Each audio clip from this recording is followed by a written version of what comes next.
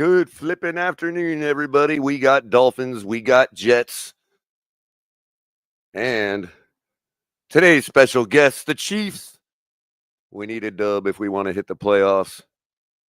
Some of us don't care, but we'll see how it goes today. We got to get the dub anyway. Tyler's playing today, Tua out. Same old Jets. Turner Yell makes the stop in the secondary for Denver. 1st and 10. The fake. Good block in there, and down it goes. Caught at the 30. This is the dynamic Hill. He's in for 6. Tyreek Hill. Touchdown.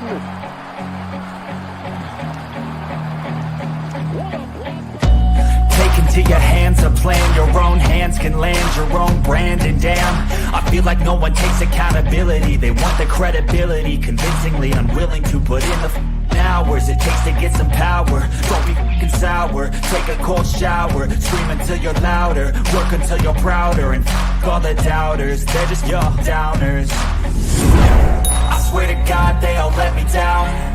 I always fought just to wear the crown. I'm off, it's these fucking clowns who were all taught they deserve it now. It's only worth it if you work.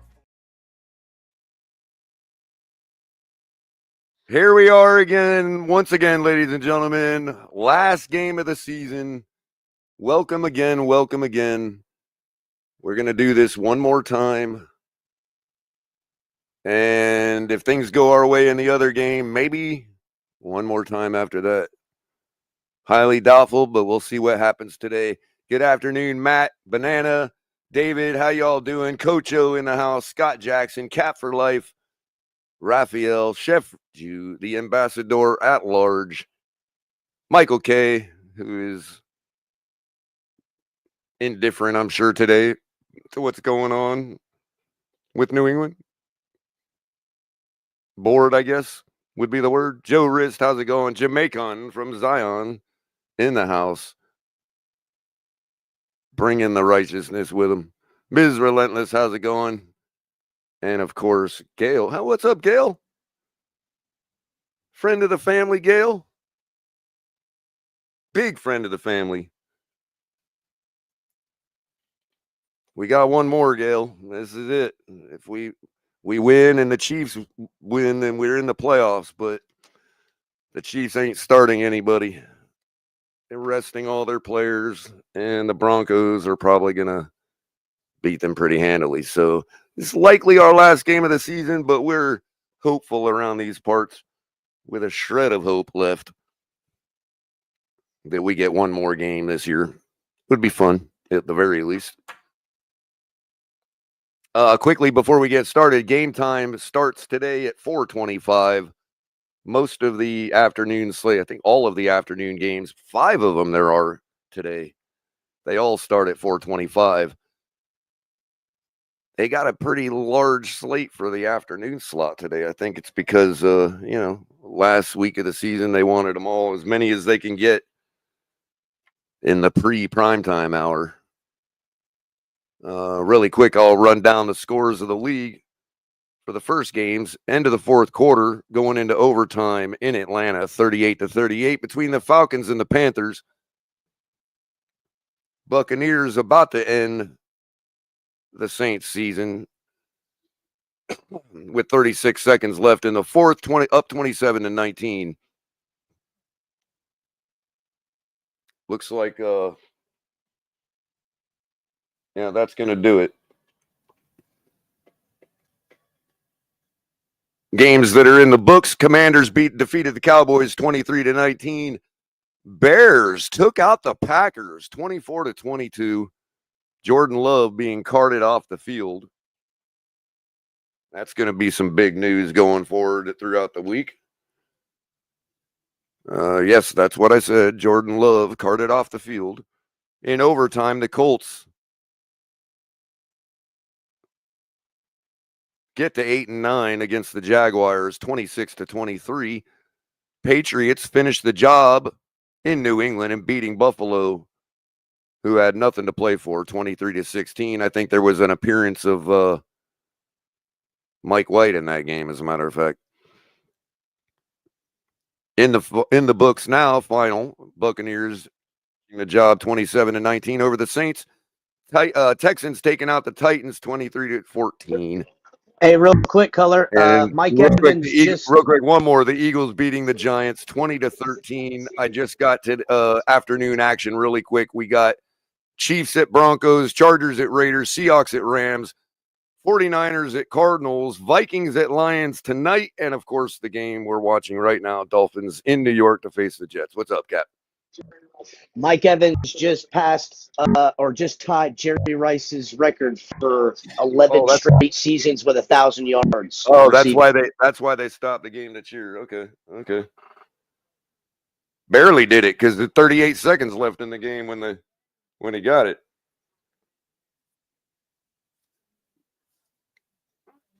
So, Cap, looks like my parlay is still alive.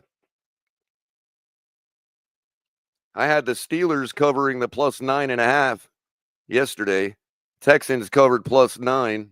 Jags covering +13. And I've got the Rams at +11, 49ers +10.5, Chiefs +18, and Dolphins +6.5.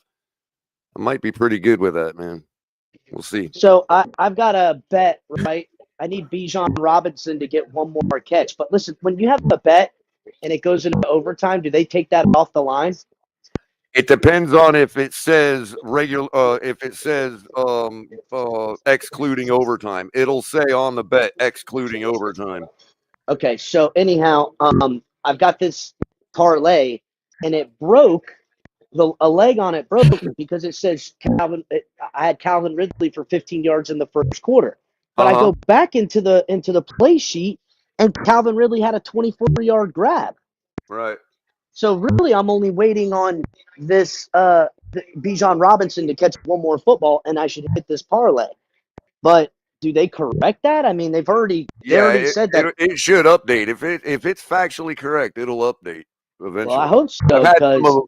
I've had some of them stay in limbo for a long time, dude. Really?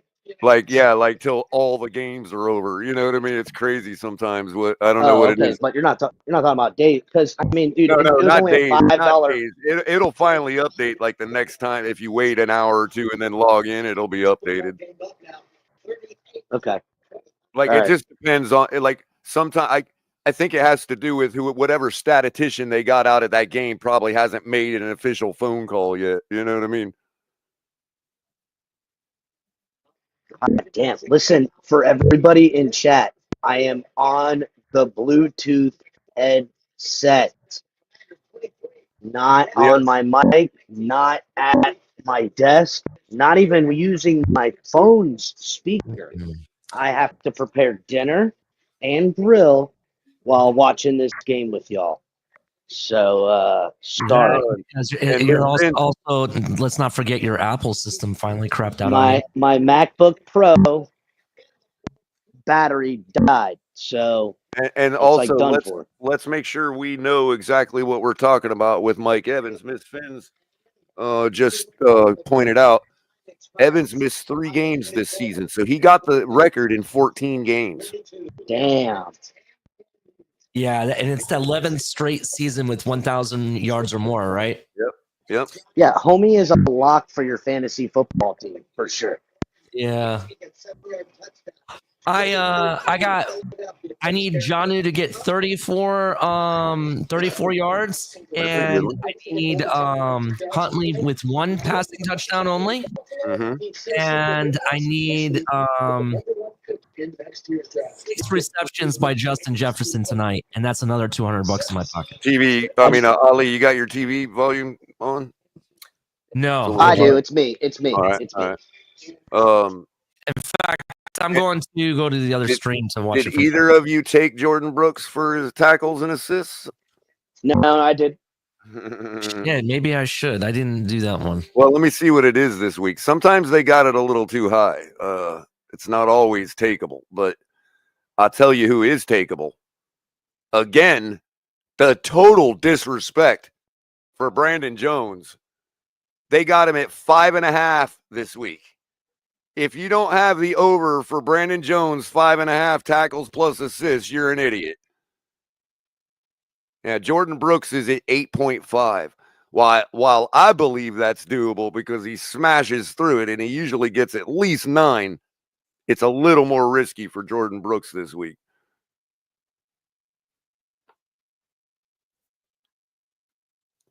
But I'd probably still take the over of 8.5. It depends, because if the Jets can't move the ball, then there ain't going to be nobody for him to tackle. You got to consider that too. But Brandon Jones in a game against the Chiefs, 5.5. The dude had 13 his last game and 10 before that. Like, why the disrespect for Brandon Jones, man? I don't get it. I don't know, but I took Zach Sealer for a sack, Jordan Brooks to go over on tackles and assists, and Brandon Jones to go over on tackles for assists. So you want to hope the Jets can actually move the ball today, bro.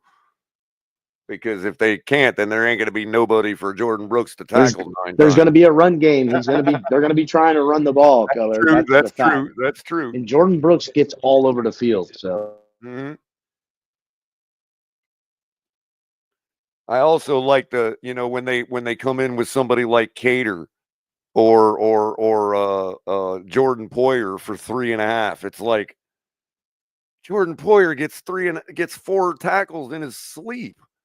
I know everybody hates him and thinks he's trash, but he does get 10 tackles a game almost.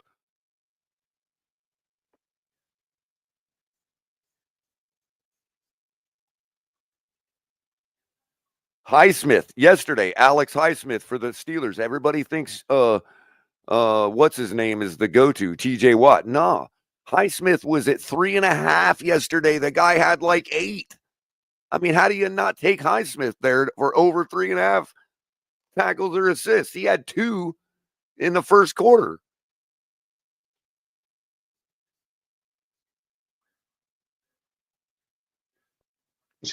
I'll be just listening, boys. I'll be back. I got to get some shit together. We got the B crew, Joe Davis and Greg Olson on the call. I guess we will be monitoring that Chiefs score. Game's still in overtime between the Panthers and the Falcons. That's the only live game from the early slate still going on. 3:18 left in overtime.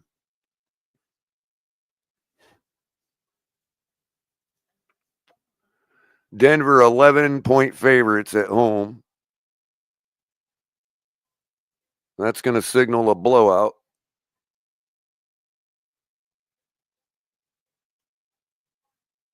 Chargers facing the Raiders, Seahawks facing the Rams. I got all these favorites with plus money with plus spread today. I half expect half of them to lose because they don't have nothing to play for. But can we not lose by more than like 8 or 9, Like I got the Chiefs plus 18.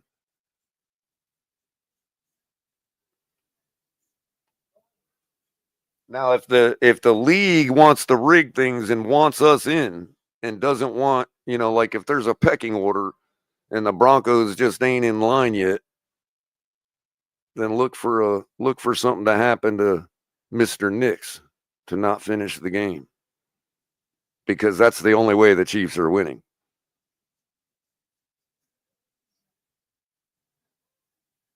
This is a Patrick Surtain, Brandon Jones type season right now. This is their game to win. And I just don't see Carson Wentz doing much to get through that.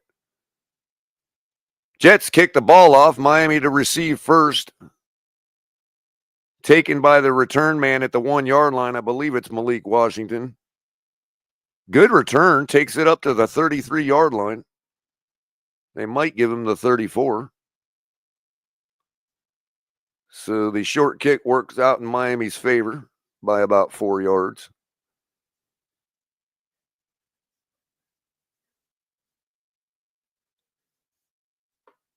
Dolphins offense checking into the game now.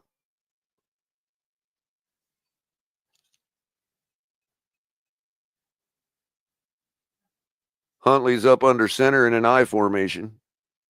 Fakes the handoff, rolls out, throws out to the flat to Jonnu Smith for a couple yards.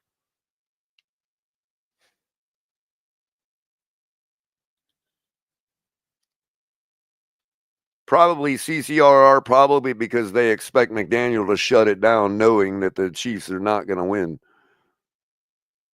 That's probably why. And it's in New York, and it's a division game.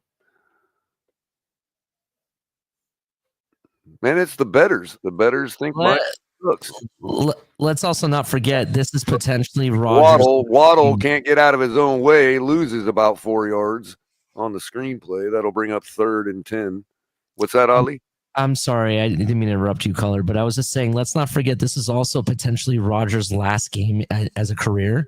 Yeah. Some people are thinking that, and if that's the case, they expect him to go all out. Yeah. Well, there's rumors that Tennessee might sign Rodgers, so I don't think it's his last game. I don't know. We'll see. That's something Tennessee would do, too. All right, 3rd and 14 now. Huntley in the shotgun. Throws the screen out to Achane. He's got some blockers set up. Gets a little bit of the yards back, but nothing close to the first down. That'll be a 4th down and a punt. Guess we're just going to go side to side all day for no reason. I guess. Won't see the point in that, but whatever. McDaniel calling the game as if he has no desire to win this game, so we'll treat it as such.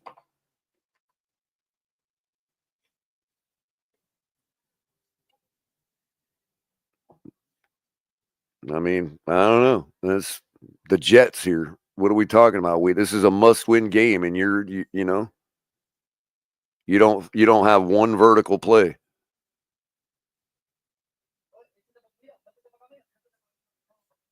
We literally just ran in our backfield that whole series.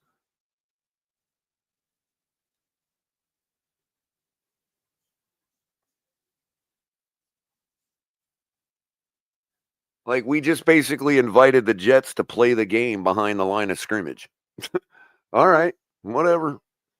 Guess we don't care what happens in Kansas or in Denver today.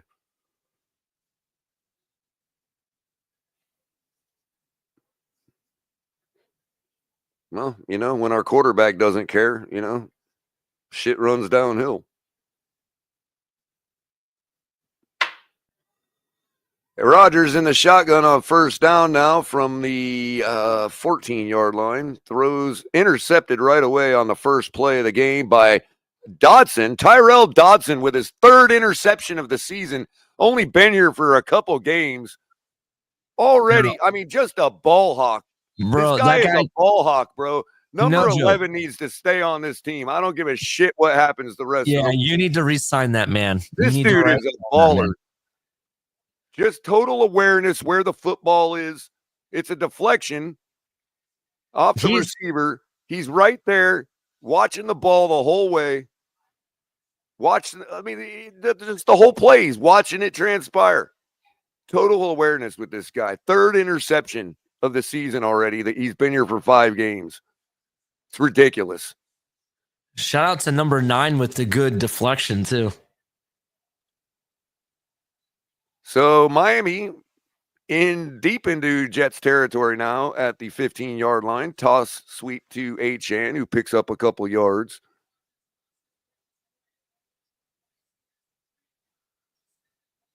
What a find, man. And all anybody's worried about is that one play he got his ankles broke on. That he is the one that finished because nobody else wanted to hustle on the play. Mm-hmm. Wow, yeah. What's the word when you keep a juror? You know what I mean? Yeah, keep that guy. Check. Huntley in the shotgun now. Surveying the field. Now he's going to take it up and run himself. Almost gets to the marker. Runs out of bounds about 2 yards short of the 1st down marker. Huntley using his wheels to make something out of nothing. I'm telling you, that's what this offense needs, Colors. Somebody that's dynamic like that. And that's not Tua, unfortunately. That's a broken play if Tua is in the game. That's a sack he or a sack. throwaway, right? He would have slid after getting 1 yard. Yep. Huntley in the shotgun all by himself, throws out to the flat to Waddle, who is thrown way over his head, but there was nothing really doing there. So Huntley, I suspect, threw the ball away.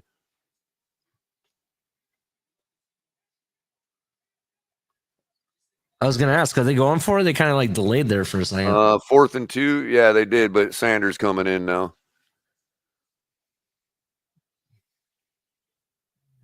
Which would signal that we do actually want to win this game. That's true.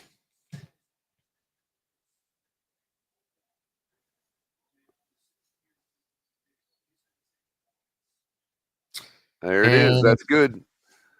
Field goals up and good. Dolphins take a 3-0 lead. Yeah, Dorian, he's good in coverage, but the guy also gets 10 tackles a game.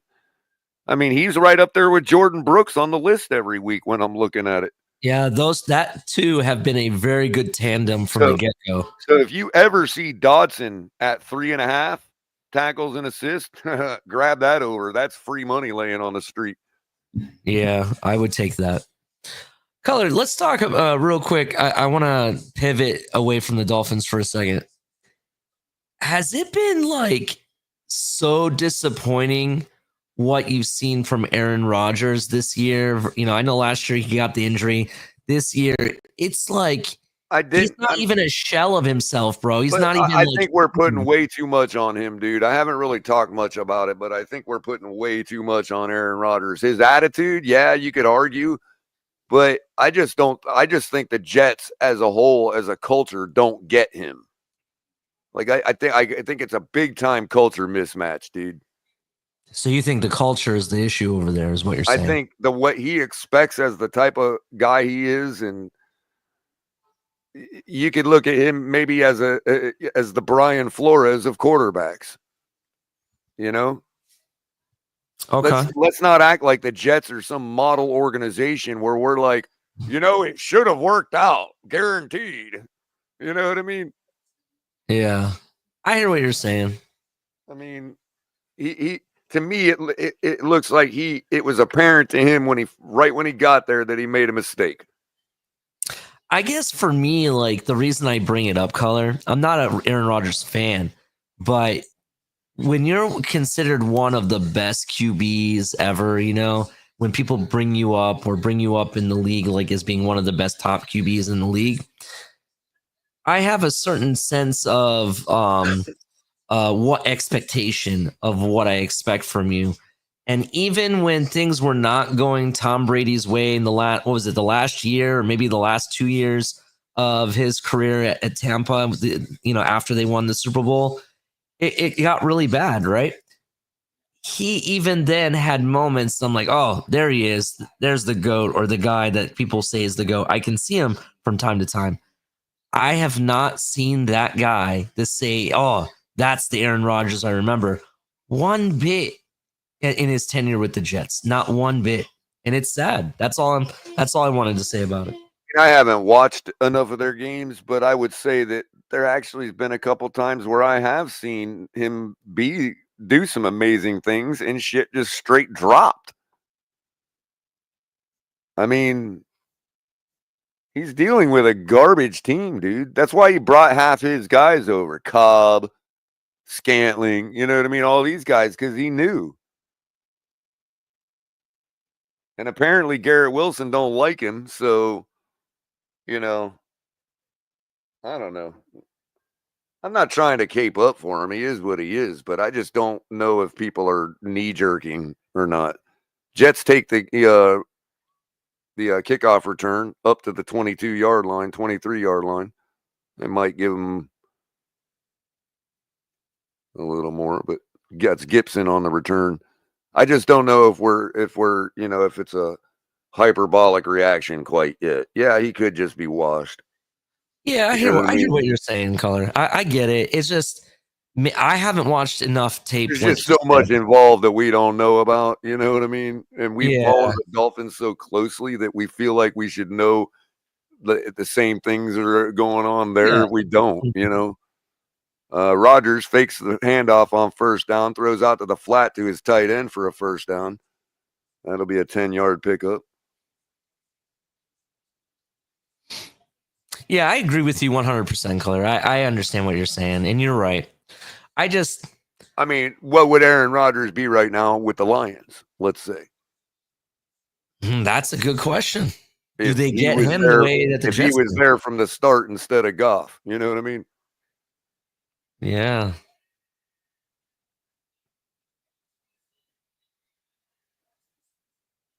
Fakes the handoff and then tosses to Adams, who throws it back to Rodgers, who now was going to throw it down the field, throws it back to Adams now, who gets taken out, fumbles the ball.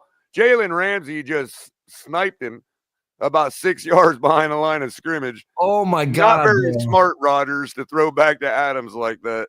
Bro, freaking, he got smacked so hard, bro. That hit, damn.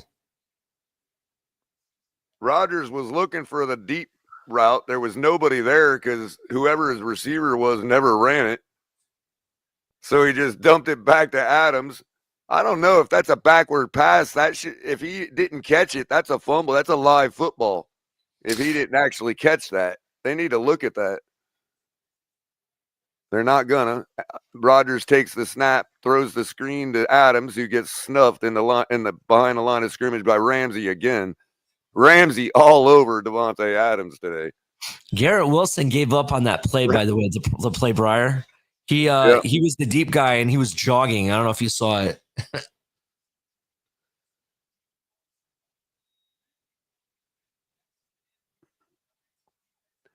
Rodgers now on 3rd and 11 in the shotgun.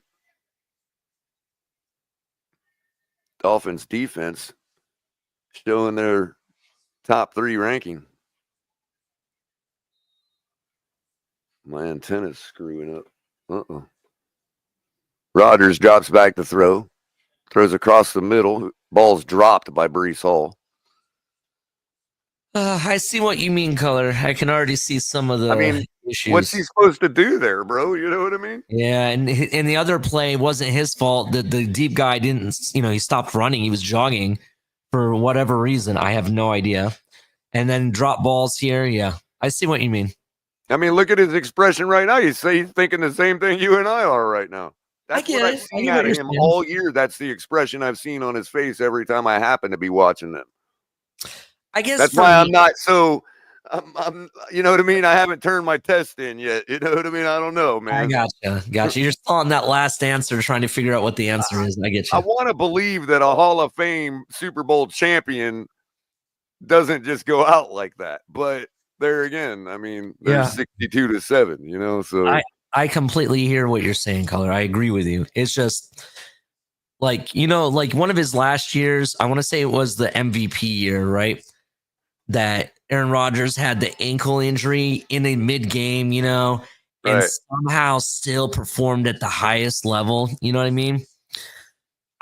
Even though he's an older age now and has had an Achilles injury, I feel like there's still a little bit of magic left in the guy, and I haven't seen it all season, even games they won. So that's why I'm questioning it. But I completely understand if your other team is and he's not in sync with you, then and he's not at the point of his career where he needs to show 33 touchdowns, even though their team is garbage. You know what I mean? No, but when you're Aaron Rodgers, to do that anymore. But here's the thing, though. When you're Aaron Rodgers and you're going to a team like the Jets that they're depending on you as the quarterback more than anything, and you're getting the big payday, you kind of have to do that, Color. Well, I understand, but remember, real quick, Ali. Go ahead. Remember when Rodgers came to there, it was like, oh, they got this great defense. Insert Rodgers on the offense with this young talent, and it was going to work out. It made sense. Right. It should have. I don't want to say should have worked, but we could have. We saw the logic in why they went and got Rodgers when they had that solid defense. Well, Cap, sense usually is sensible. That's really kind of how it works. Fair, El Cap, to be 100% fair, you're right, because if you think about it, we were trying to do the same thing at once upon a time. Well, that was So that Brian I can't Flores imagine defense. Mike McDaniel with Aaron Rodgers would have had the same result as what we saw with the Jets this year. I just can't imagine that. We would do better, to be honest. I just think we would do better for some reason. That's what I'm saying. Like, I Mhm. mean, you'd have McDaniel with a guy that would understand what he's trying to do. You know what I mean? Yeah. I mean, McDaniel with Rodgers would be no different than Hackett with Rodgers in Green Bay. Here we are again. We got freaking Tua with the shades on, bro. Unbelievable. Sometimes I wonder what it's like to live in his skin, to be honest with you. Just totally oblivious to your own stink. Huntley up under center now with an I formation. Ingle behind him with Achane. Tosses to Achane with a lead blocker. Achane takes it up, takes it down the sideline, almost breaks the tackle, gets pushed out of bounds. Huge gain by Achane. Might be a 20-yarder. Let's count.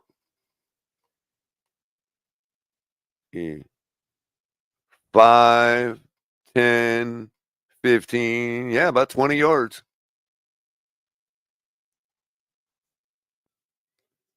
Well beyond the sticks.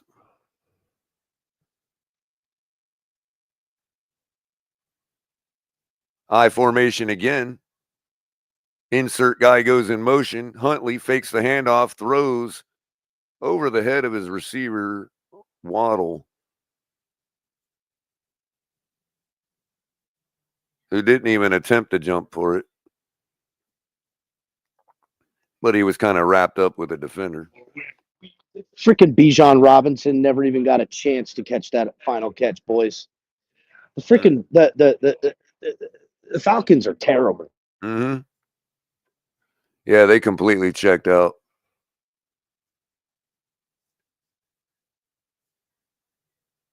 Huntley in the shotgun with Ingold standing next to him. Achane behind him. Drops to throw the short pass out to Tyreek in the flat for about an 8-yard gain. That'll bring up 3rd and short. Update on the Broncos. Mims takes a screen to the house for about 30 yards. 7-0 already.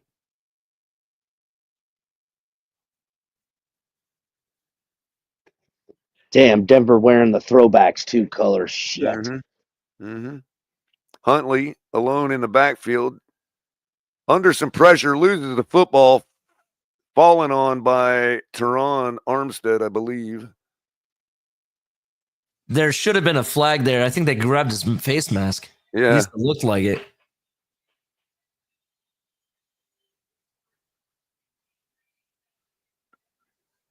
See that? All they did was double Tyreek. They knew we're not going to go anywhere else. Craycraft wide open because they doubled Tyreek.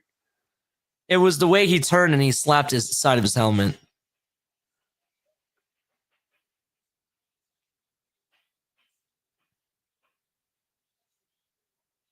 Here's the punt.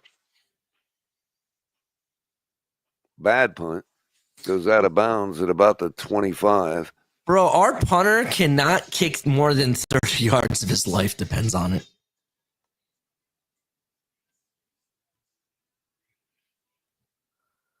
So they just know on important downs like that, we're going to key on Tyreek. The problem is we don't have a single way for our quarterback because that was a design play. You saw the short drop back. That was always going to go to Tyreek. Well, if they're going to know that and they're going to, two defenders are going to jump Tyreek like that, you got to know you're going to have a guy wide open on the post. Soon as you see them defenders, just pump it. If them defenders bite, throw that post.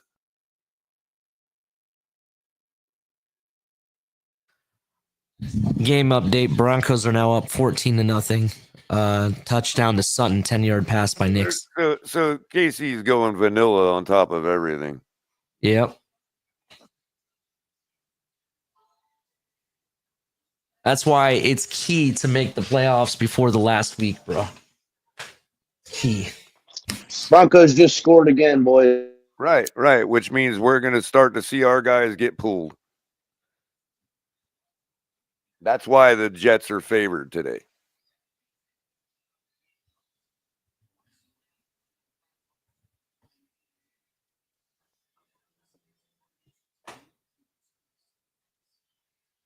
While our quarterback sits on the sideline in sunglasses on an overcast day, talking about, there's always next year. So sick of it, man.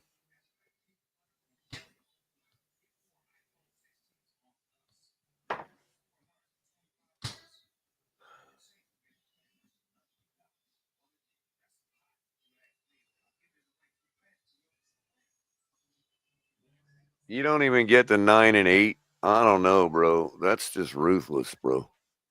Just ruthless. And now we're starting to see a regression.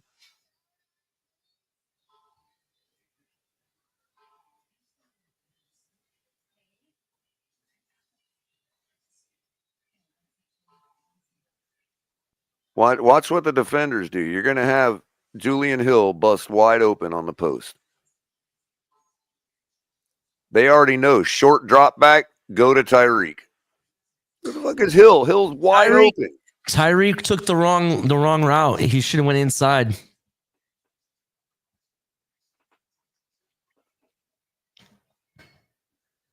Rodgers up under center. Hands the ball off. Brees Hall takes it around the corner for 10 yards. 11.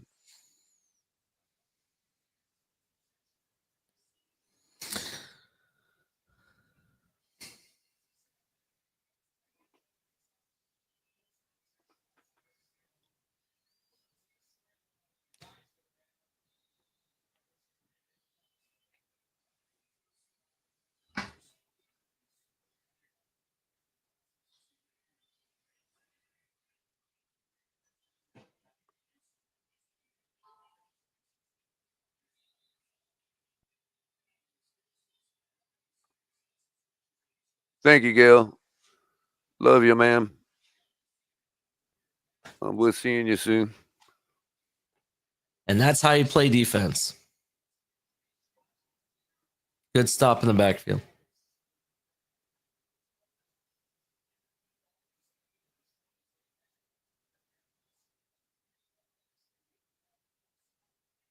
Second and 12 now. Short loss by the Jets on that run play.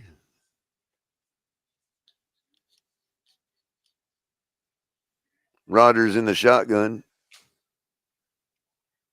Hall stands next to him. Flips out to Hall, who gets stopped in the backfield for a short loss. Chop Robinson with the tackle.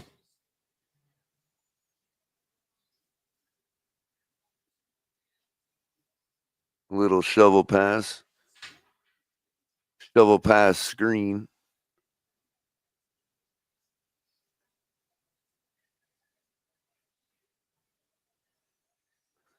Third and 13 now. Rodgers all alone in the shotgun. Throws underneath the Hall, who takes it up for a short gain. Well short of the first down. Run out of bounds and tackled by Jordan Brooks. Punting unit will come in. Game update there as Cap alluded. Nix throwing a dart into the end zone for a touchdown. To Cortland Sutton. Tyreek Hill now back to return a punt. God knows why.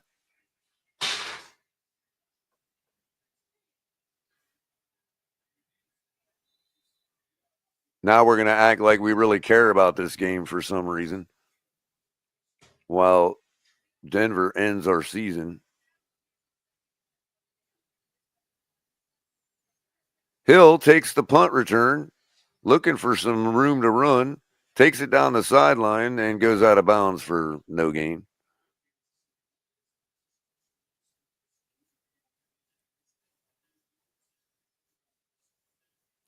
Color, are they doing that to keep Washington, you know what I'm saying, Washington fresh? I don't know. You can tell Tyreek's not a punt returner, though. He's trying to use his raw athleticism to make something happen. It's like, no, bro. Good punt returners find a lane before they even catch the ball, and they use their speed to hit it before the other team even gets set up. That's Dante Hall. That's Devin Hester. You know what I mean? Hill needed to take that and book. He had all kinds of grass to eat up. But that's the difference between being a punt returner and a pure wide receiver. Like, you know, punt returning is a actual art itself. You can't you're not just going to take the punt return and act like you're in just a plain old open field runner. Them guys are coming down the field on you at a full truck. There ain't no juking nobody. Because when you juke somebody, there's going to be a guy next to him.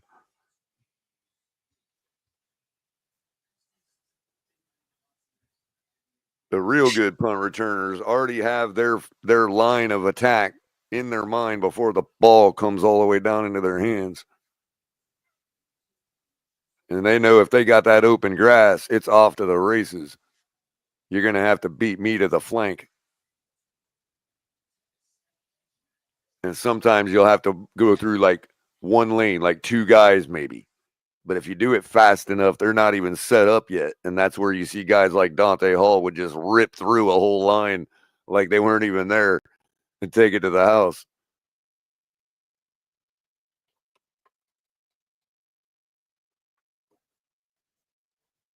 Yes, CCRR, they did. Yeah, isn't that sick? And they're literally not just are they better, CCRR, this is the worst part about it. They're literally going to end our season after we just put 70 points on them last year. They're going to end our season. Unreal.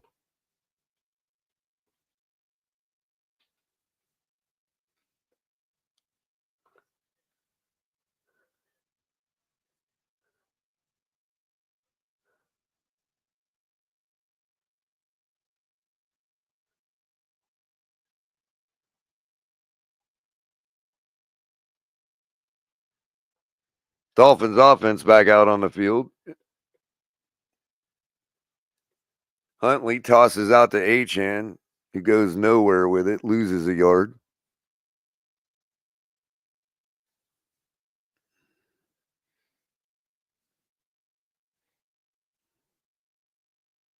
Yeah, we ended our season, Vincent, when we chose not to draft Bo Nix. Color, they're hanging it up.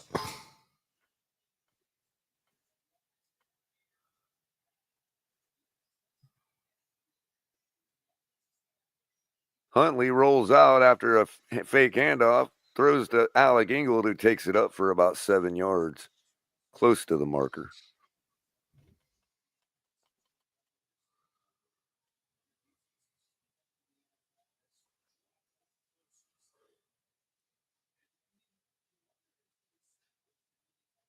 I still fail to see why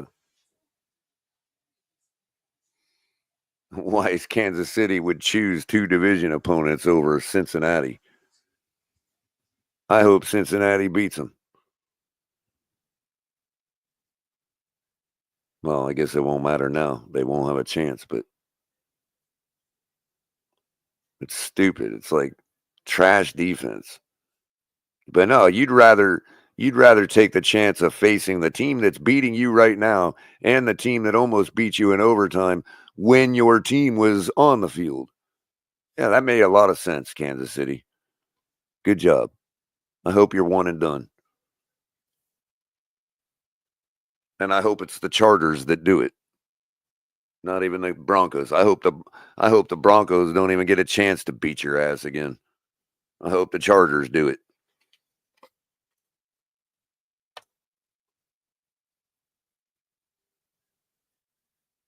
Buffalo can't play both of them, Kansas City. And you still got to play Buffalo, too. So what's the difference? Yeah, rest your guys for 2 weeks straight. That's real brilliant. I would take the overs for whoever Kansas City's facing 2 weeks from now. They're about to get owned. You know, it's one thing for Patrick Mahomes and Travis Kelce to be ready to go after that kind of rest. What about the rest of your team? What about your receivers that already have a problem dropping the football? How do you think they're going to play on 2 weeks rest? False start for Miami on 1st and 5. That'll bring them back to 1st and 10.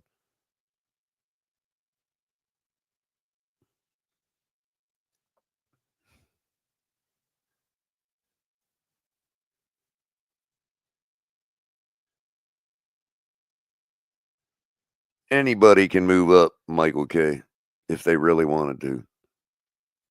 Huntley drops back to throw on play action. Surveys the field. Nobody open. Takes it up and runs himself. He's going to be short of the first down. Takes a good lick in the back.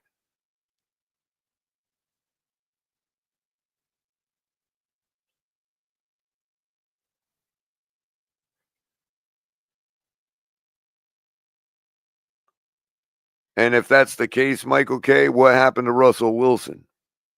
Oh, that's right. He's in the playoffs with another team.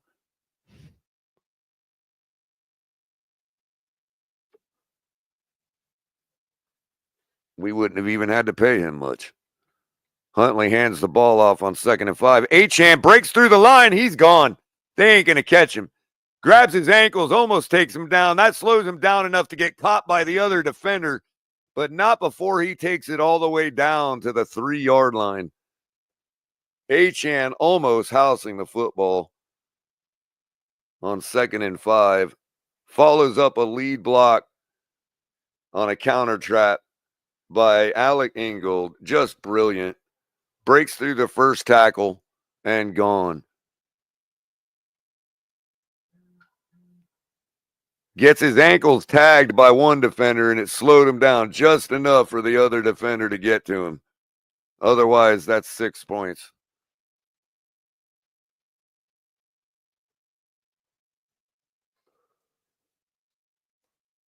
That's a way to turn around a stalling drive.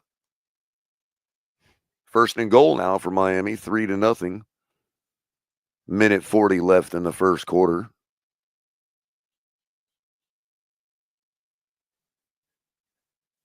Achane don't even look like he's tired. Look at him. Do you think if he kept running straight rather than veering off to the right that he would have been pushed into the end zone? Maybe, but he couldn't tell where that guy was coming from. So when he got his ankles tagged, his first instinct was to veer off. I gotcha.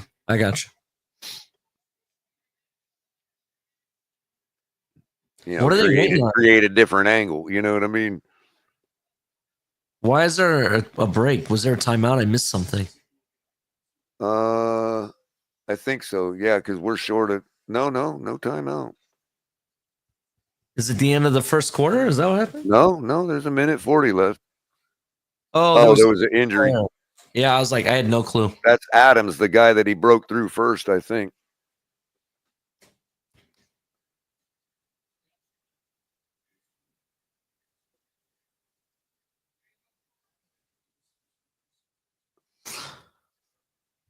Well, that's same reason, Jermaine, that they scheduled these two at the same time, because everybody and their mother is watching both of them right now. Even though 2 of the teams are checked out, the Jets and the Chiefs. Huntley in the shotgun now. 1st and goal from the 3-yard line. Hands the ball off. Achane gets stuffed in the backfield right away.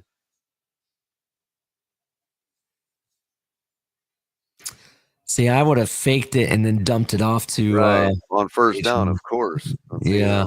I mean,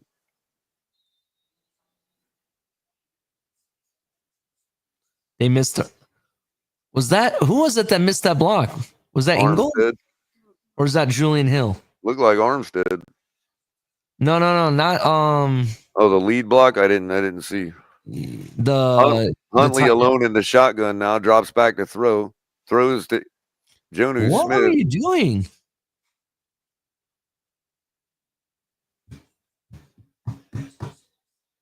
Yeah, that wasn't a well-advised throw.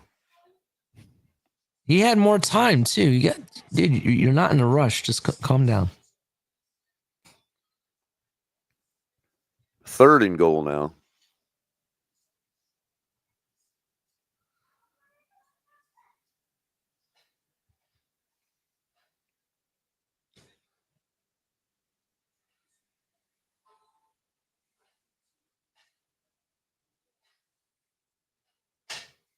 Screen to Jonnu Smith that goes nowhere. Loses 3 yards, 2 yards.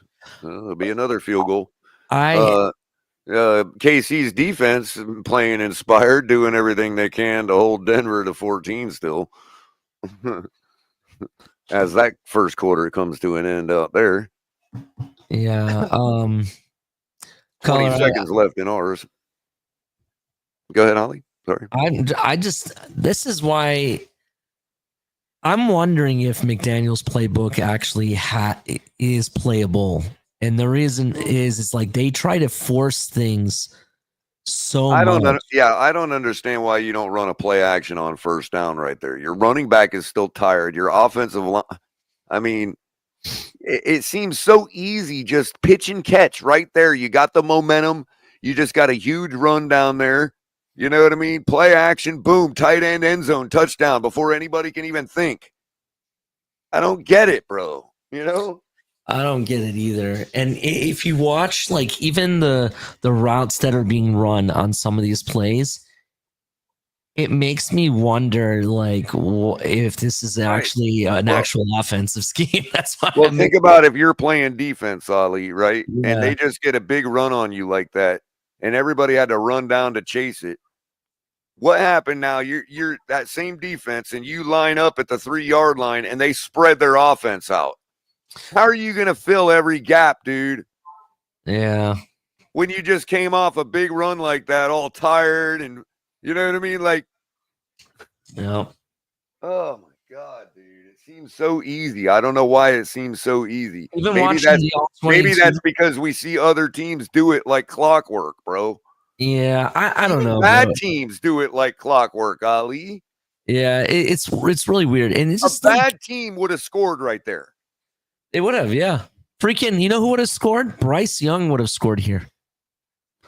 Bryce Young did score here in his game against Atlanta today. You know what? Tyler Huntley in Baltimore would have scored there. Oh, yeah. So it ain't Tyler Huntley either. No, he's just executing the play as he's instructed, but the play itself is what I have problems with, and that's my issue with McDaniel.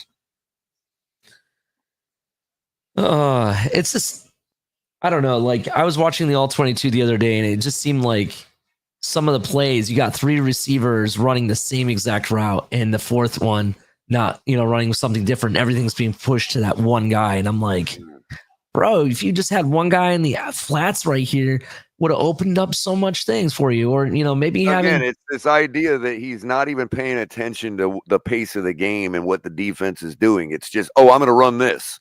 Yep. Because it's going to work, Yep.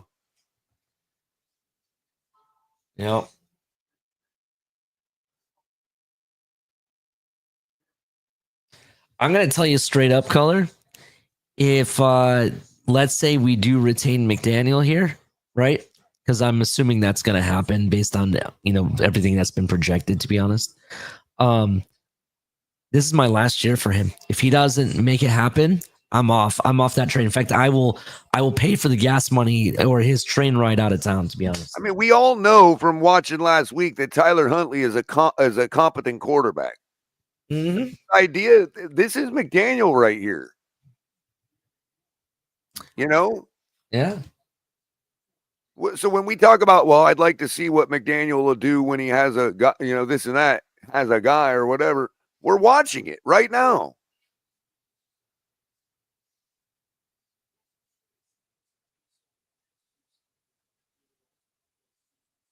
in a pass-oriented offense, whatever, you can't get 3 yards into the end zone with that kind of momentum. And why do all of our receivers have to run a 2-yard route before being thrown to? That's another thing. Obviously, the throw needs to be made in the end zone, and they're afraid to do it. They want to have the because McDaniel believes the propaganda too that the offensive line can't do it. I can't trust them. So man, like you're never going to be able to trust an offensive line if you act like that. Yep. They start to believe they suck. It's just bad coaching, man. Adams throws out to the flat for 5 yards to number 0.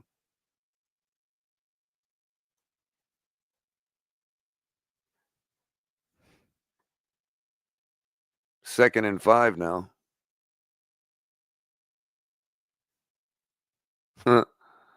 Rodgers fakes the handoff, throws across the middle to the guy that he faked to, who drops the ball at the first down marker. So the broadcast has the Fox broadcast has the score of the KC Denver game up in the left corner. This is great. Yeah, they were doing that in the Atlanta game. They had the Saints score in the left corner because I guess it's what mattered the most to the other team.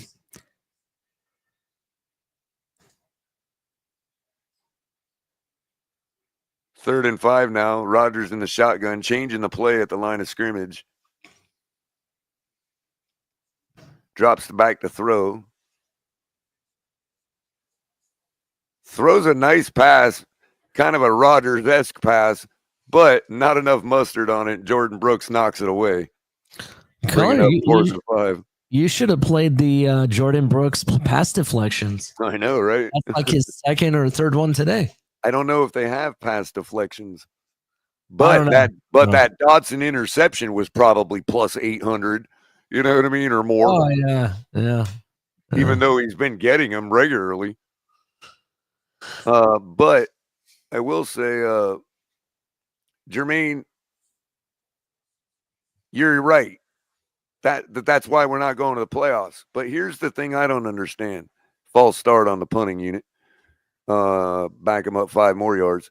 What I don't understand is if we're all sitting here going, McDaniel's trash, and that's why we're not going to the playoffs. Again, a bad coach or a middle of the grade coach can be amplified by a better quarterback. So the point is, if he's garbage because his decision making has failed to get us to the playoffs, then wouldn't that not include his decision of which quarterback he went with? Is that not the same thing? Coming from the same garbage decision maker?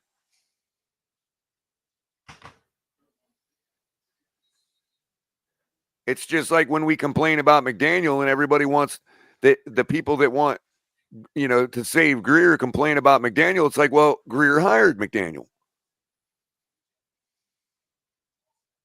It all goes back to the owner, and the owner gets to decide who he wants to give grace to for the decisions. Mm-hmm. Again, Jermaine, how many games Tua missed? McDaniel couldn't see that coming. We all did. Especially the ones that wanted him to play on the 5th-year option. McDaniel couldn't see that coming. So again, garbage decision maker, whether it's personnel, whether it's the quarterback, or whether it's plays to call. Thought about that Janu screen? Yeah, or whatever. We're talking about the entire drive there. The fact that we get a run down to the 3-yard line, we got nothing but momentum, and instead of spreading the offense and throwing a 3-yard pass into the end zone for an easy touchdown, we run. See, right after their corner got injured too. You go right at that guy. The guy that comes in for the injured corner, you go right after him. See, that's my question that I strike the end zone. Exactly. You strike the end zone right there.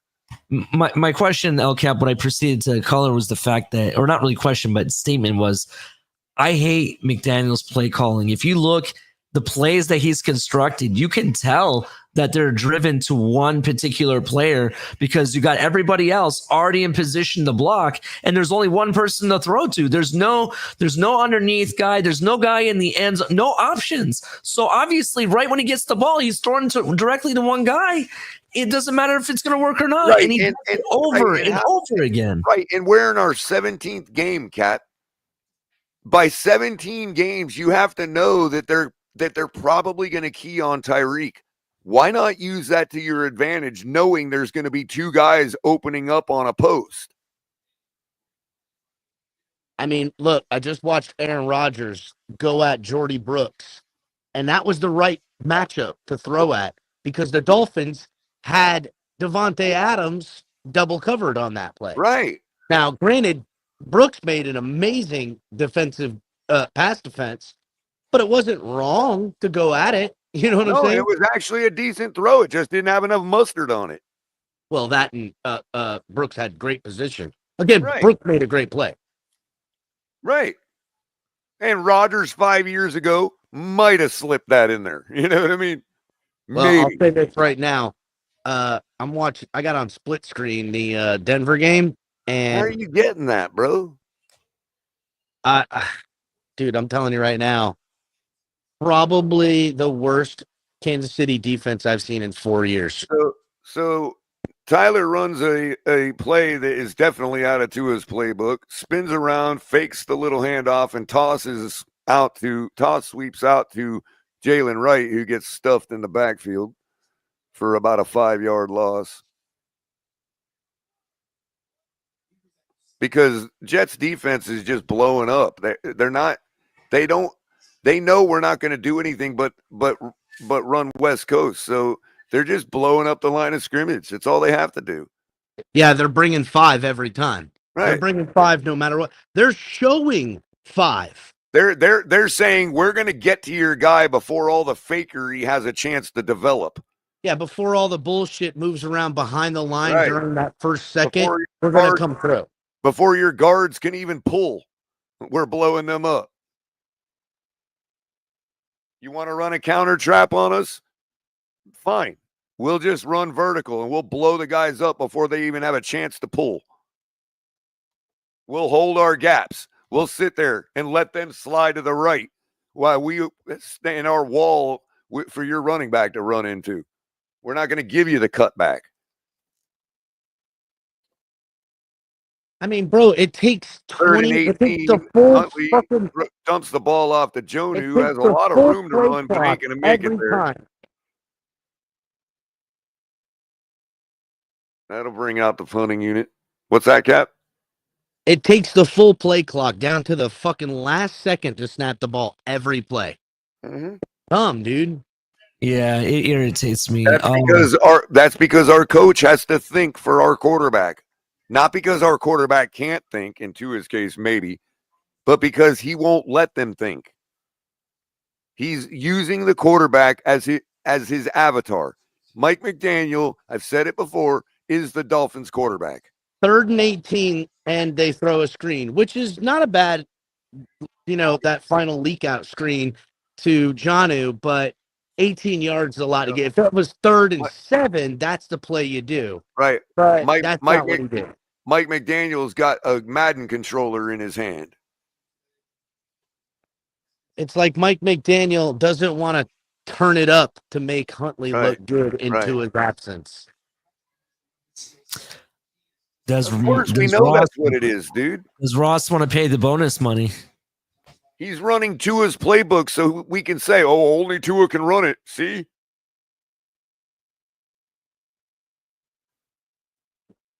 One hell of a punt by Jake Bailey. Was it over 30 yards? Put it inside the 10. Sorry, Ali. I had to do that. No, it's okay. I was about to say it.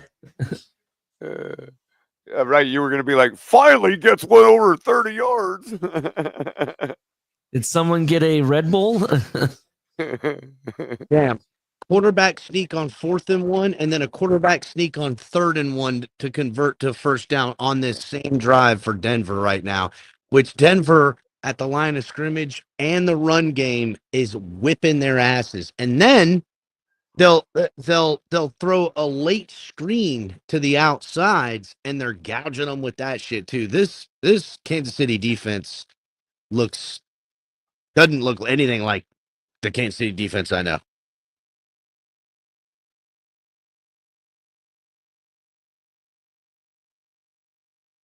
Wow.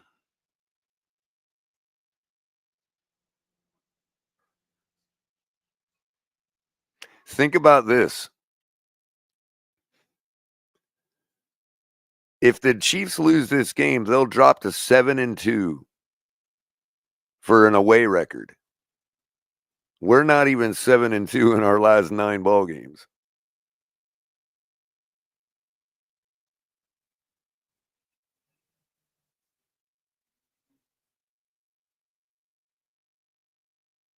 So Kansas City's road record is better than our last 9 games.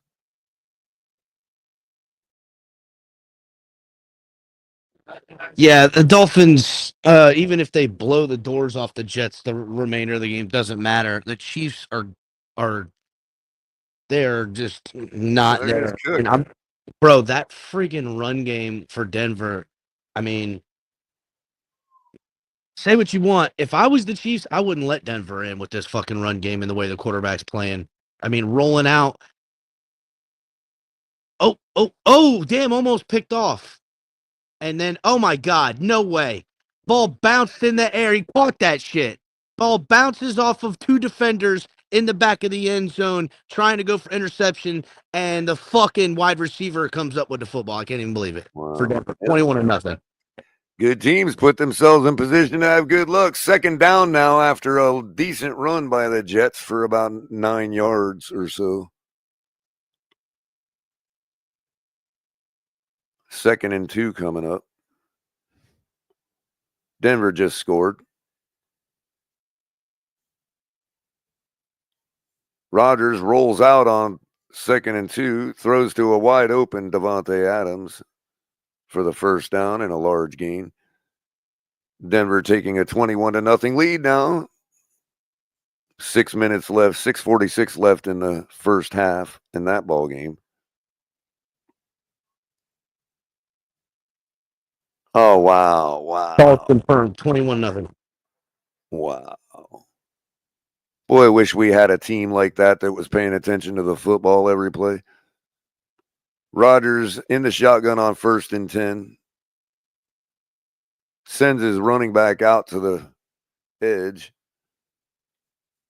Throws to Garrett Wilson for the first down and about 12 yards.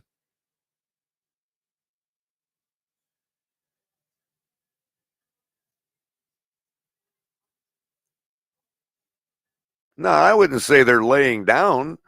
Their defensive starters are out of the game. Their defense is just not that talented right now. They did everything they could on that play.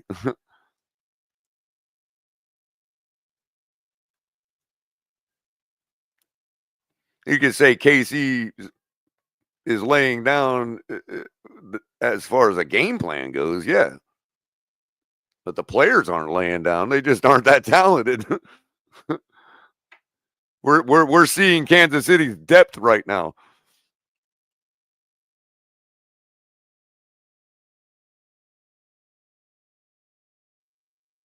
Damn it. This is what Kansas City would look like if all of their defensive guys were injured. God damn it. So, caller, El Cap, did you guys talk about the AFC East news that just hit the news? What's that? No, do I need to hit the Chiron? Yeah. You don't really have to. It's about another team. Doesn't matter about us. Never But mind. the first coach to hit the chop block. Oh, Gerard Mayo. Yeah, I got fired right after the game. After beating the Bills. Yeah. So y'all can miss me with that Ross toss McDaniel the game ball bullshit.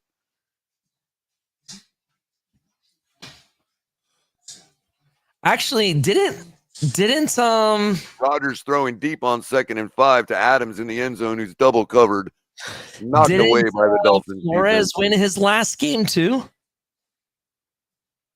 Yeah, beating the Patriots. And then got fired, right? Yeah, by beating the Patriots. I know. That's why it's like almost like the same thing. The other thing is Ross has to be saying, okay, well, we lost because Denver won, right? We didn't make the playoffs. Now I'm going to go watch how Denver won their game to knock us out of the playoffs. And when he sees, oh my God, dude, like really? Really? Rodgers throws out to the flat to Wilson, who breaks a tackle, takes it down to the 5-yard line. I don't know who missed the tackle on that. It better not be who I think it is. See, number 4's on him. Oh, that's Ramsey that got his ankles broken. Oh, he grabbed his look at that. Look at that. Look at the smile on his face, too. He grabbed Garrett Wilson's fanny pack, ripped it off his waist, and literally got left holding the bag. Bro, shit. he even looked at it. He's just like, what the fuck is this? And throws Rodgers, being Aaron Rodgers, just squirts through the pocket and dumps off to some nobody tight end. Probably Tyler Conklin. Yep. Tyler Conklin for the touchdown. I think isn't that a record for Rodgers? Is that the one? He just went and got the ball from him. Yeah, that's the one. They're going to probably stop the game so the crowd can cheer. Yeah, that's a record for Rodgers. I don't know what it is. Forgot. Career touchdowns or some shit.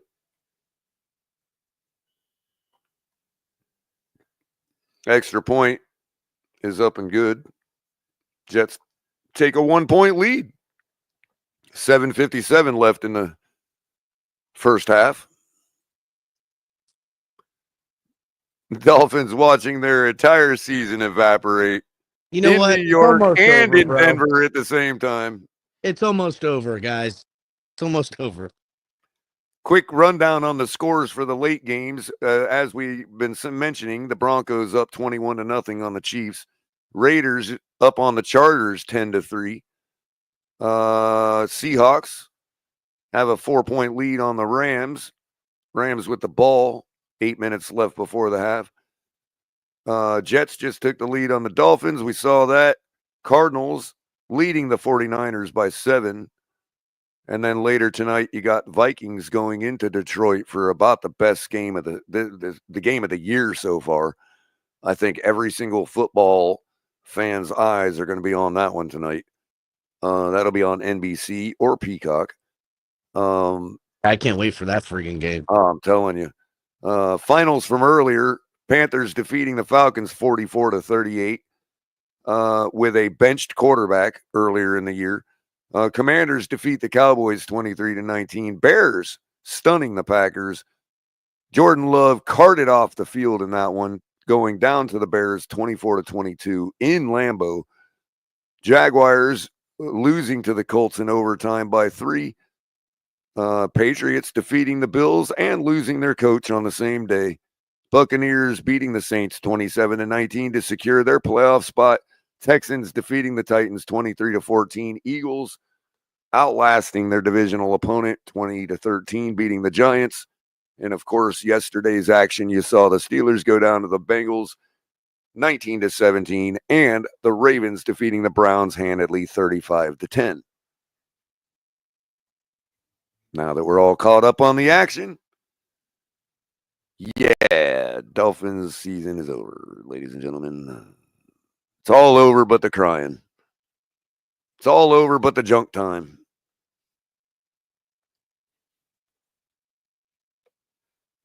Watching Carson Wentz throw the ball. Carson Wentz, I do not want to sign you anytime soon. No, bro. Did you see that throw, Keller? No, I didn't. I don't have the game. I remember why Carson Wentz sucks now. Maybe I should put on Red Zone. That might help me a little. Yeah, he does. He's got 2 bad ankles too, which is worse than 1 bad ankle, according to my metrics. Yeah, I think you're right.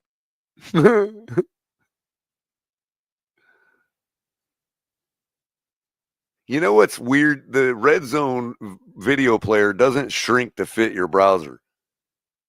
It's like you got to full screen it to see all the action.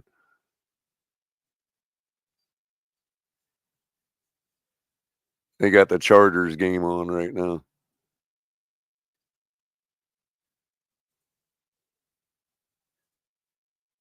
By rule, the ball will be spotted at the 40-yard line because the Jets kicked out the ball out of bounds. So, El Cap or Color, do you guys think that the Miami Dolphins will make personnel and executive decisions right away, like Monday morning? I hope to God, dude. I hope to God, because the longer it lasts, the more chance that they're not going to do nothing, Ollie. If one day goes by, bro, we as fans accept the flag they run up the flagpole and we salute it. If we see a Tuesday morning and no drastic things have happened, then yeah, they're Huntley with all day to throw, looking for something deep, couldn't find it. Ends up throwing a nice strike deep to Waddle for a huge gain on first down. Yeah, go ahead, Cap. Yeah, basically, if it's Tuesday and nobody's been fired, then yeah, there's probably very little change coming. Yep. Well, that's what I was going to ask. Like, do you think they're going to keep us on this like hiatus like for a couple weeks or months, or is it really going to happen really fast? That's really what my question. I'd hope it'd be fast because there's potential for coaching and GM positions out there that you know, some of these names Huntley takes the handoff, going deep now, has a man intercepted. Waddle, bro. What the hell is Waddle doing, bro?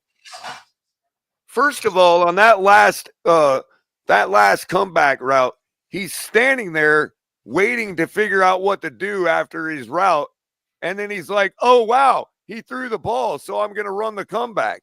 And then over here, like, yeah, bad thrown, but Waddle, stop, plant your foot, and knock that shit away. What the hell, bro? Yeah, it was a bad throw, but Waddle just watched it go by him. He doesn't fight for nothing. That's because he's too busy pirouetting in the air. I mean, listen, Huntley, that was a bad throw behind him for sure. But again, if Waddle's instinct isn't to jump every time, he can pivot and knock that thing away. Just terrible. I'm watching it now in slow motion. He jumps. He's almost back down at the bottom of his jump when the ball makes contact. That's what I'm saying. He jumped before even near there. He jumped too fucking early. Yeah. Does it all the time, man. And you know what? That play before that, though, is even worse. And I want to make a show note. Tony, if you're listening, all 22 on that shit, I want to see it. Because that bro, this nonsense of stopping after your route and standing there, okay, ain't helping no quarterback. Well, that's the thing, though, Color. That's how it's practiced. He only came, bro. Because the quarterback that's in there, Color, the quarterback that's in there has thrown the ball at that time. But that's what I'm saying. He only came back to the ball because it was thrown. He wasn't running back hard to the line of scrimmage. He was sitting there lollygagging. Is it because he ran away? Why didn't Garrett Wilson put his head down right there and get the first, dude? That's what I was gonna ask. I'm confused what happened there. Oh, Breece Hall gets it anyway, driving right through the line. Or I'm sorry, that's Allen. Whoever Allen is. But this is what I've been talking about for 4 seasons, dude. We don't even practice comeback drills. There's the proof of it right there. What Trent Sherfield said is 100% true, and that play is proof. Rodgers throws out to the flat on first down, throws the ball away while being tackled by Chop Robinson.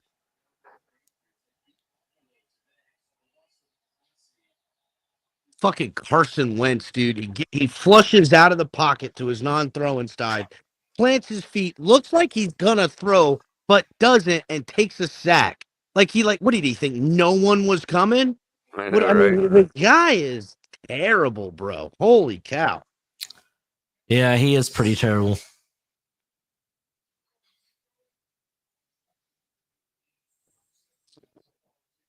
Oh my god. Oh my god. Adams breaks free with a nice pass from Rodgers for a large gain. Yeah, we're shutting it down. We're shutting it down. What's that, Ali? Who's covering Adams, or whose responsibility was it? Whoever that linebacker was racing across. Get that man off my team.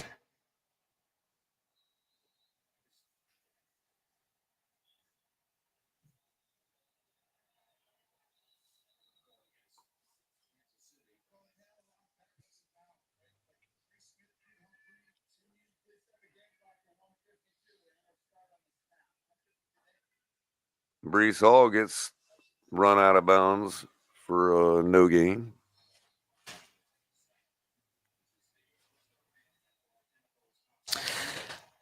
All right, bro. I think I made the case. I'm off McDaniel. Get rid of McDaniel, bro.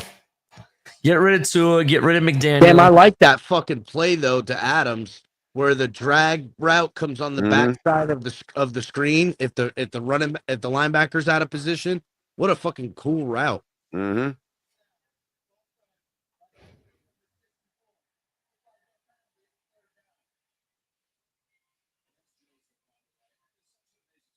Rodgers throws it, throwing over the head of Adams, who was well covered by Storm Duck.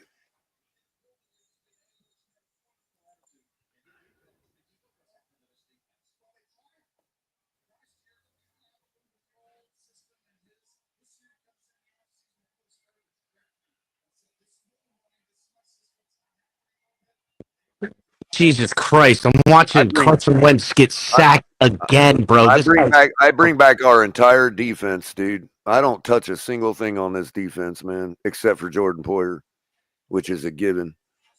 But other than that, Channing Tindall and Cam Smith color. Cam Smith gone. Poyer, Tindall, Cam Smith, and Javon Holland all gone. Replace those guys.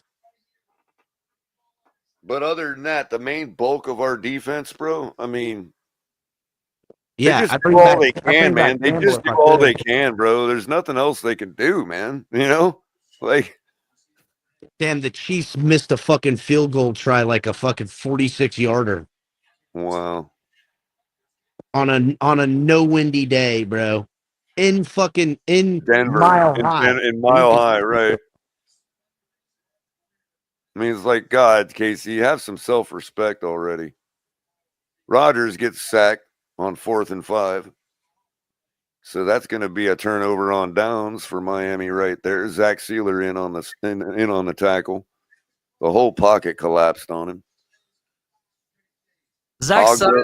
Ogba and Sealer on the half a sack apiece. Bro, even Ogba is getting in the game. You know what I mean? The defense is okay. It's the certain players in the backfield I have issues with. CCRR bringing up a astute point. Skyler still has the biggest win in this rebuild. Damn. And also the best performance against the Bills. And the best playoff performance.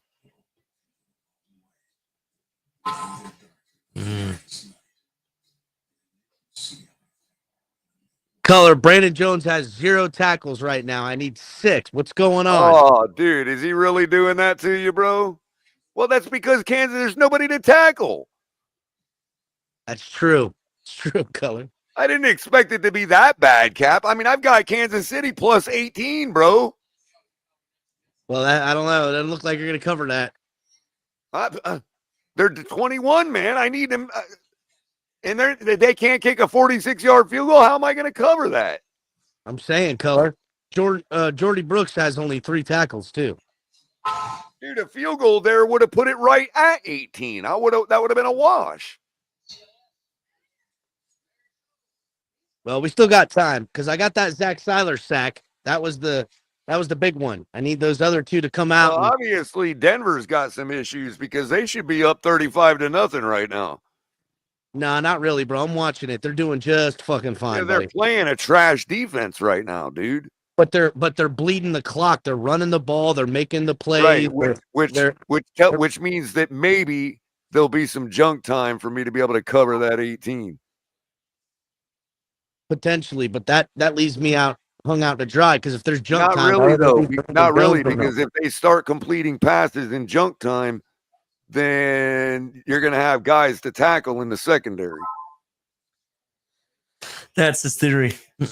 Yeah, you know what though? I got to take a shot in the dark and say that what's his name can't do anything. And I swear, oh my god, dude, what was that? I'm watching Denver just march down the field. By the way, Bro, fucking holy shit. Bro, You're 30 seconds ahead of me. Oh, yeah. Go ahead. It sounded like you said I'm gonna take a shit in the dark. I'm sorry, bro, but Bo Nix runs it for 40, then tosses it to the right for another 10. Oh my god. Huntley in the shotgun now on 1st and 10. Dropping back to throw. What do you mean Brandon Jones is playing? Someone says throws to Tyreek on the sideline for a first down in about 16 yards.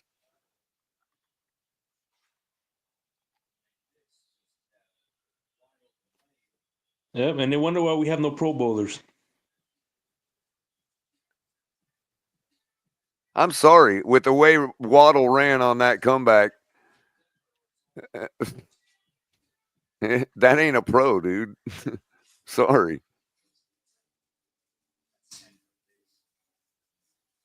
Huntley in the up under center now on 1st and 10 at the 41-yard line of the Jets. Tosses the ball out to the running back that looks like Jalen Wright. No, that's Jeff Wilson who gets stopped in the backfield. See, it doesn't matter what running back we put in there, McDaniel. They're still going to snuff out that toss sweep, dude. It don't matter which running back it is, dude. He thinks this is a running back problem. Yeah, especially when it's 5 yards behind the line of scrimmage. Right, and the Jets know it's coming. We need 1 yard. Let's start at the -6. Right, and tell the Jets that, and tell the other team that's what we're going to do. Don't forget that part.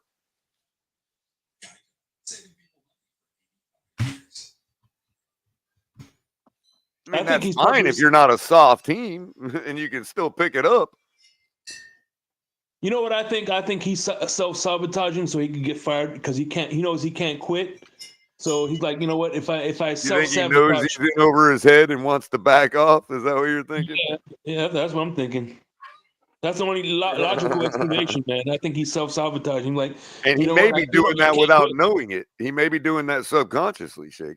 Yeah, because he can't quit. Because if he quits, then he's in for a lot of money. So I mean, he does have the self-sabotaging personality, you know. I'm not trying to bring up all that other nonsense. I'm just saying that it's a self-sabotaging personality. Yeah. I know it well.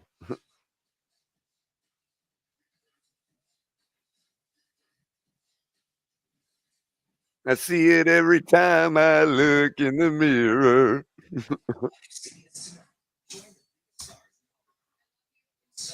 He's McDaniel's gonna call Kyle Shanahan. Hey, you still have that guest room available? I'm coming back home. Color coming in with the Eve 6 reference. Who else has ever even heard of Eve 6, man?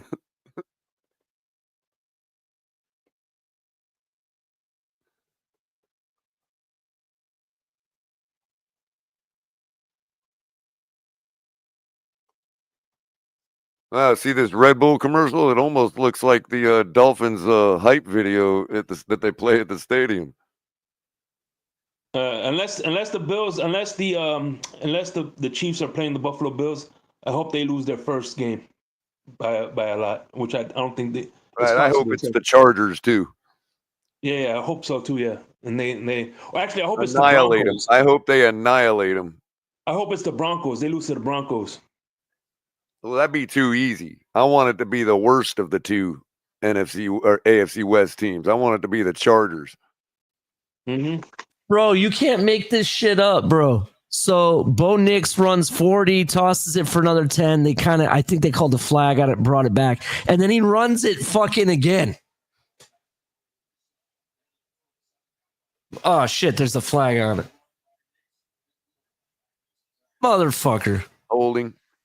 Only quarterback I know that can do it again twice back to back, bro. That's ridiculous. Huntley in the shotgun on 2nd and 12, fumbles the snap, throws the ball anyway, dropped by Waddle. Okay, I'm sorry. That is the worst fucking drop by Waddle ever. It hit him right in the fucking face, bro. Get the fuck out of here.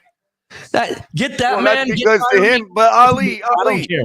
Again, Ali, that's because to him, there was a fumbled snap. The play's over. I don't need to expect the ball coming. Bro, I'm sorry. My grandmother from her grave can catch that ball.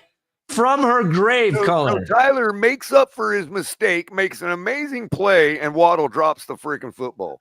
God, I'm sick and tired of making excuses for freaking Waddle, right? It was one thing you guys had to rip on takes Tyler. the sack on 3rd down, drops the football, picked up by the Jets. Yeah, it's one thing you had to make all these excuses because he dropped 3 passes that were dimes to him from Skyler. Now it's another play, and it hits him right in the face, bro, and it would have been a first down. Get the hell out of here. No, but Get that man out of here, bro. Okay, but you see what just happened. Hold on, Ollie. Let me call the game, please. Hold on. So Huntley, I'm sorry. Huntley takes a sack, fumbles the football. I think his knee was down anyway. But what's going to happen, Ali, is they're going to take that play and say, that's Huntley sucking balls. No, Tua would never do that. He's sucking balls. That's Tua would never do that, and that is a fumble. That's going to be Jets football. Did you hear what I said, Color? Did you hear what I said? No. I was trying to look at the replay. I said that's Waddle on his knees sucking balls, and that's Tua's balls. Yeah, well, whoever. This is all going to be on Huntley because he just fumbled the football. Unbelievable.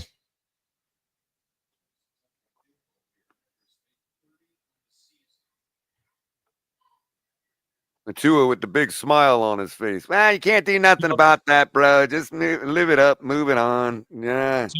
So Ali, I cannot believe he's got a smirk on his face right now. I cannot believe that, man. So Ali, so that means you're off Waddle too? I'm off Waddle too. Yeah, I'm off Mike McDaniel. I'm off Waddle, and I'm off Tua. In fact, let's go. I'll meet you in Miami, Shake. We can pack their shit up in a day and get them the fuck out of here. That's where I'm at. I don't care. I don't care what kind of heat. I don't care what people say about me. I don't give a shit, bro. I'm sick and tired of these easy ass plays. And no wonder the entire league laughs at us, bro. No wonder they laugh at us. This is the worst, crappiest football I've ever seen in my life, bro. From the calling to the execution, it's at the only side of the ball that's actually playing, showing that they actually are men, are the fucking defense. That's it. Breece Hall takes a 10-yard run down to the 26-yard line, 27-yard line. Rodgers throws the ball across the middle for a big gain down to the 12. To Tyler Conklin. I agree, MDC. The whole thing is a joke. Other tight end. The whole thing is a joke.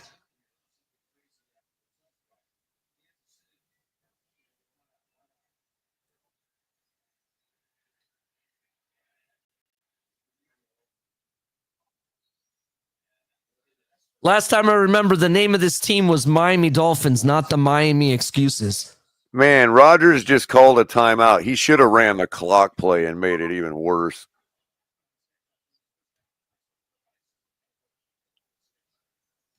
Halftime in the Broncos game is 24-0.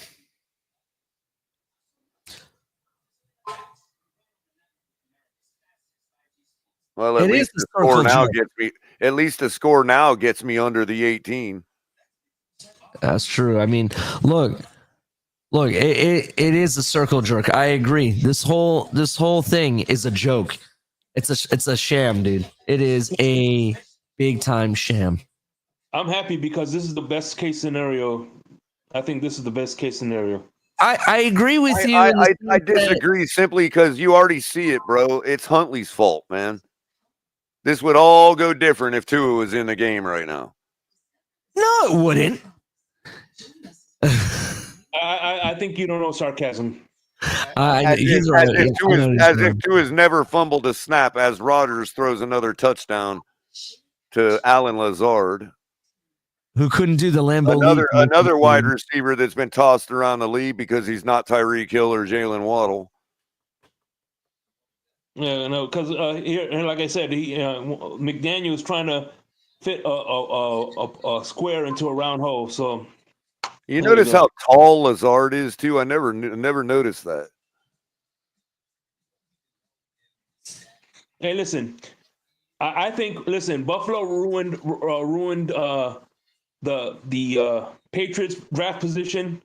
I say we ruined the Jets draft position as well as a thank you. It's not ruining it much, to be honest. Jets trying to even the spread with a 2-point conversion here.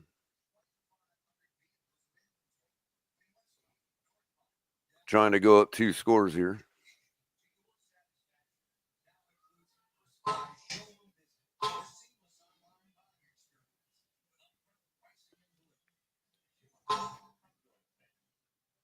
Rodgers changing the play at the line.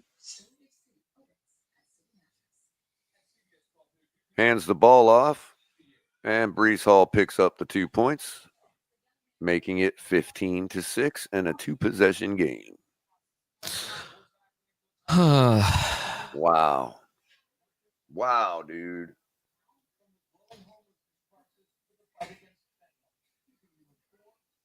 Now, let me ask you this.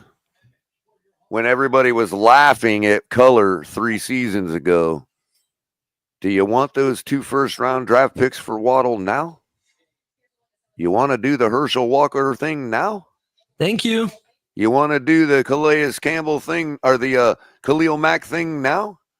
Or should we go back in time and do that when we could still get 2 first-round draft picks for him?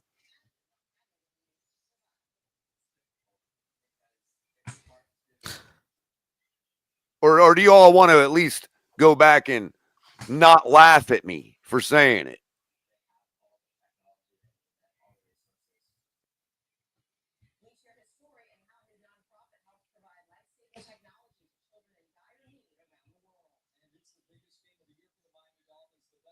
Kari P says, contrast how Finn's players are playing for McDaniel at the end of the season for how they played for Flores at the end of the season.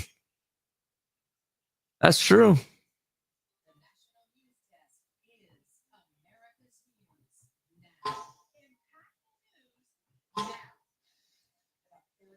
You won't even get a 5th round for Waddle now.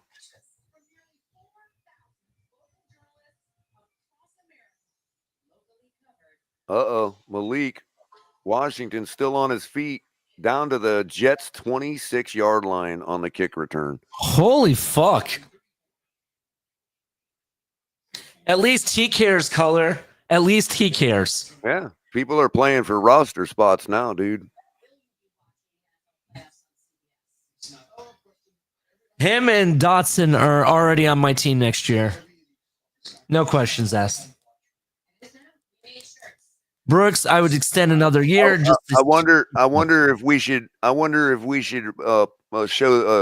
retweet that video of Ross doing the waddle in the booth a couple seasons ago. You know. No, when was the last time you saw that celebration dance? I think we've seen it once this year. That's all. He don't even do it anymore because the other teams started clowning him for it because it's goofy. It's like a children's freaking thing, dude. And he don't like it anymore. He didn't do it on the last touchdown he scored. I meant to mention it back then.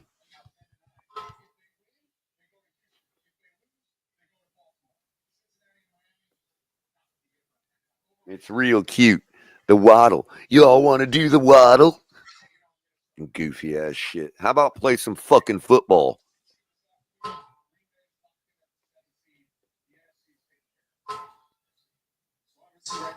Stephen Ross, your freaking team and your organization is a joke. And I hope your fellow billionaires are laughing at you right now. How about that? What are you going to do to me? You going to make me poor? Huntley in the shotgun now. 2nd and 7. 44 seconds left before the half. Throws the screen to Malik Washington, who breaks a couple tackles and runs it up for the first down on his own because the play was completely snuffed out by the Jets in the backfield. Good for Malik.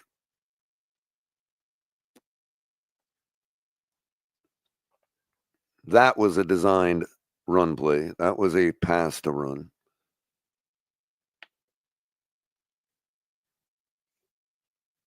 No, they ain't, California. I'm talking about the billionaires that like football.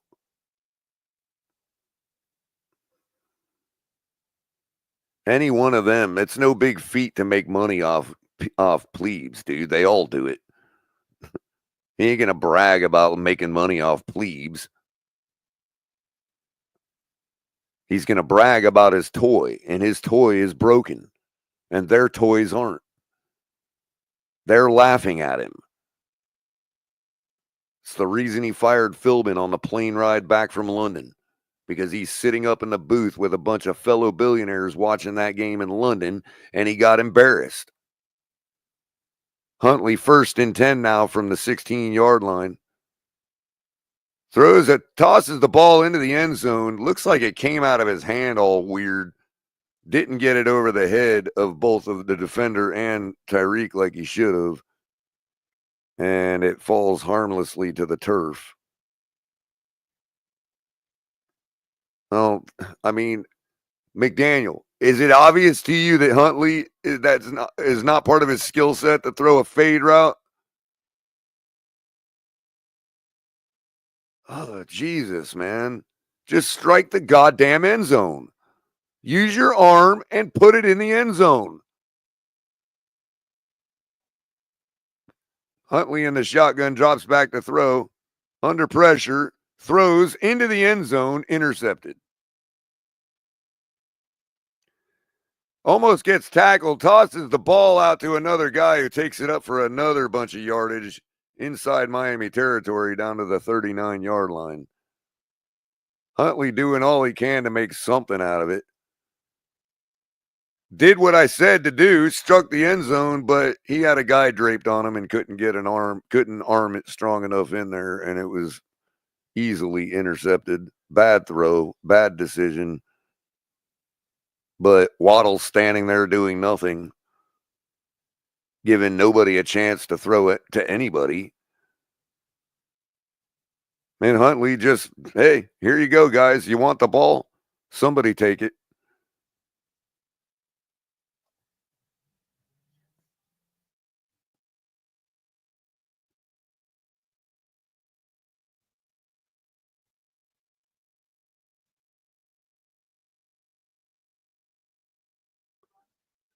So they're going to penalize the Jets for that little lateral. It wasn't a lateral. It was a forward pass, illegal forward pass. So all that yardage is coming back.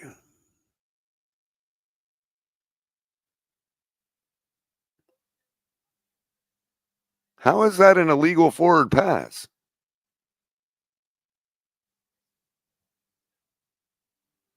Yeah, he had to catch it behind himself. And it was thrown underhand. Like, yeah.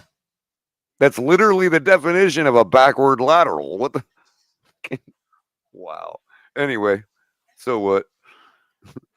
This game is meaningless now.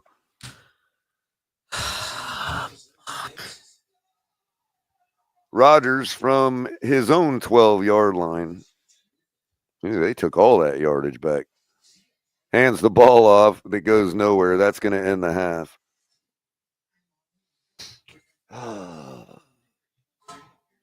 Should I drop the link for halftime? Sure, I mean, why not? this game is over and meaningless. Might as well drop the link now.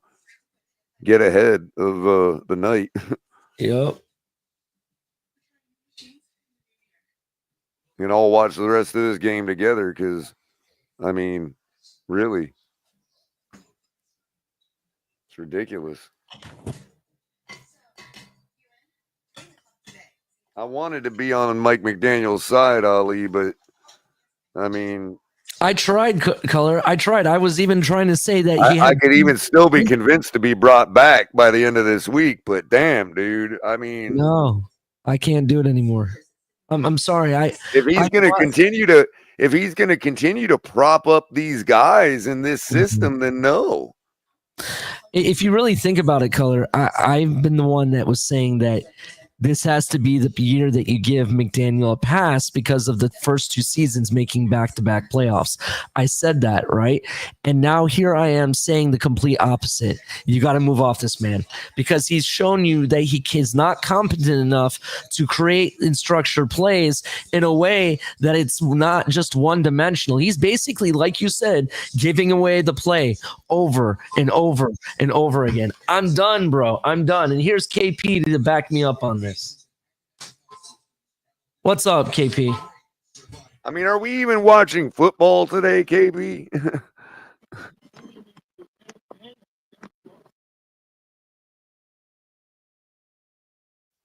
KP came up and was like, you know what? You're right. I can't. It's that bad. It's that bad. That's what he meant to say. I had a bunch of stuff till Color asked that question. And it was like, damn, threw me all for a loop. Yeah, listen, to me, it's just, I'm so over it, Color. That's what it comes down to. I am tired of having to defend player after player. I'm tired of having to sit here and, buy into the hope that Tua is the guy, only to find out what we knew all along to be true, that he's a lame duck, bro. I am over it. Get me somebody that's competent. Get me a competent head coach, and then we can talk. But right now, neither the coach or the quarterback is doing it for me. Both need to go, bro. Both need to go. All right, listen, before the quarterback, though, we need to look at that guy who's apparently going to retire after this game, which is that left tackle. That guy who's a borderline Hall of Fame guy, because he's been horrible this game. On that second interception, yeah, it's on Huntley, who definitely is not Joe Burrow, but he had that defensive end beating Armstead or whoever was the left tackle and about to cremate him. So, I give him some deference. The first interception, though, I don't think that was on Huntley, man. That was on a wide receiver, Waddle again, who won't compete for the ball at the highest point. He threw it to give the wide receiver a chance, and the wide receiver totally gave him none. Yeah, I agree with that assessment. Yeah. I agree.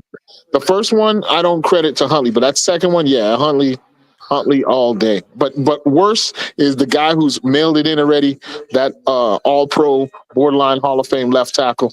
He's freaking killing us. His retirement paperwork. That's why. He's killing us this game. Yeah, he did that when he's not. Him and Tua must go to the same parties and have the same business conversations. I'll tell you why. Because you think about it, he maybe Tua's getting his career advice from Teron Armstead not being available. What is the biggest thing that you could have for you in your career? What is the biggest attribute? Availability. And right now, neither of them have it. And this is just a showing of that. And for me, I'm done. I'm done with Teron Armstead. I'm done with Tua. I'm done with Mike McDaniel. I'm done with Greer too. He's part of this just as much, and all of them just need to go. I'll pay for the Greyhound train because you know what? They don't even deserve a ride on the bright line. They don't even deserve that. Yep. Well, even before the turnovers, the offensive play calling has been almost as if they're trying to sabotage Huntley and the team. I mean, you after that big run by A-Chain, You got 1st and goal. First run, okay, gets blown up. You know, you're using the same running back. O-lineman get beat. But then you come back with 2 straight screen plays. You never threaten the freaking end zone. It's not as if we need to win. I mean, at that point in the game, it was just horrible, typical McDaniel trying to be outsmart everybody play calling, and it's yeah. Meanwhile, why would I pass it on 1st down? Everybody's expecting me to do that. Yeah, exactly, because it's so damn easy. And here's the thing, and for the people watching at home that is wondering why I'm going off on McDaniel right now, look at the play calling. Go take your time. Watch Tony's all 22 and everything. Go watch it, right? Or if you have ability, go watch the all 22. Watch the actual routes being called on these plays, and you'll notice that you got 3 guys doing the same exact thing, and you have 1 guy that it's even the dumbest defense can figure out where you're throwing the ball. And if you haven't noticed, look at how Huntley has executed the deep comeback. I mean, his arm is live, his arm is accurate on traditional offensive pass plays. You know what I'm saying? But he's got this guy running Tua plays, screens and horizontal bull crap. Speaking of that comeback, KP, the one right before the interception. What's Waddle doing right there? Yeah, Waddle is off. I mean, he looks horrible. He only came back because Tyler threw it. I'm sorry. And that's why he had to slide to get it. That's why it looked short, because he threw it on a place where only the wide receiver could catch. He needed to already be charging back toward Huntley, not standing there like, what do I do now? Oh, the ball's coming. Yeah, that was a nice play. You just reminded me, Color, that drop pass that smacked Waddle so far into his face. I am sorry. There is no excuse for dropping that ball. I'm sorry. If it hits you like that, you're catching the ball. And the fact that he just let that smack him in the face, this doesn't matter. And you got Tua saying, "What's up, Dub? You dropped the ball? No worries. We're partying after this game. Go fuck yourselves." Now Tua got his money. He got the expensive shades on, the designer shades, as he watches from a front row seat the destruction of his team. Thanks, Tua. Yeah, Tua and his potato with a smirk on his face, sitting right next to Huntley after the interception with a smirk on his face. Man got the Versace shades on, got the hair done by who knows who. He probably has some designer guy dressing him to the games. I don't even know what this young man's going through anymore. Tua looks like a guy that's going to invite Waddle over to, wear pajamas and lay on the couch eating Lay's potato chips. They're going to go over to Armstead House and listen to some beats, man. No. Beats.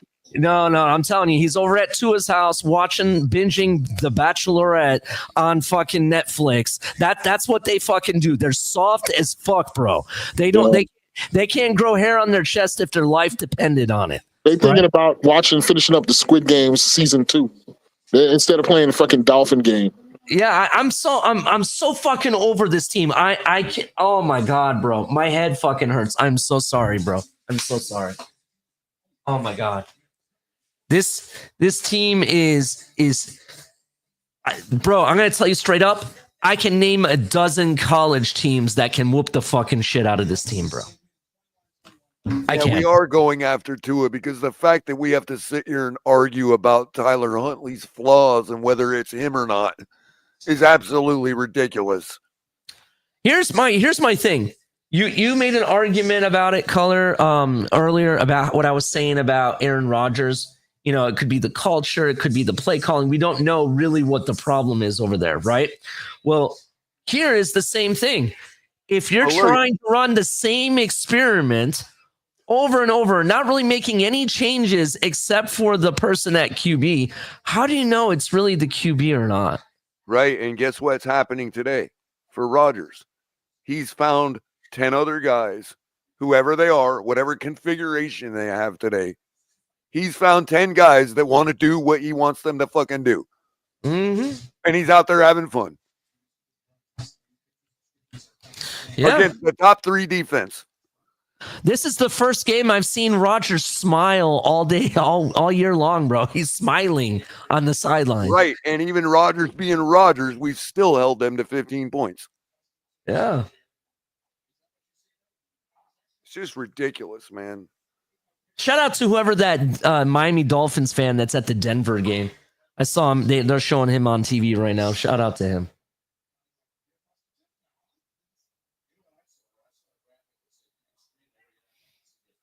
Anyway, boy, do Miami Dolphins have a lot of decisions to make this offseason, and it's going to be a roller coaster starting tomorrow.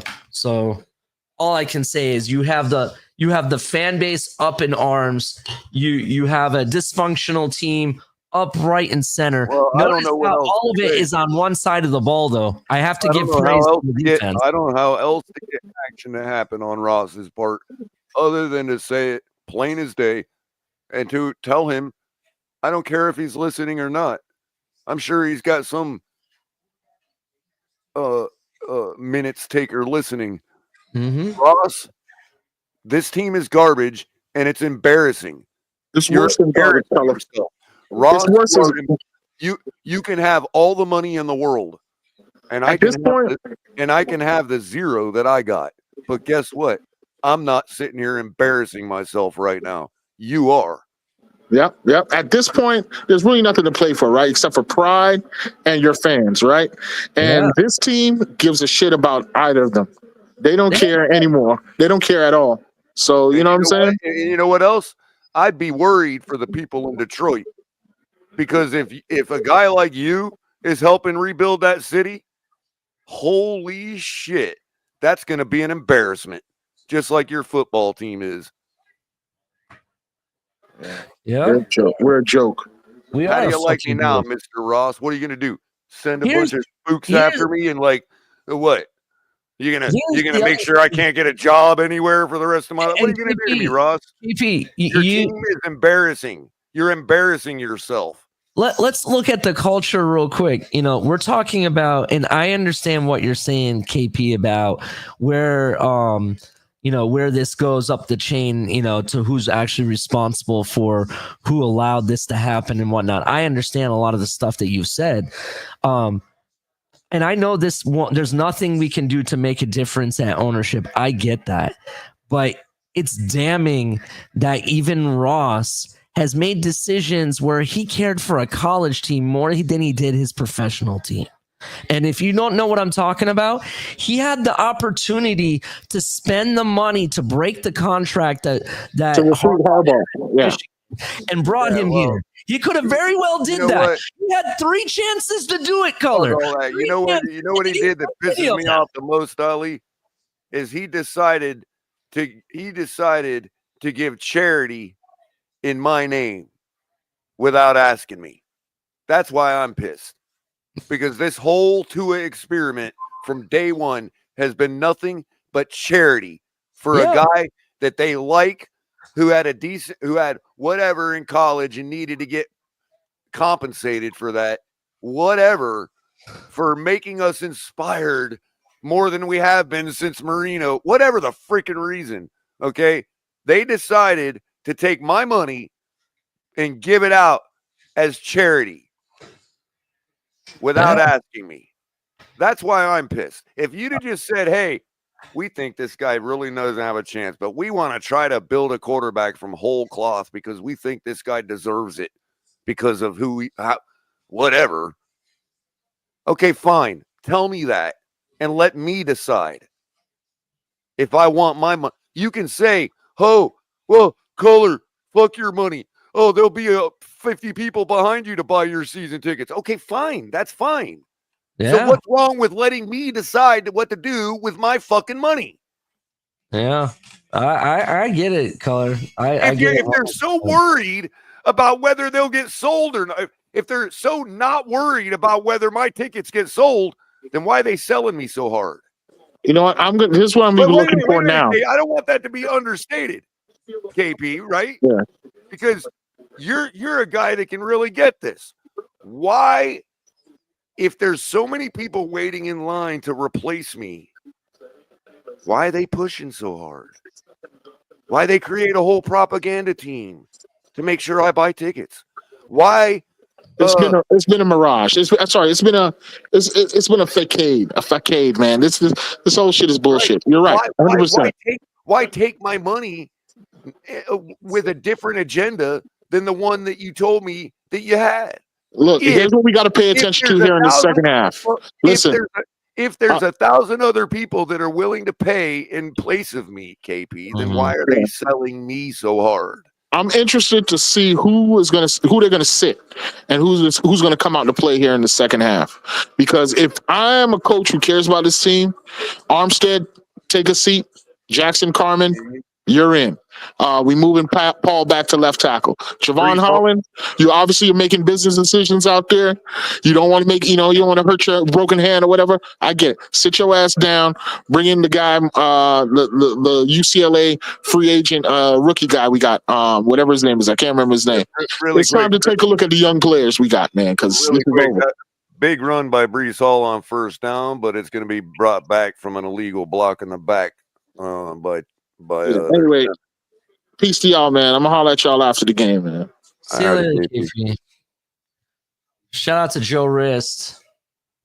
We bought a vegetable at the market. Yep. Thank you for using your 19-month super chat, complimentary super chat to say that, Joe Rist. Appreciate that. Yeah, thank you.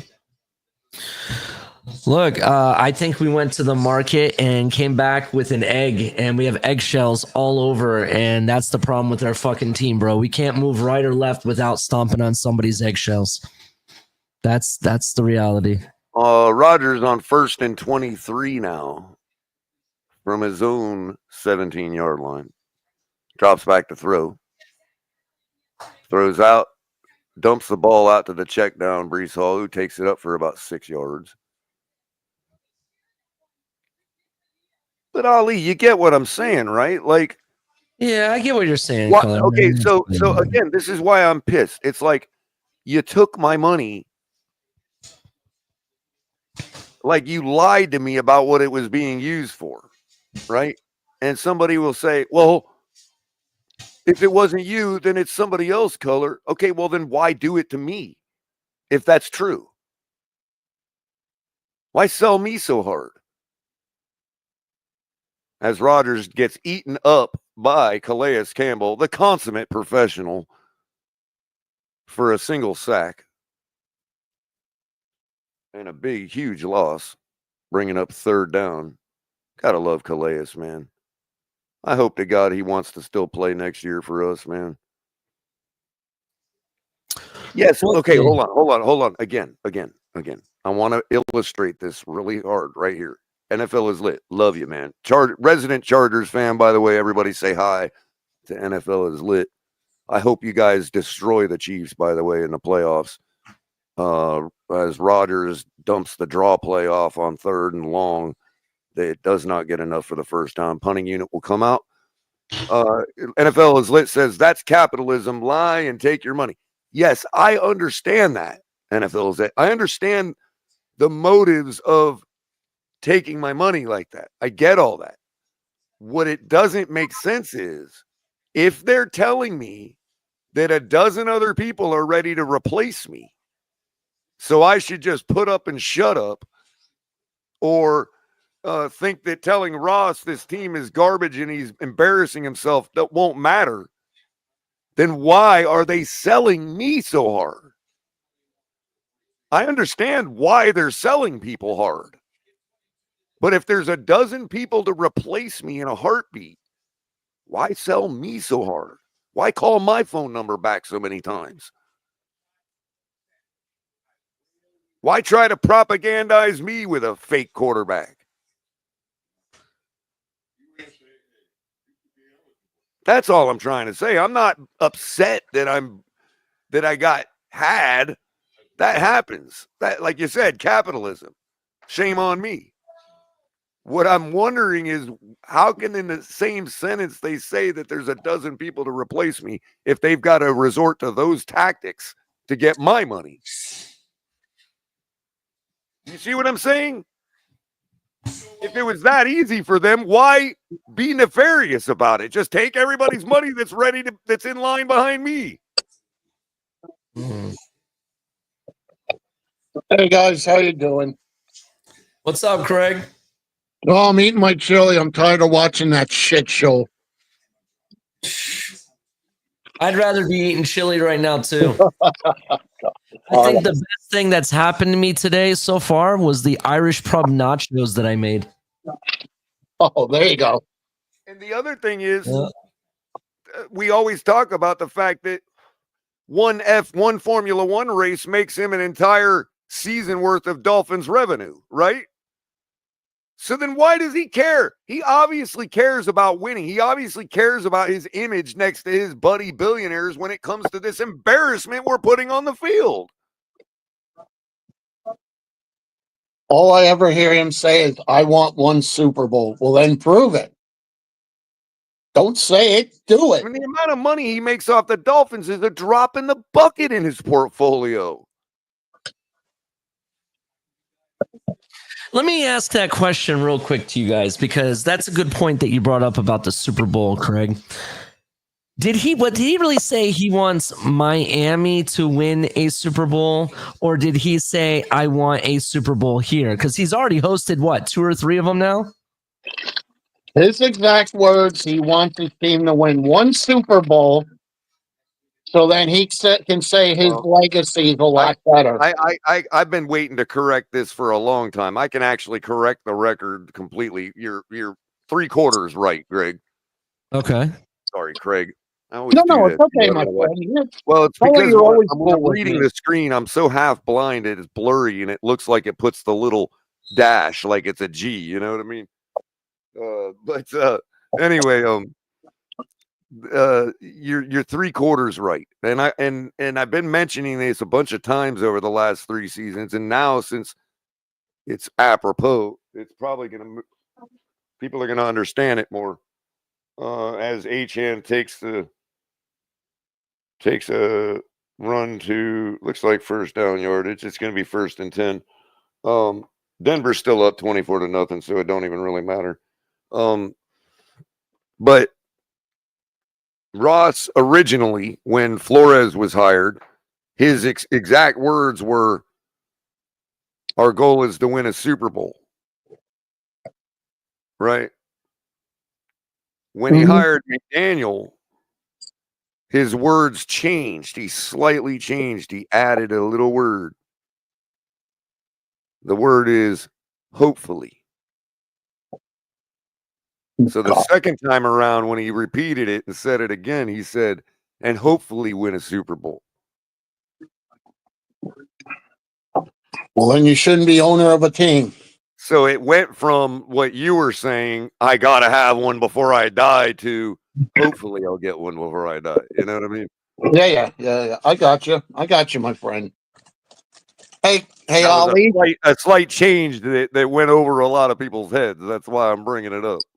Well, I'll tell you what. At least Ali and I can be happy right now about one thing. Our college teams are doing well in the playoffs. Huntley fumbling another snap? Is that what you got to be happy? At least I have that to look forward to, Greg. But still. And so do I, because I'm a Notre Dame fan. At least it was 1st and 5 this time. He fumbled the snap, so now it's 2nd and 10. God. I'm not even watching it. I'm listening to you guys. I'm sorry. Go ahead. You're playing Penn State on the 10th, right? Mm-hmm. Yeah. I think you guys will win. I think I don't want to obviously I want Ohio State to win, but if they do, that would be an interesting storyline. OSU versus Notre Dame. That'd be interesting. Huntley fakes the handoff and dumps it right to Jonah, who fumbles the ball at the line of scrimmage and is still laying on the ground looking like he's hurt. Jets have the football. Oh, God. Looked like he was down already, but I don't know. We'll see. Nope, definitely out before his knee comes down. Does it even really matter at this point? Let's lose and let's blow it the hell up. I think his knee is hurt.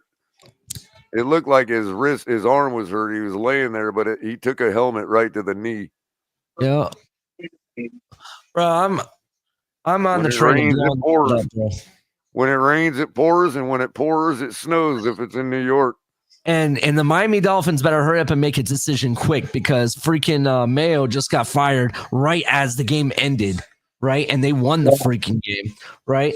And Vrabel's already interviewed for the Jets and supposedly the Bills. So you better hurry up and make a quick decision. Am I wrong to say that I'm much more interested in seeing whether KC covers that 18 or not, dude? No, bro, it's over. You can say whatever the fuck you want. I mean, I'm not trying to root for KC to win. I just want them to cover that 18 points, man. Because apparently, well, you know what? Why does it even matter? Because we're not covering the 6.5, and everybody giggled when I said, "Oh yeah, I got the Dolphins on my parlay at plus 6.5." We might not even cover that. We're down by 9 right now.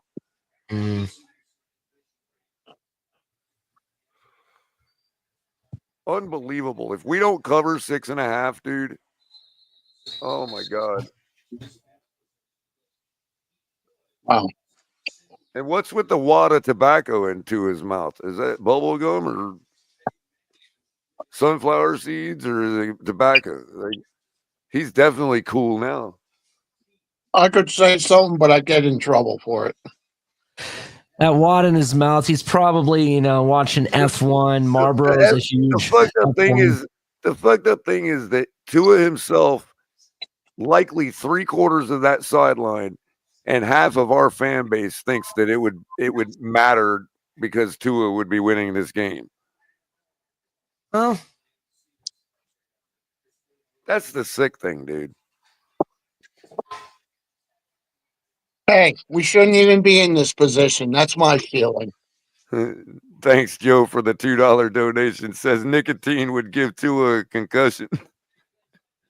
Wow.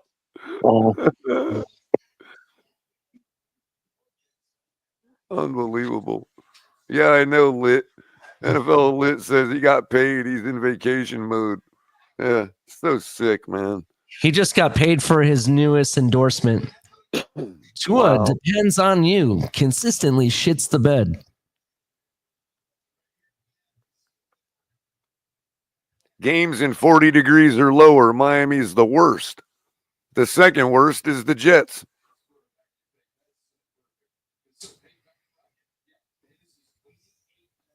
Rodgers fakes the handoff, throws a little screen out to his running back for like 3 yards.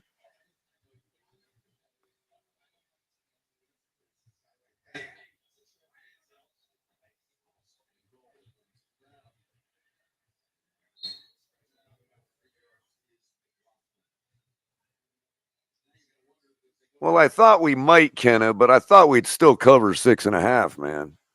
I mean, damn. Rodgers hands the ball off. Their running back breaks about 3 tackles and gains like 20 yards. Some third string guy named Davis.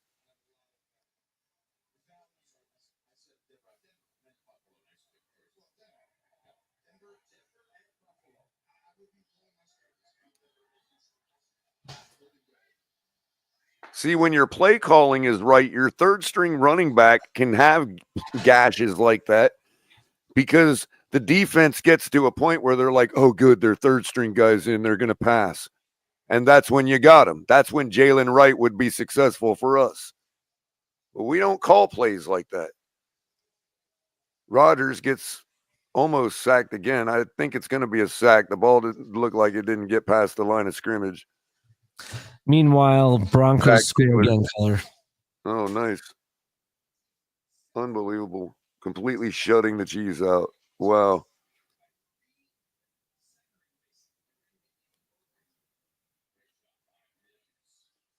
Yeah, no, I didn't have it in the cards this week, Ken. I thought we would actually show up, bro, because of the chance that of the other game going our way. You know what I mean? Like, they couldn't get away with shutting it down, but it was like as soon as Denver started putting up, as soon as Denver got to a 2-possession lead, this game became a debacle. It's so blatantly obvious.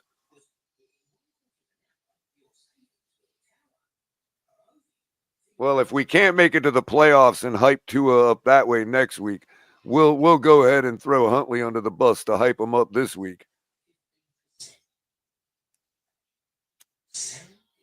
Plan B.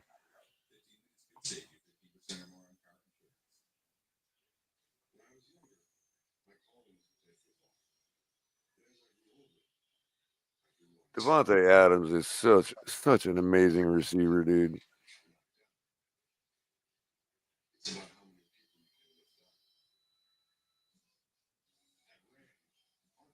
Look at that. Anthony Manzano, I don't think it's luck at all. I actually kind of rate Denver to be one of those teams. In fact, I hope to God they play the Chiefs first and beat the fuck out of them. That would be so funny. I would laugh my ass off, to be honest. I'm just sick and tired of this joke quarterback, joke head coach, and GM sitting here, fucking the fans left and right. That's what I'm sick and tired of. Ross cannot let them get away with this again, dude. Ross has to see it happening, bro. Because right now, if I, shit, here, caller, here's an endorsement. Get your anal ease, because he ain't him. Because that's what everybody needs. That's what the 2 years need. Because if you say anything negative about Tua, they'll come after you like there's something stuck up their ass. Man, I might order me one of them pizzas, dude. That look good. The pizza? Yeah. Yeah. I ain't gonna say who it was from. They don't pay me. But it looked good. I'm just so over this, bro. And there's one of those places in Wyoming, dude, that actually serves you a pizza that looks like the one on that commercial, bro. Color, why does this feel worse than if I were like the Detroit Lions when they went 0-16? Because it's a lot of spent energy for nothing, because those Lions fans didn't waste their time through that season. They were doing other things. Some of them might have even gotten rich, like doing some other thing. You know what I mean? Yeah, I hear what you're saying. I mean, how many opportunities have you given up because you had to go to the game Sunday? Yeah. I guess this I'm just kidding. I'm just kidding. There's no opportunities to be had on Sunday. I understand, but I guess I'm just so depressed now, bro. I'm sick. Opportunities for networking. What if the boss was having a softball game on Sunday? You know what I mean? Or it's like, got a hobnob. You know what I mean? Okay, I'm sorry. Color, can you correct dolphin dystopia? This comment right here. Let me share it. I know they said that. You're still. I know it's funny. They're still hanging on to those lies. They were lies back then, and they're still lies. That's the one thing they come back with all the time that just pisses me off. Are you serious? Yeah, I'm serious. They end the same way.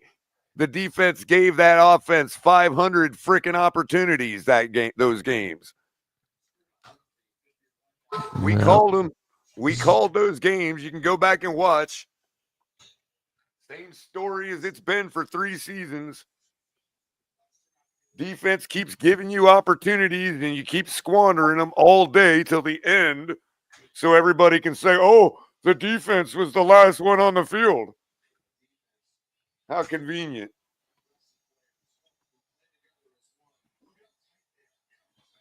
You want to admit it now, but you don't want to go back and say it was the same story back then.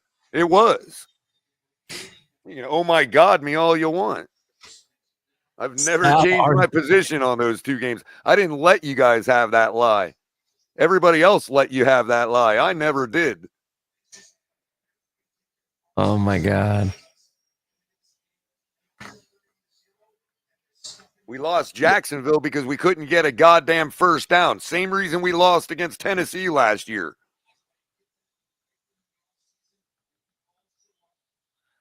I won't disagree with Urban Meyer. Yeah, exactly. You can't pick up one first down on an Urban Meyer team. Yeah. That ain't Flores' fault.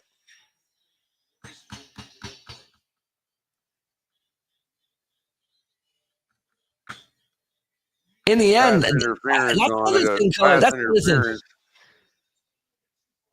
He's holding him. I mean, although Adams never even attempted to look for the ball, so it's kind of weird, but that would at least be holding. I don't know about pass interference. That's another thing, Color. Like, I understand that the players are who actually play this game, and it's really not the coaches that play the game, to be honest. I blame McDaniel for the dumb play calling that anybody who's in this. But I don't blame him for the lack of execution no more than I blame Flores for the lack of Tua's execution back then. 100%. I'm with you.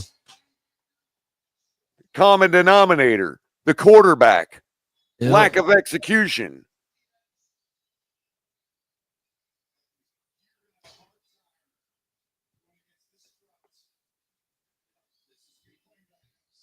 Funny, Denver didn't seem to have a problem scoring on that screen.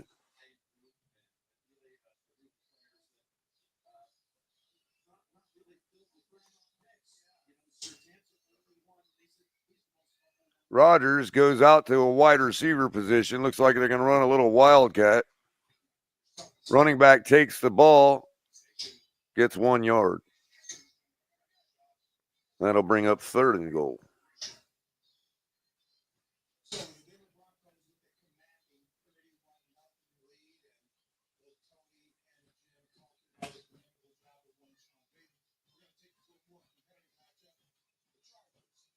Saying you were against the contract extension don't make you right or wrong about some other discussion about the defense.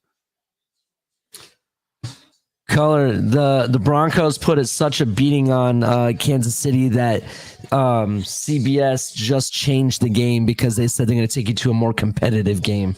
Well, Rodgers fires the ball out of the back of the end zone.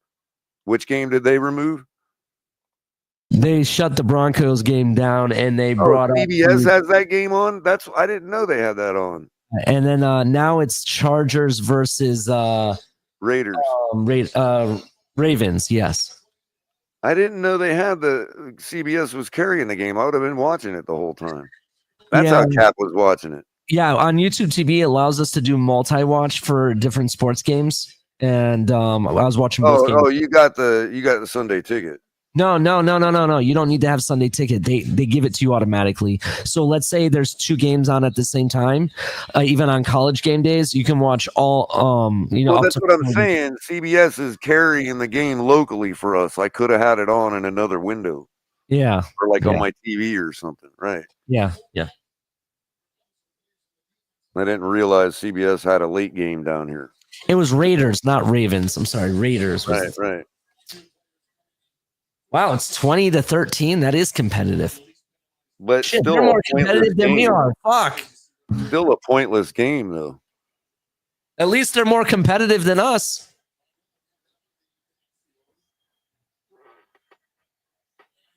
Yeah, but we know why. The Chargers can't move out of where they're at either. So, quick question. Who won the Colts and Jaguars game? Colts in overtime. So, that I think, and let me check it. Saved themselves from going 7-10.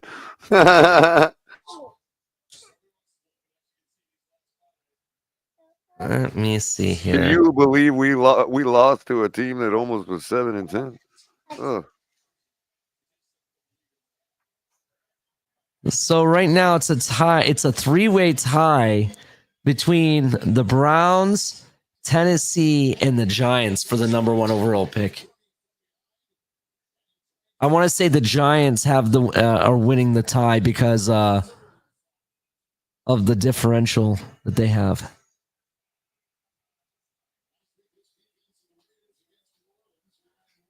Oh.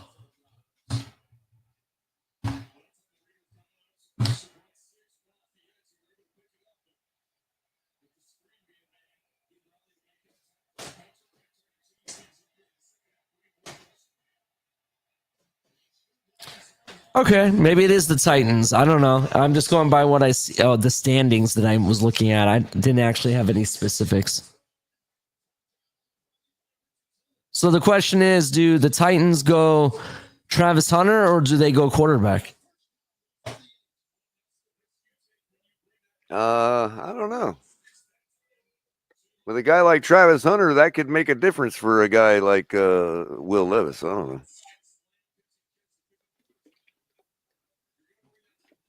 Titans are talking about Rodgers, man.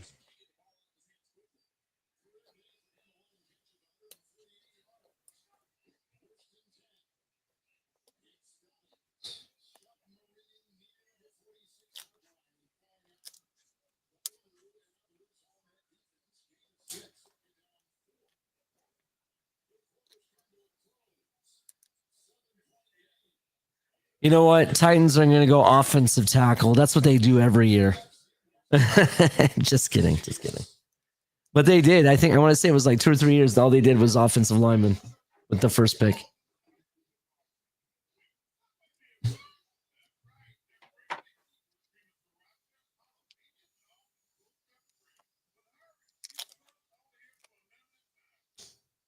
course, we're acting like moving up one spot's going to make a difference.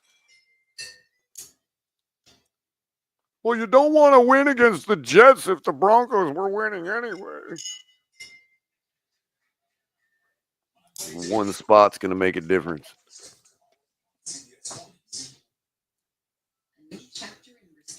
Actually, I don't think the spot makes any difference.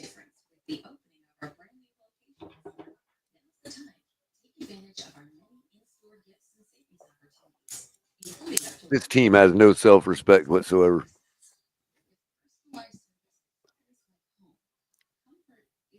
Jets added another 3 points to their total, 18-6 now. Ooh, Atlanta lost their game? Mm-hmm.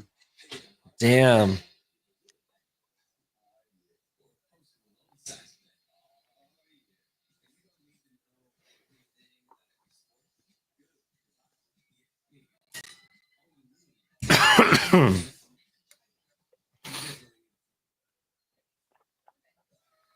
Second and 5 for the Dolphins now at the 27-yard line.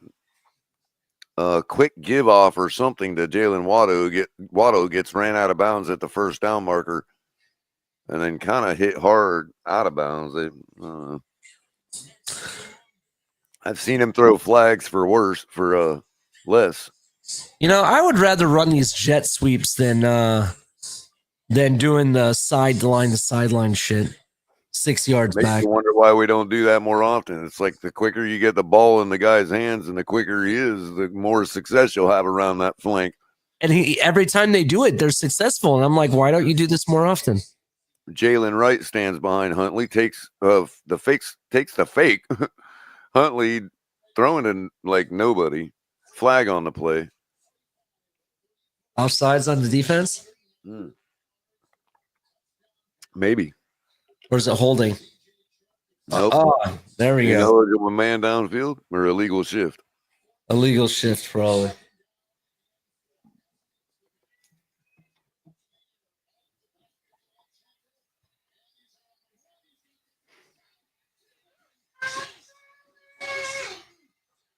Wow. Herbert just runs 40 yards like it's nothing. I mean, look at the expression on Tua's face, like as if, this would have been different. Like he has no responsibility in this whatsoever. Like, this ain't on me. Damn. Thought we'd do better, but oh well. Huntley throws underneath to Jonnu Smith, who picks up the first down.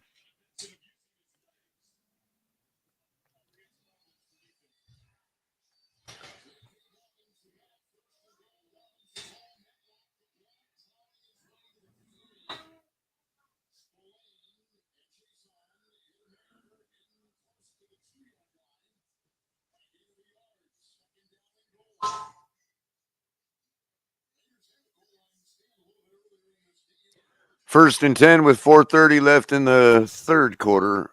toss sweep to Achane that goes, or to Jalen Wright that goes nowhere. Jalen Wright starting to chirp. He looks pissed.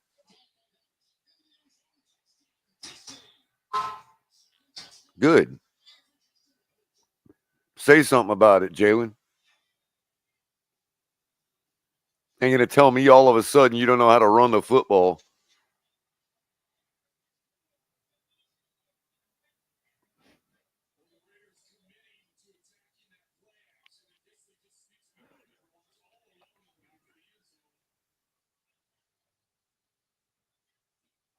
Second and 14.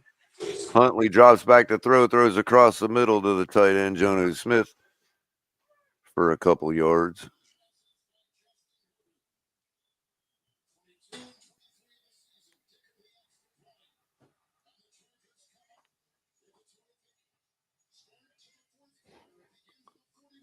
Third and 8. I mean, we're even running motion like Canadian shit, dude. Like, that's what that looked like. It looked like a Canadian play.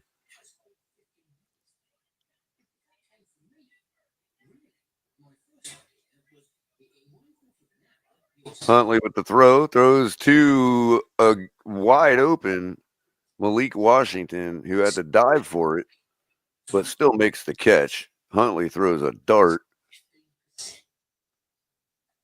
low and away. They might look at that again, but he had control of it all the way through, so the ground didn't help him. And the ball didn't move, so that should be good.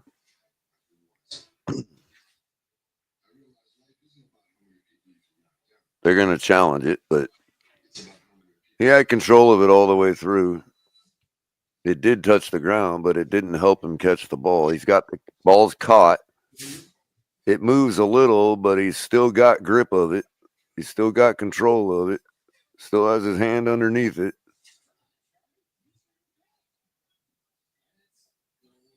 He didn't lose control of it. If he did, it would have popped out. Right? So that's going to probably stand.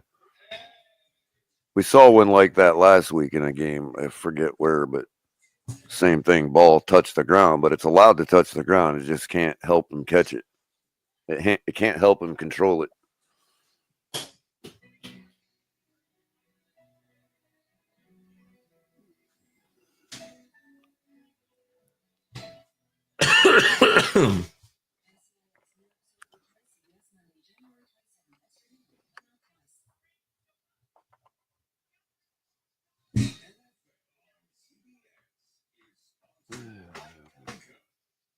Come on, tennis. Not fucking up.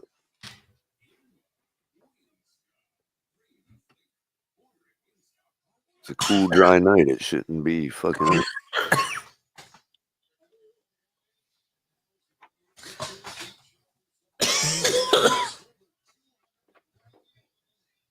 I agree, Ollie.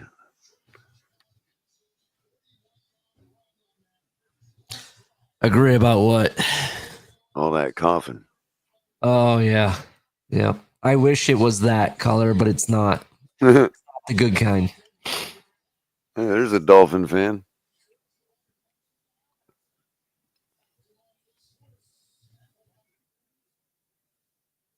There's another Dolphin fan.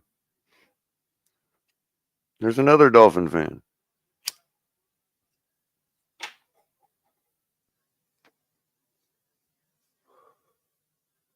I kind of hope well, I ain't going to say that, but just saying that we've regressed every season. If we fall to 8 and 9, it's going to be bad.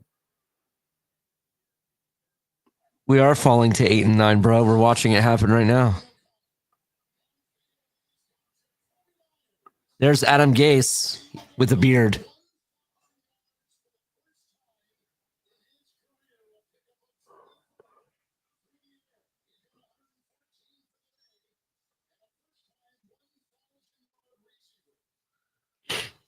Oh, the end of the season thank yous to the photographers. Oh, we get a handoff right up the middle with Jalen Wright, and guess what? We got positive yardage.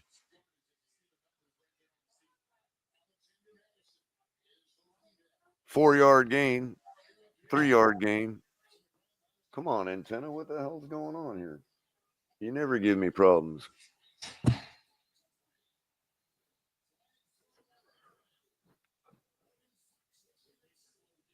They're like, it's so bad we can't even keep the feed going. Huntley up under center on 2nd and 7. Tosses out to Jalen Wright, who does take the corner, breaks a couple tackles, almost breaks a third, but gets tripped up just beyond the first down marker. Good run. Oh, look, see? You smack some people, you get some results around here. Jalen Wright came up chirping after that bad run, yelling at people, and now all of a sudden he's getting holes. Look at that. Keep it going. Looks like it might be Wilson in the backfield this time. No, that was Wilson. Was it Wilson? 28. No, it was Wright again, Jalen Wright. 25. That went nowhere. 2nd and 12, 2-yard loss. Dude, Achane is mid. I don't know why everybody's all like, oh, Achane's so great. He really ain't. He's really great when there's a wide open hole. He's got really good hands. He's a great little running receiver, scat back, but he's not like all down back like people think. Wright takes the running back screen. Or no, that's Jeff Wilson takes it up close, or Malik Washington. 83, not 23. Flag on the play, though. That's coming back.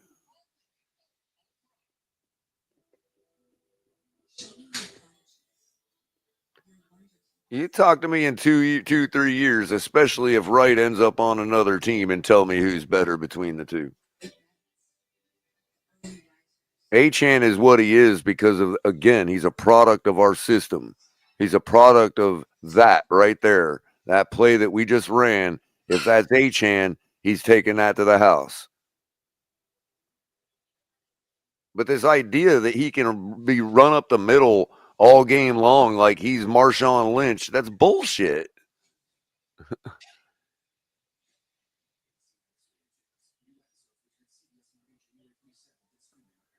Screenplay to Ingold this time. He's going to take it all the way up about 5 yards short of the first down. That's going to bring up a manageable third. Color, they should just call our team the Miami Screens because that's all the fuck we do. Right? Screen here, screen there. Let's screen. Can I have a screen with my screen? God damn.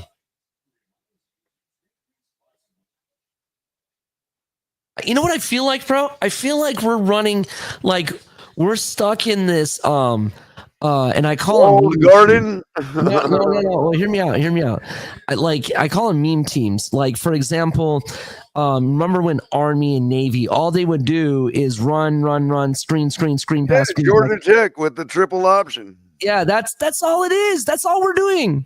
We are one of those fucking teams, bro. I know. It's called a walled garden. Do you ever see one of those teams playing for a national championship? No. Do you ever see them in the Final Four of a college playoff football? No.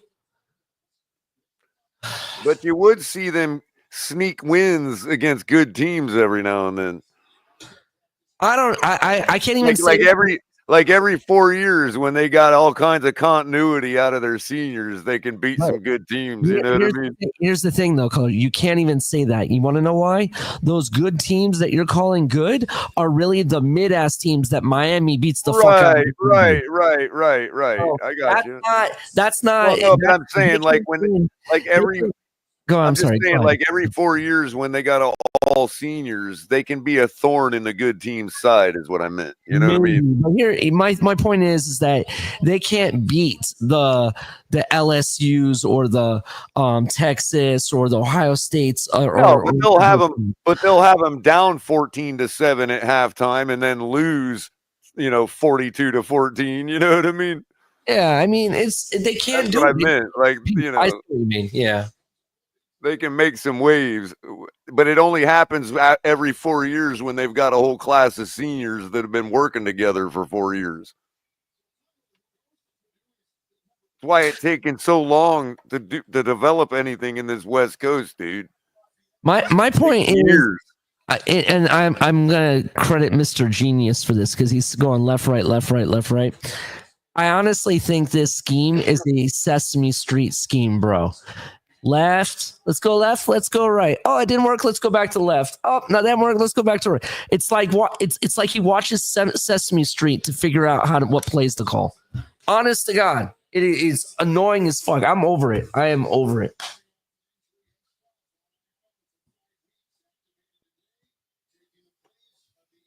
And I don't care if I sound like a crackpot color because, to be honest, I've been rooting in ODing off of hopium for 35, 40 years of my life, bro. All right. And I proved to you that the other day when I showed you video footage from 1993. And what shirt was I wearing, color? Right. What shirt was I wearing? Say it to the audience so they know. Yeah. A home video from 1993 that my family put on YouTube is out there. And there's me when I was 8 years old. Well, real quick, Ali. So Huntley takes the snap under big time pressure, throws a goofy pass. Well, not goofy, but throws a pass to nowhere. River Craycraft, who's actually the real receiver on the team, sees it, falls away from the defender, and makes the catch, saving Huntley on the play. That's what a real receiver does. Huntley fakes the handoff, rolls out to his right, throws the ball away. Nothing doing. Look, color, at this point, I don't care what anybody says. Even if Miami brings this back and wins, they'll act like, oh, we're back, baby. Fuck that. Blow the fucking shit up. This was crap. LA just took a 1-point lead against the Seahawks in the fourth.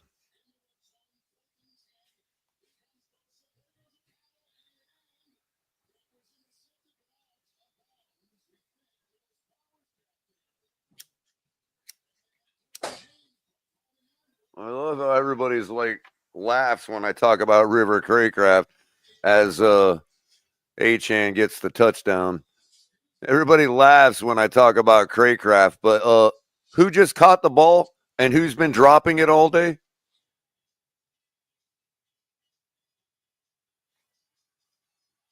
Like, do we even care that guys actually do the job anymore? Or is it all just about names and what we think and what we perceive about players? Waddle is garbage. Okay? I was giving him grace for the last couple seasons, calling him above average, but not a number one. Waddle is garbage.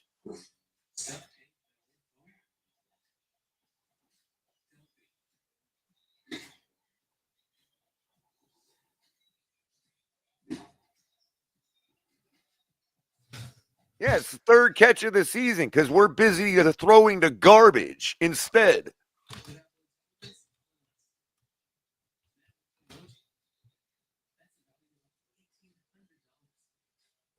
Because he's not fast enough to run the blah, blah, blah. He's not, whatever. Neither is every other receiver that caught touchdowns today for their team. Alan Lazard.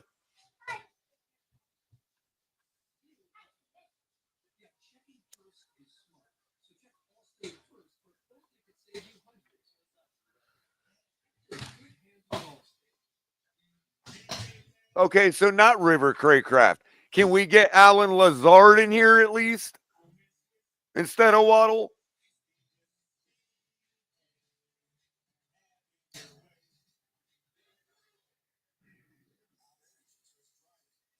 Hell, our running back catches the ball better than Waddle. Neil Driscoll. I'm not the only one. Neil Driscoll's out there saying that there's no reason to allow Mike McDaniel to take the test again. I agree 100%. Let's move off of Tua. McDaniel can go with him. I'll pay for the Greyhound, bro. I'll pay for the Greyhound. Oh, I'm so over it. And color about Waddle. It's kind of funny how when we say, hey, take that wad of garbage and throw it in the trash. Waddle. Just saying. Right.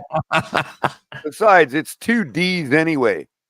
I 2 know. D's in English, a double consonant makes the vowel short. So it should be waddle anyway. I don't know why everybody says waddle to begin with. Only because it's a proper name and a man can say his name however he wants to. So grammar doesn't apply. But technically, a double consonant should make that A short. It should be waddle. Tua is injury prone. Yes, the team quit, bro. That's why they're playing Jalen Wright. That's why they're playing other players like River Craycraft. They know the season's over. They don't want to risk injury on anybody that's safe on the team. Yeah. Now it's preseason mode. We gotta, it's live bullets, and the Jets want to win this game. So let's see what Jalen Wright's got. Let's see what Malik's got. Let's see what. Should be doing this. Maybe if they'd have done this last year, Chubb wouldn't be hurt right now.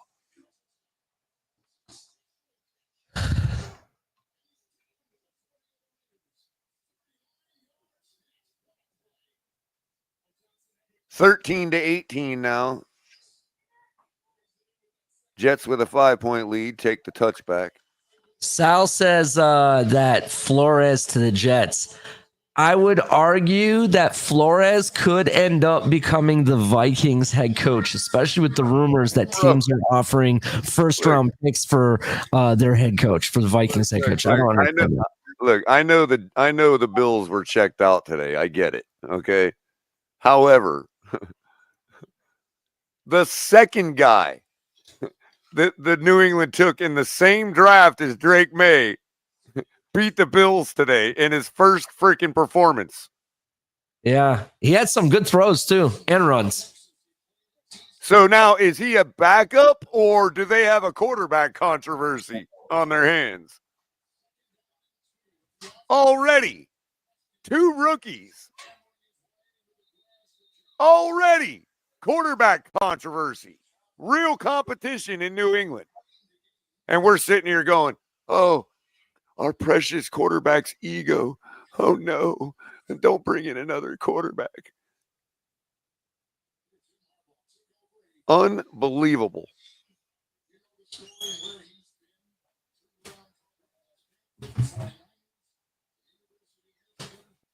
First down for the Jets.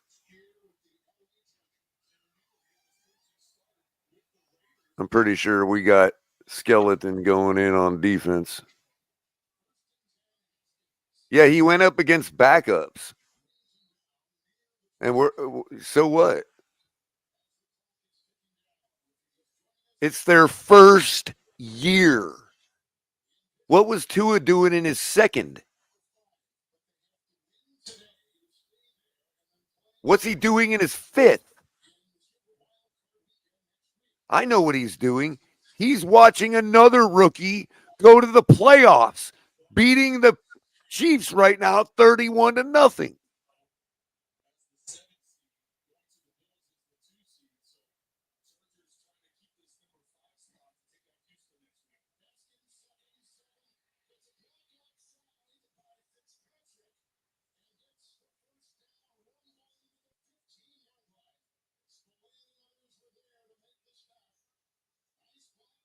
I don't know what it's going to take for you people to realize that Tua is garbage, man. He's trash. He's a bad quarterback. He don't belong in the NFL. That's it. Injuries, bad play on the field. Whatever you want to say, it don't matter. He don't belong in the NFL.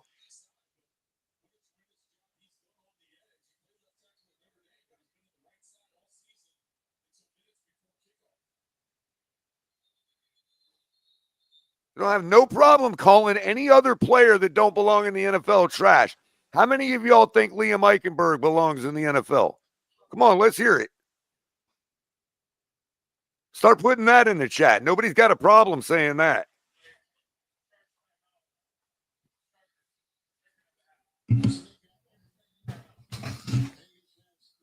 Rodgers hits Lazard for like a 40-yard strike down into Dolphins territory.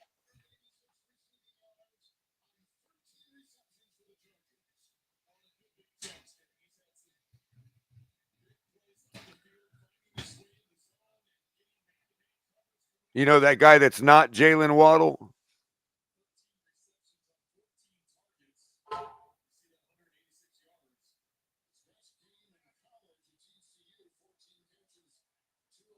Yeah, he lost. Again, we're going to ignore the fact that they missed a field goal.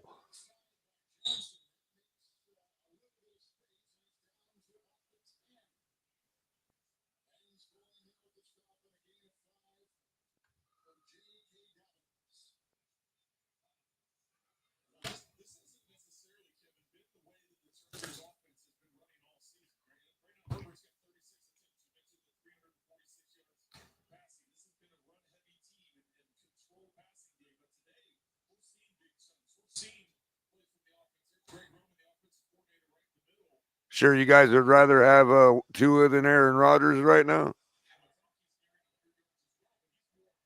Pretty sure Devontae Adams would rather have Rodgers right now because he's about to catch this touchdown.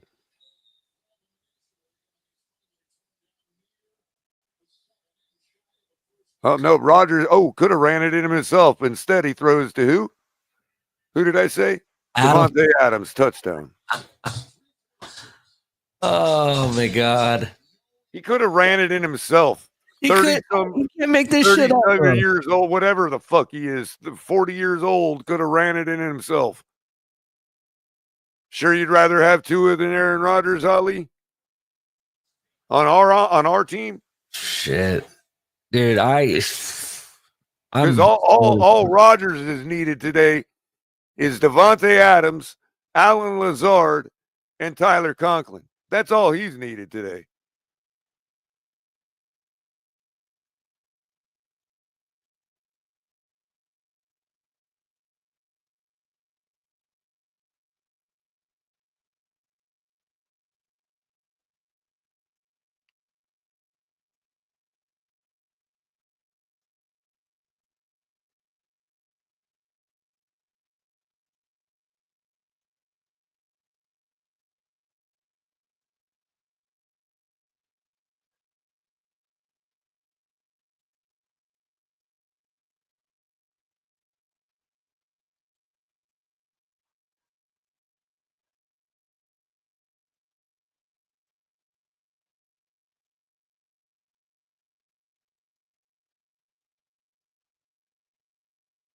You know, if Tua was in the game, they'd be blaming the defense right now.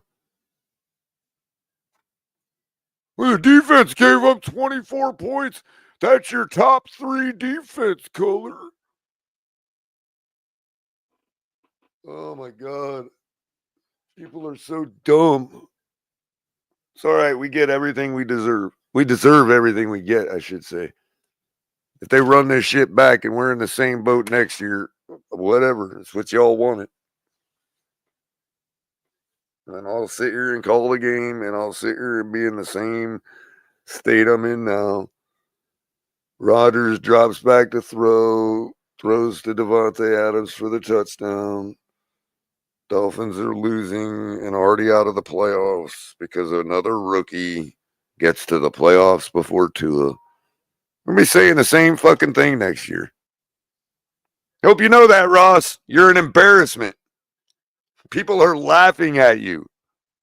All that money can't stop people from laughing at you, bro.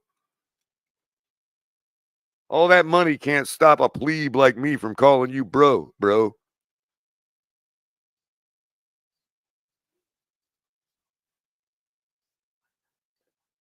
Hope that martini or whatever the fuck you drink with your pinky sticking out tastes good tonight.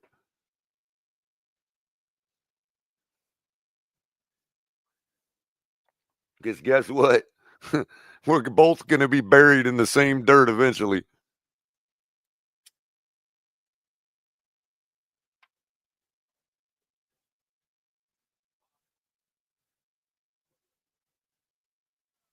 Except one of us is going to be buried knowing what good football is. And one of us is going to be buried spending his whole life trying to win with a football team because he thinks he knows what good football is.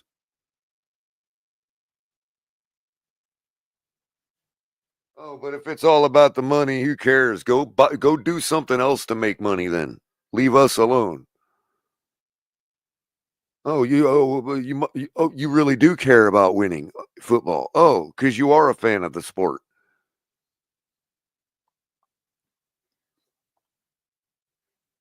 Well, guess what?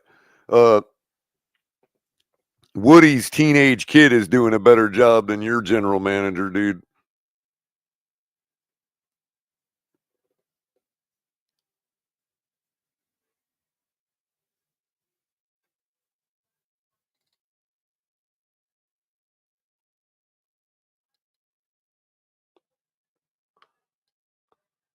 Oh yeah, Nene, that's right. You know, the extension, the money was supposed to make Tua better somehow.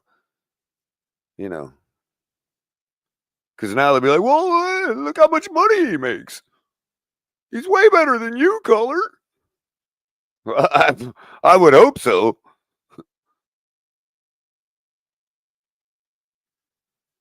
Huntley rolls out of the pocket to his right, throws to Jonnu, who makes the catch at his feet.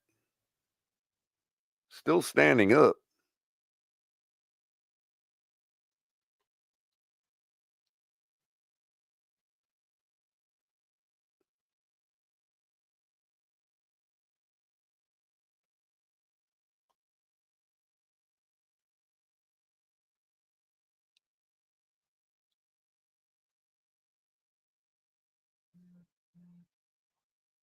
Oh, yeah, that QB school of John Beck. Yeah, that did wonders.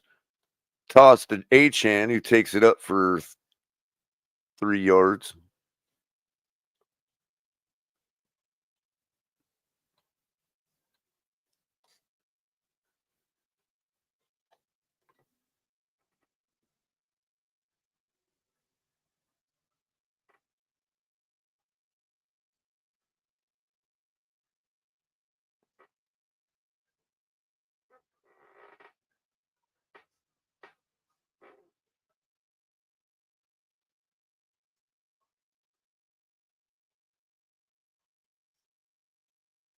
Huntley throws deep to Jonnu. Overthrows him out of bounds. That'll bring up 3rd and 7.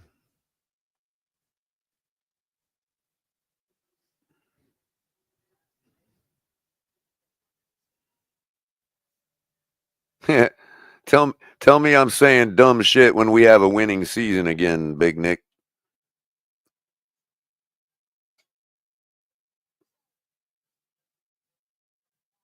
Because we're about to fall below 500 on the season.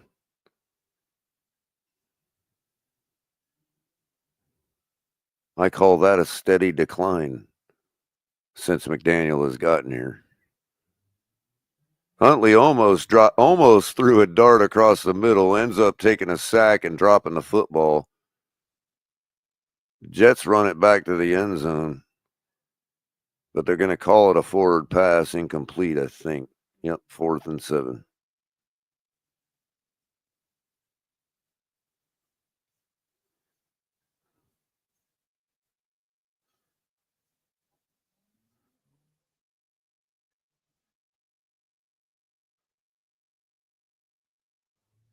Well, I would agree with you there, Big Nick. Every time our freaking team takes the field, it's better than the Jets. It don't mean we're going to beat them.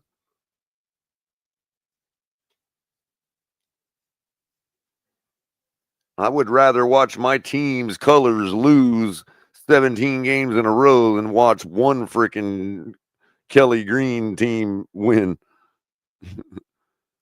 like I don't give a shit. Like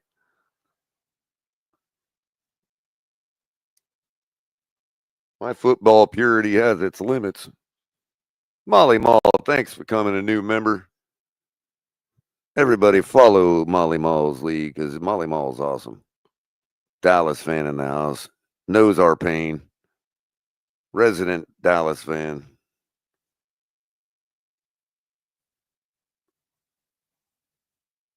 Who showed their wares again today against the Eagles. Although they made it a game. Yeah, of course Huntley stinks bad. What's he supposed to do? He was third string in Baltimore.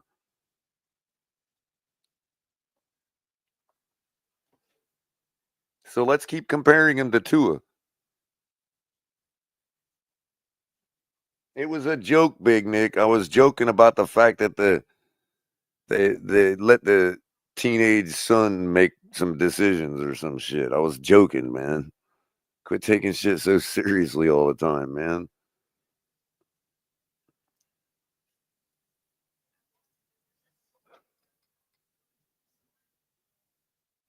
If I was a billionaire, I might ask my 16-year-old kid a few things, man. It ain't that big. It wasn't that much. Like, it's not that much to me. It's the Jets fans reaching for something to shit on him about. It's stupid. They made way more of it than it was. That's what I was joking about.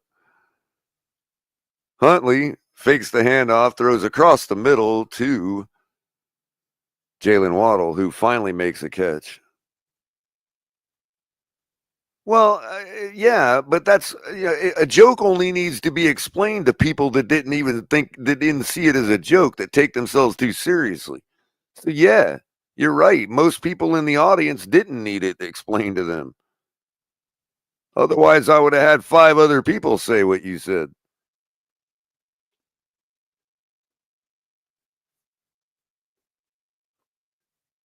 Huntley drops back to throw. Throws into the dirt.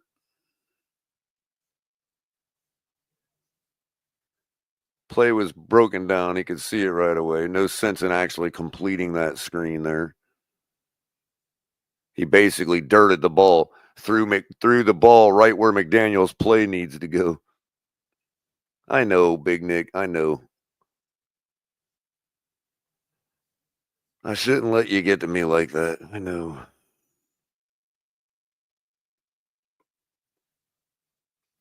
New Year's resolution. Huntley throws to Jonnu Smith, who takes it down to the 8-yard line or so, just short of the first down. That'll be 3rd and short. 3rd and very short. We still got a chance to win this game if anybody cares to win it. We score here. That'll bring it to 5 points, and we just need to get a defensive stop and score again. Same situation we were just in. So offense, despite their woes, are answering right now. Despite how bad it looks, we are answering the score. Almost. Jeff Wilson takes the ball nowhere. Well, that's going to bring up 4th down. So you got to go for it here because 3 points ain't going to do you anything.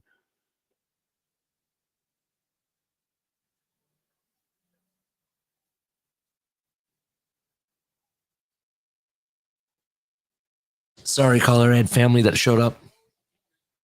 Even with a 2-point conversion, 3 points won't be enough.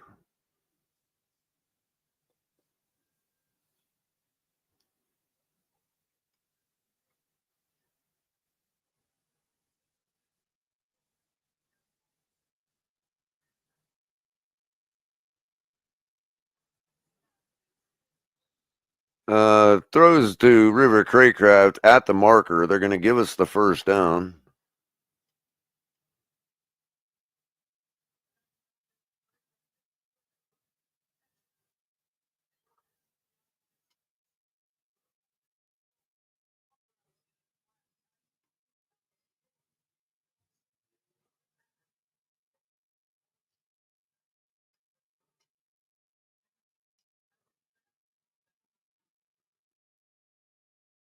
Look, even Ray Livingston agrees that we got to fire everybody.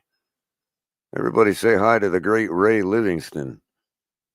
Tyler throws into the end zone to number 81, incomplete.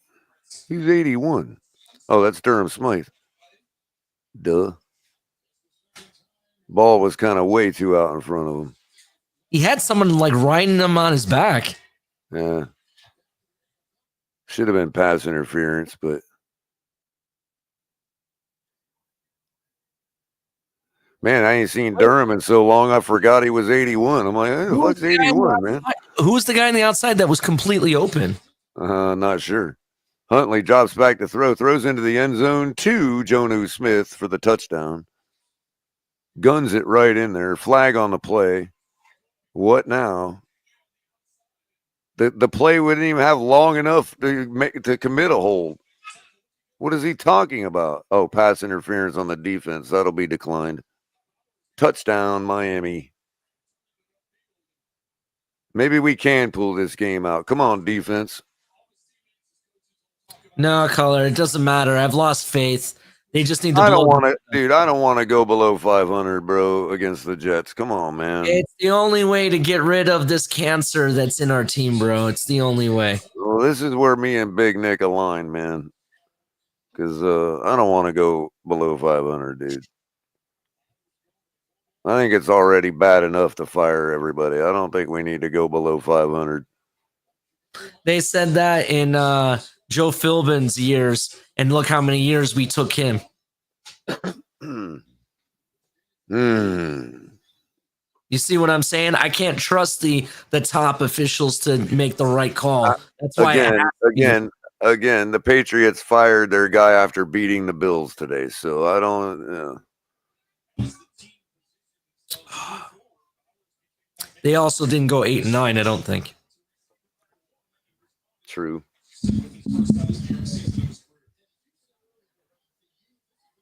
I mean, I get what you're saying. You have to have a winning season, but he's every bit as likely to keep everybody at 8-9 as 9-8. See, everybody's high on hepatitis, and that's the problem. They think, oh, if we pull this out, we're gonna have hope for next season. Let's do it all over again. It's like living in Groundhog's Day, bro, the movie, and it just keeps the same thing over and over and over again. I'm sorry. I want to take a wooden spoon and dig up my eyeballs at this point from watching it.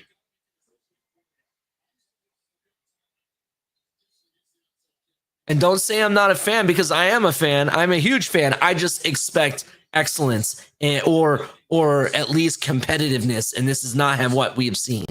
Well, I'd much rather eat a Pop-Tart than gouge my eyeballs out.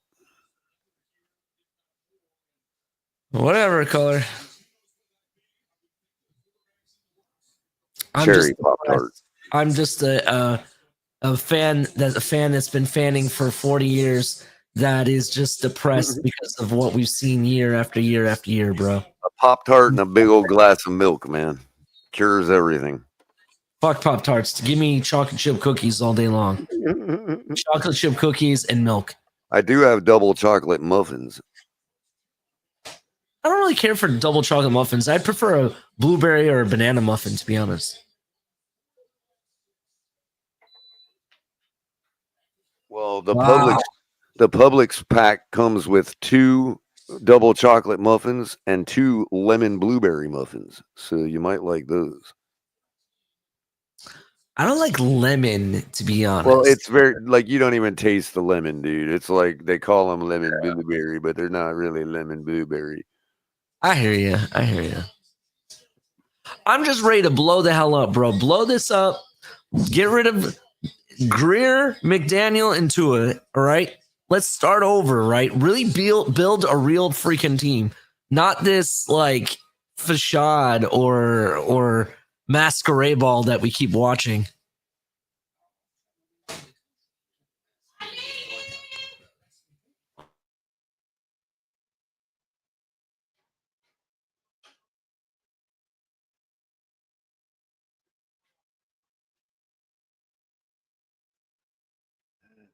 All right. Once again, 3rd and 8. Defense doing their job.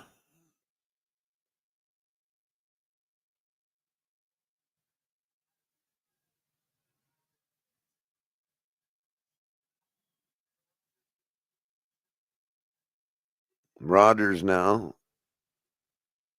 drops back, throwing deep down the sideline, has his man for the catch and the first down.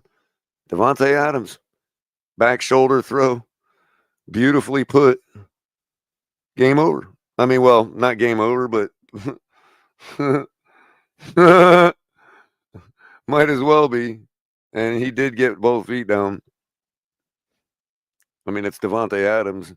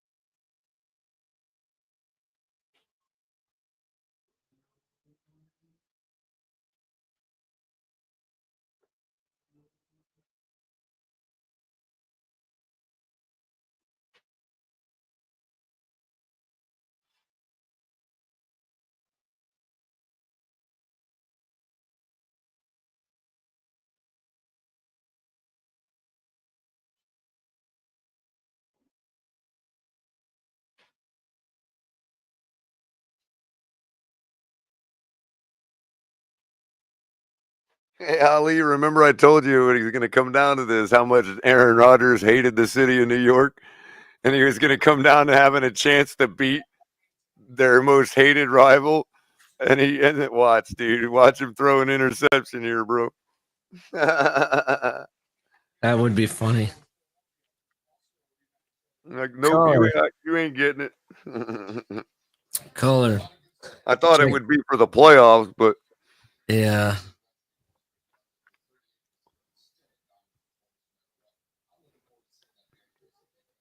But it's for their bragging rights. So, Color, check this out. The Miami Dolphins are one of those toys, and I please name this toy because you probably know what I'm talking about. I think it's called Jack in a Box, where it has a little handle on the side, and you wind it up, and you keep doing it, and you think it's gonna be something, and it ends up being a clown that pops out. Yeah, it plays Pop Goes the Weasel. Pop Goes the Weasel, right? That's what the Miami Dolphins are. Every time they take the field, you don't know if it's going to be Pop. Oh, we're just a bunch of clowns, or right. You know, at any moment, you're turning the handle. At any moment. If you were like some crazy person watching the Miami Dolphins, it's like playing Russian roulette, bro. The other example would be whack-a-mole. Whack-a-mole, that's another one, yeah.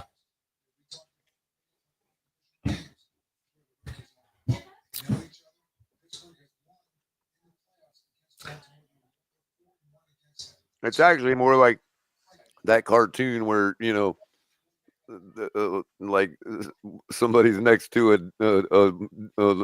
dam and it's leaking, and they like they stick their finger on it, and then another leak pops out, and they stick their other finger on it. Next thing you know, they pull the gum out their mouth and stick it on the other hole.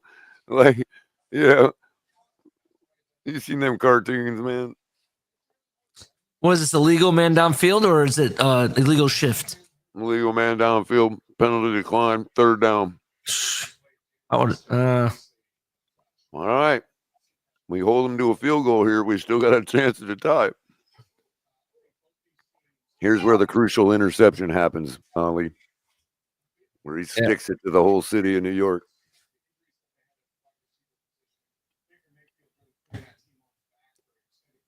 Jermaine says that Tua has played with a broken ribs before, so saying that he's injured and soft is pretty dumb thing to say. Jets get the first down and way more.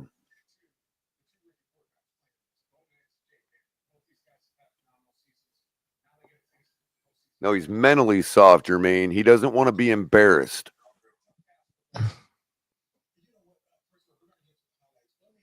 They showed him warming up, Jermaine, before this game. Why the hell didn't he play? Why the fuck was he warming up if he wasn't going to play? He likes to get all the accolades without doing any work.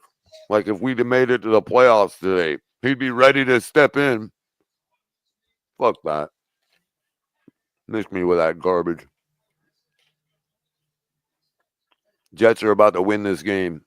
Hand the ball off at the 10-yard line. Takes it down to the 9. Damn, CCR. What's Mike McDaniel getting all excited about? You're about to lose this game, McDaniel. They score a touchdown here. It's over.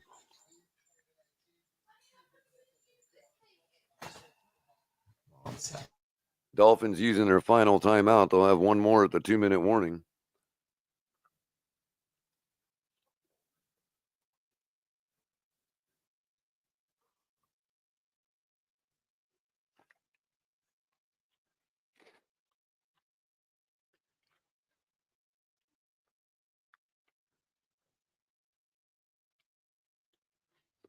Couldn't really move like he wanted to. No, because it's just the Jets, and we're probably not going to make the playoffs anyway.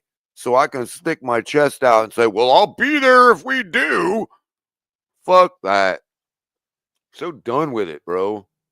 None of what you're saying will work on me anymore, Jermaine. None of it.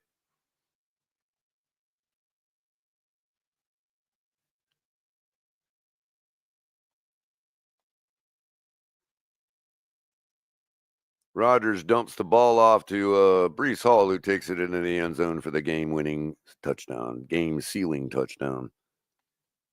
Icing it for the Jets.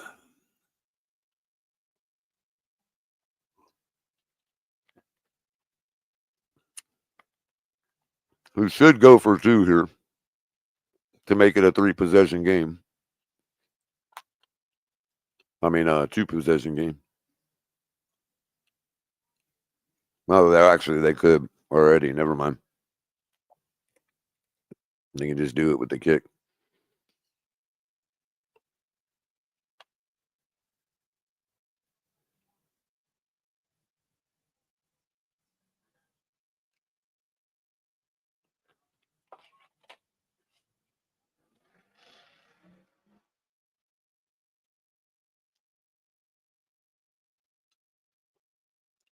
How's that undefeated record now against the Jets and the Patriots? How's that feel?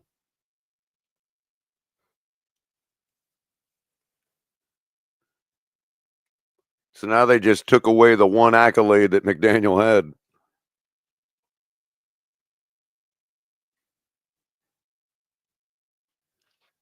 No, they didn't. They already took it away before. No, he was undefeated against the Jets and the Pats. No, he wasn't. Or 12-0. Not McDaniel. It wasn't, but Tua was. I thought it was McDaniel. No, because remember the game after the Bengals game that Tua went out on, it was the Jets, and they blew it up because we had Teddy Bridgewater in the first game. That's right. That's right. Yeah.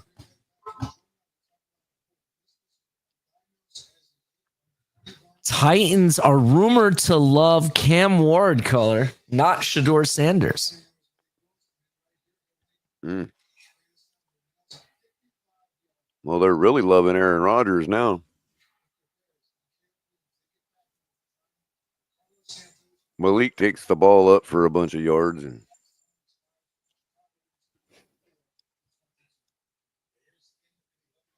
how long has it been since you've seen that on the sideline, Ali? I don't know. A happy Aaron Rodgers dapping it up with all his players. I said that earlier, color. I said it earlier. Joy Taylor is in the news, not the good kind of news, color.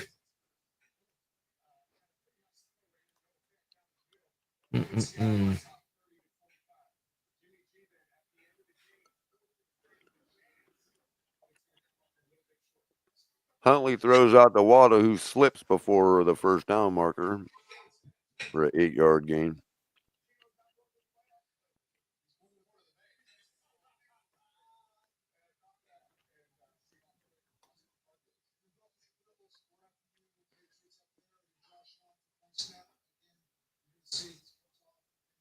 And Tua will likely have that record for a long time because the amount of times he's going to face those two teams when he's in the NFC is going to be a lot less.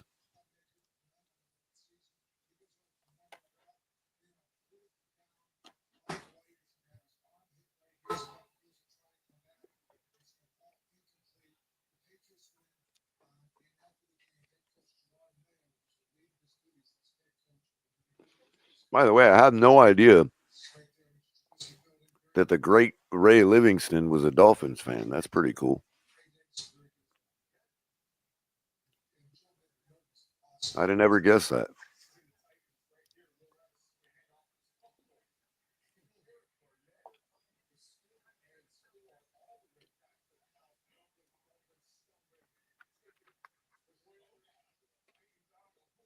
You know who Ray Livingston is, right, Ollie?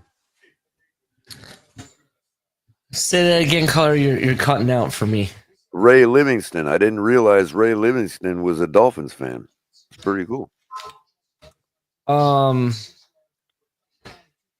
Isn't He's in our chat. Isn't he some type of hunter of some kind?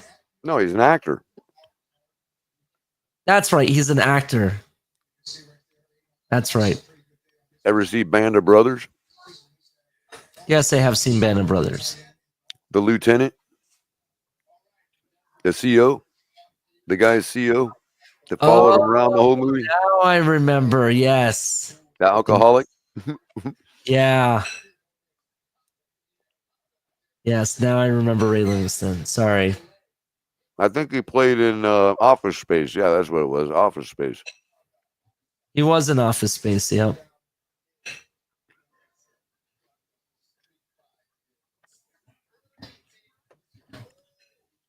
Good actor, though. Mm-hmm. I thought he really captured the point of the character that they were trying to convey in Band of Brothers, you know? Mm-hmm. Tell him, Capitan. What a pathetic excuse for a football team. It is pathetic.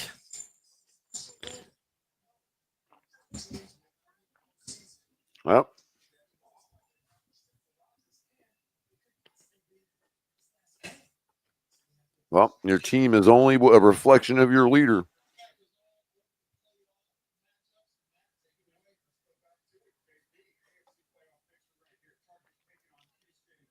And who have they been yelling at us, jamming in our ears is the leader of this team, Ali, for 3-4 seasons now?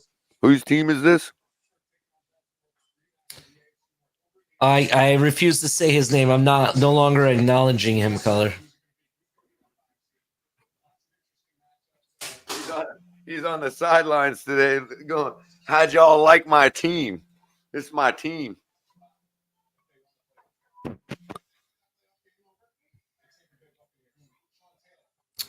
Hands down, this is trash.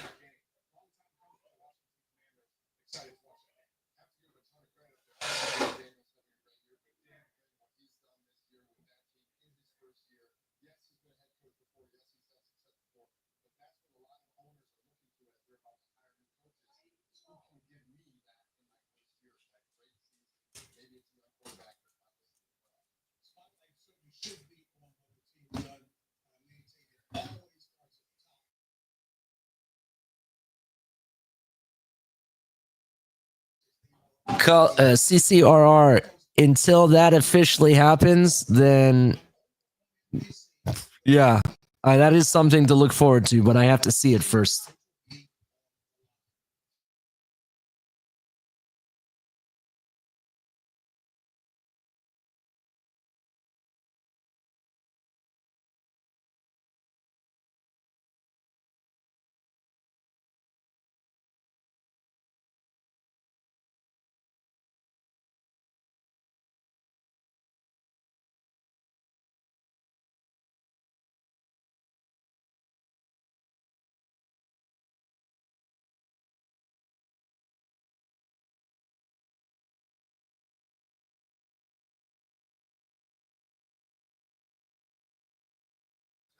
Matt's giving us a forecast of what to expect of the press conference, Color.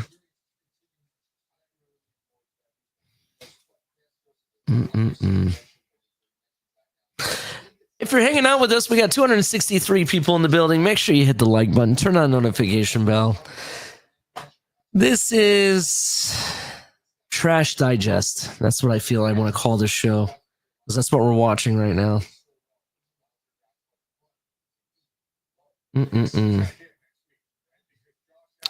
Color, if you're talking, I can't hear you.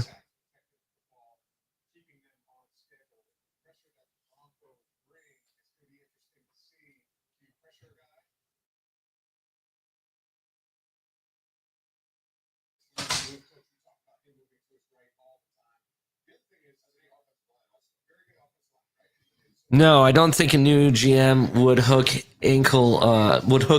an ankle weight to themselves. No, I don't think so.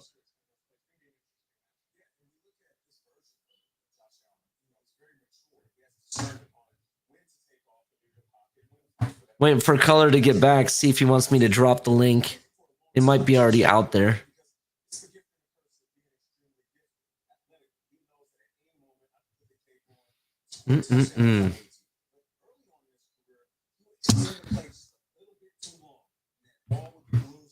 What is going on here?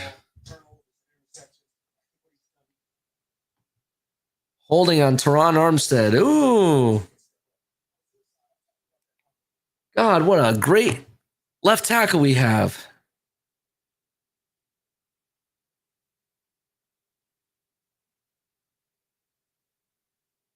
Sorry, Ali, I had a phone call. No, that's okay. Was it the Miami Dolphins asking if you're going to renew your tickets? I don't know, but I got a phone call to make tomorrow. They already called me twice today. Let's see if they sent me the email. Speaking of which, Calais Campbell was on the sideline in Weaver's ear. I don't know if they were talking about what's going right or wrong or what, but he had a lot to say, it seemed like.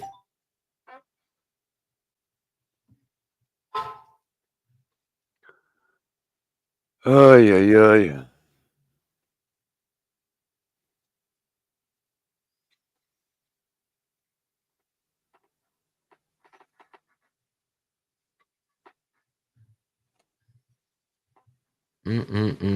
Do we want to drop the link and have everybody come on up? Already did. You already did? Okay. Mm-hmm. Yes, sir. I did. I heard you when I was on the phone. I just dropped it like a second ago. Is what I mean. It wasn't from earlier. Okay. Let's Yep, see. we're eliminated. It's over. Oh, we got the little E next to our name. Cool. I know. Man, the Miami Dolphins actually posted it faster God, than expected. Shit. it's almost like we're proud of it. It's disgusting. Yeah.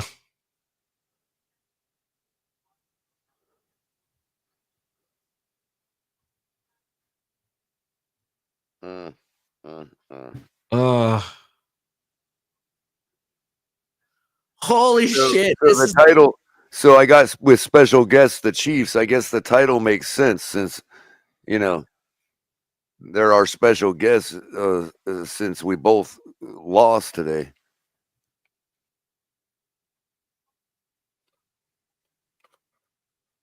Albeit for different reasons. Man, I can't even believe we freaking... Oh, my God, dude. Final score, 32-20. You heard it here. Dolphins falling to 8-9 on the season to end the season. Being getting eliminated from the playoffs by Denver, winning today 38-0 on the Chiefs. Not a great day for Dolphins football. That's for sure.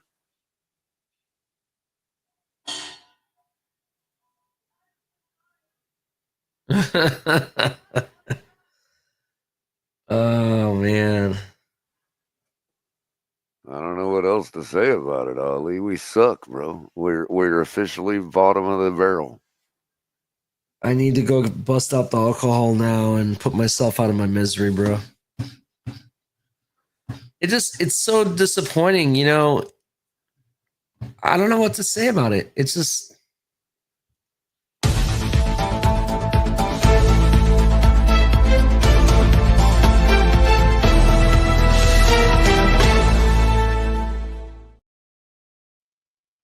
breaking news, ladies and gentlemen.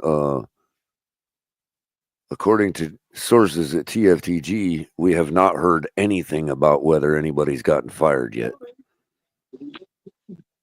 How's it going, Crypto? What do you think about that latest news? What's going on, everybody? I was just wondering, who do we play next week? I need tickets to the game. Yeah. it's called the Couch Bowl. It's being brought to you by Frito-Lay's chips that Tua likes to eat. I was gonna say it doesn't even feel like the season's over. Like it feels like we're in week 9 or something. Bro, I'm trying to get tickets to the game, Ali. Meanwhile, Tua's on the sideline wearing shades like he's ready to watch The Bachelorette eating right, chips. like it's week 9 or something. That's what I'm saying. Like has he been listening to Corey Hart? I wear my sunglasses at night because it sure enough was dark out there. Why was he wearing sunglasses? I have no idea, dude. The guy is it's nuts, bro. I'm done. I'm over. Is he channeling Corey Hart? If you didn't hear me go, you know why, Crypto? It's the same reason you wear them at the poker table, bro. Yeah, you want to be able to look at other people's reactions and whether they're looking at you or not without them knowing that that's what you're looking for. Yeah, Crypto. If you didn't hear me go on a tangent, in other words, you want to know. In other words, you want to know where the camera is facing without looking to see where the camera is facing. Yeah. Crypto, if you didn't hear me go on a tangent earlier, I am now all for the trifecta. Get rid of Greer, Tua, and McDaniel. More Tua and McDaniel than Greer, but still, get rid of all of them. That's what I'm doing. Bottom line is you wear shades because inside like that because you don't want people to see what your eyes are doing. Bottom line. Mm-hmm. Well, so what other words, Tua wanted to lie to us with his eyes? No, he didn't want his eyes to betray anything to us. Right. So in other words, he was intentionally wanted to deceive us because his eyes would have told the truth. No different than at a poker table. I don't want nobody knowing who I'm looking at. I don't want you to know that I'm examining you and your mannerisms. You know what I mean? I don't want people to know that I'm watching everybody looking at how they look at their hands. Yeah. Man, that's crazy. It gives you a huge advantage to be able to look at what everybody, how everybody reacts to turning up their hands when they look at them when the cards first get dealt. It gives you a serious advantage to be able to watch everybody look at their cards before you look at yours. Sometimes you don't even need to look at yours. You can look at everybody's reaction to theirs and know exactly what to do without even looking at yours based on your position. I've literally won hands before without even knowing what the fuck my cards are. I wear my sunglasses at night I can. The theory behind it is that the cards ain't going to change just because you look at them. So when the dealer deals out the cards, there's no rule saying you have to look at them right when he gives them to you. What you want to do is you want to watch everybody else looking at their cards because you get all kinds of information before you even have to look at yours. They ain't going to change. Why rush to look at them? KP has got on his, he's showing his card. He's showing his cards. KP is not hiding his cards. There you go, KP. There you go. It's it should be an upside down dolphin, KP. It's a sign of distress. Bro, it's one of the freaking things about poker that teaches you about life, like that can translate to life, man. Your cards ain't going to change. Look at what everybody else is doing when they look at their cards first.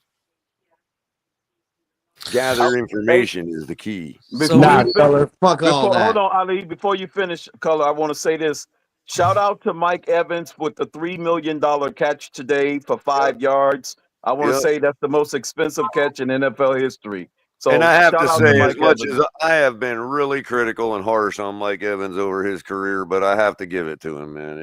He gets his He's tied flowers, Jerry man. Rice's Hey, record, Geno man. Smith Shout out hit to his him. $6 $3 million million. clause today too. Oh, Geno yeah? Smith hit it. Yeah. Yeah, They end Geno up hit his beating the $3 million Rams? clause. Yeah, they beat the Rams. Really? Wow. Yeah, the Rams set the golf. I guess they didn't care about playing Detroit or Minnesota. Sean McVay said, I'm just going to play anybody. I don't care. So this is where I'm at. I want to bring back Calais Campbell if possible. I would really like to do that for one more year. And shout out to Coach Weaver, because regardless of all the pathetic calls and the hiatus and the craziness on the offensive side of the ball, for the most part, the defense actually was very consistent. I'm actually impressed with the defense. It's not like I have a hatred towards them. Yeah, they could have been a little bit better here and there, but the defense really did hold it down, in my opinion. That's just my opinion, though. So I don't know what you guys think, but Well, really quick before we get started on what everybody thinks, here it is, ladies and gentlemen. Latest playoff picture that is almost set in stone, except for one game. The AFC side is completely set. There's your matchups. Yeah, the Kansas NFC City side. on the bye. Denver will go to Buffalo. Pittsburgh will go to Baltimore. Los Angeles Chargers will go to Houston in the first round.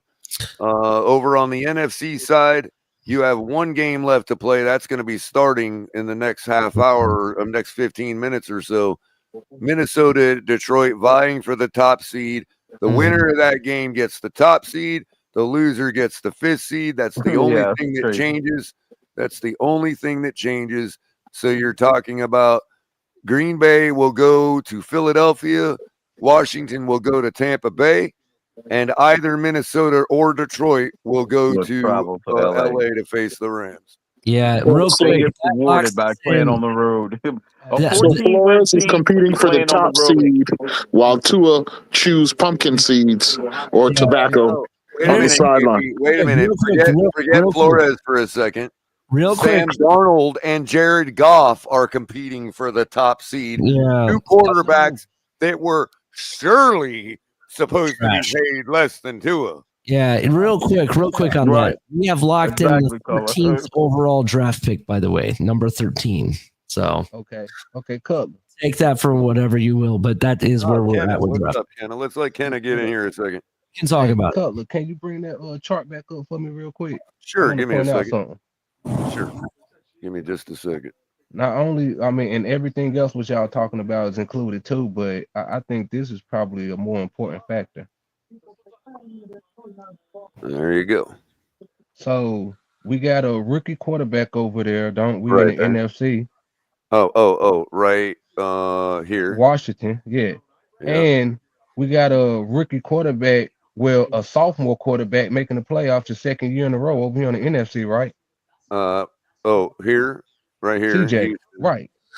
And rookie core in Denver. Oh, and the rookie in Denver.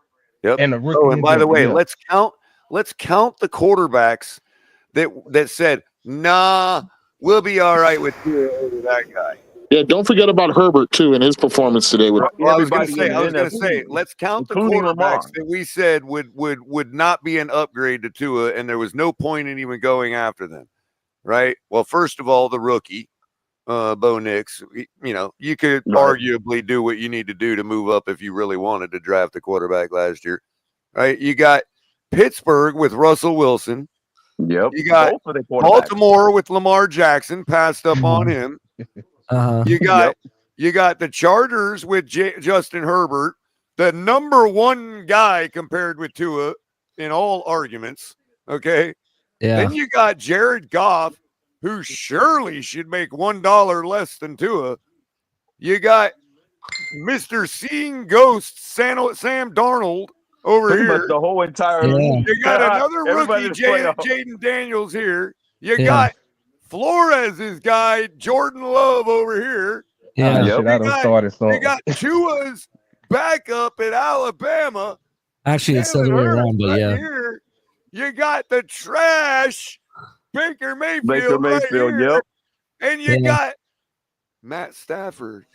Well, and you know what's funny about all those Could've names? been gone this offseason. Color. Hold on. Don't finish it right there. The funny thing about all the names, except for the rookies, were names that we argued why they should bring them here. Right. That's what I'm saying. That's what I'm saying. Steelers have both And quarterbacks. every one of them, Ali, got shit on. Steelers Every have one of them Using got the shit Stafford on. example. Using the Stafford example as well.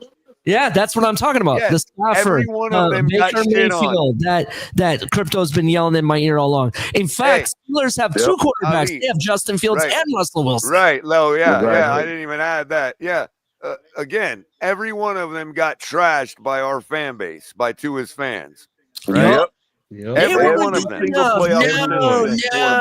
So I want to remind Mr. Ross of why his billionaire friends are laughing at him right now, and why he's an embarrassment.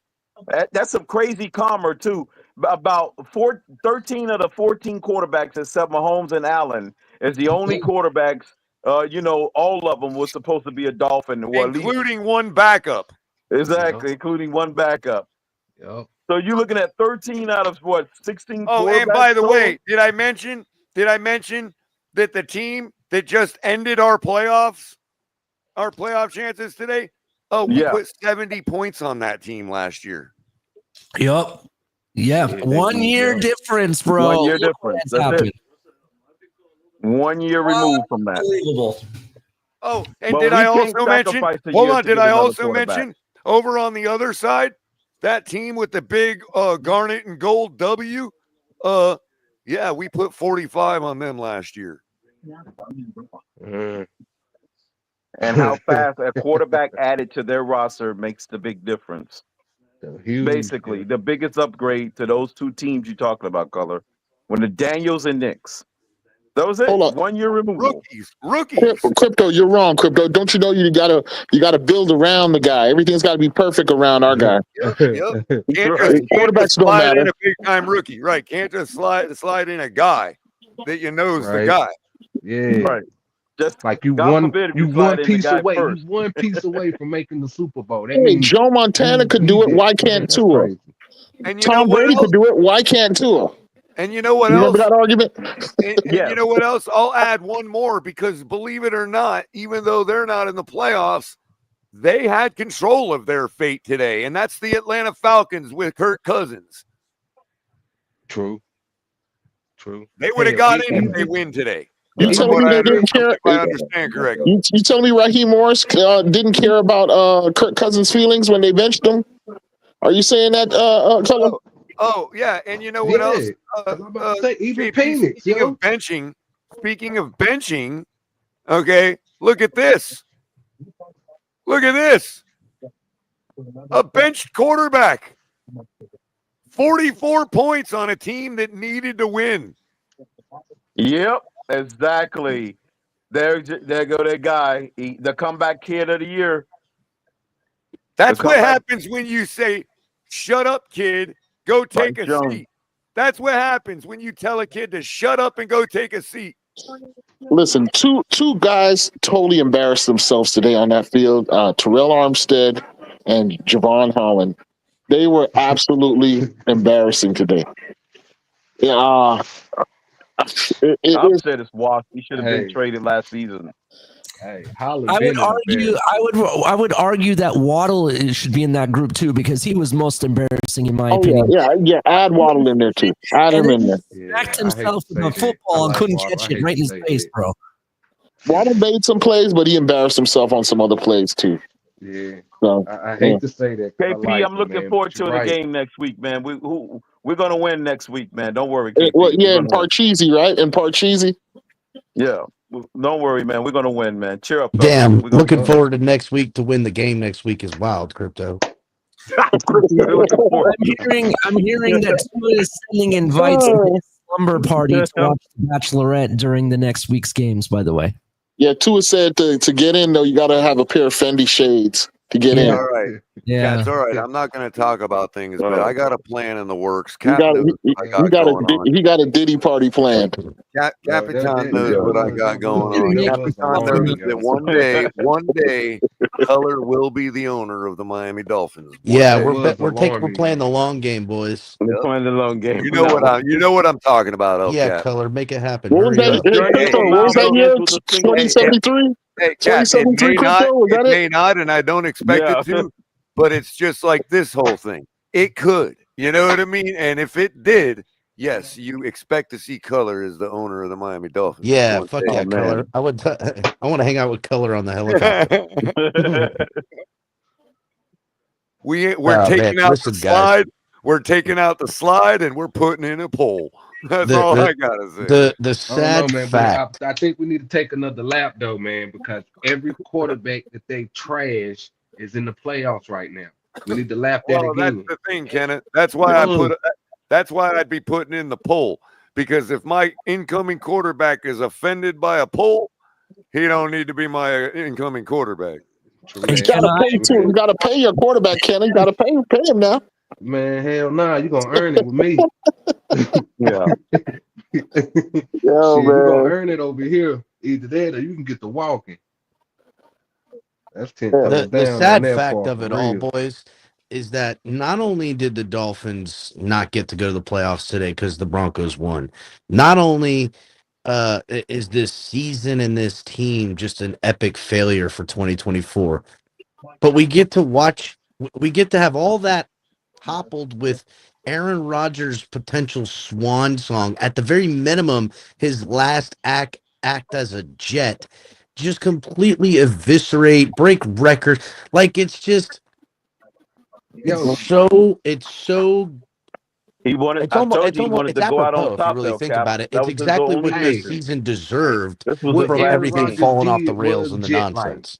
What Aaron Rodgers did was jet Hot like. take. By the way, can I take a guess of what your plan is, Color? Sure. You're gonna get a heat stroke from the great parking lot and sue the Dolphins. That would be a good one. That would be a good one. Spilled on me, Shake. That wouldn't get me enough though. That'd be a couple 100,000, Shake. That wouldn't be enough. I need to get 81 million from a cup of coffee spilled on you. Right, that's right. They're gonna be serving hot cocoa in a really cold game at Hard Rock, and I'm gonna spill it on me. That's how you do it. This is a good way to put it right here. Boxing Bill says we got our nose rubbed in it. Yeah. We gotta get our nose rubbed in by the hapless garbage Jets and Aaron Rodgers, who like the Jets fans get to Wow. I mean, damn it, bro. Here's the hot take. There you go. Hey, Cap, look on the bright side, Cap. At least we messed up their draft position. Here's the hot take. Here's the hot take. We trade up to get Travis Hunter, and Aaron Rodgers is throwing a rock to Travis Hunter as a Dolphin next year. There you go. Funny Let's you get said that little Let's plan go in get action. Aaron Rodgers as our quarterback next year. Exactly. Hey, he's thrown more touchdowns than any quarterback in our quarterback room. He tried to get over here last offseason.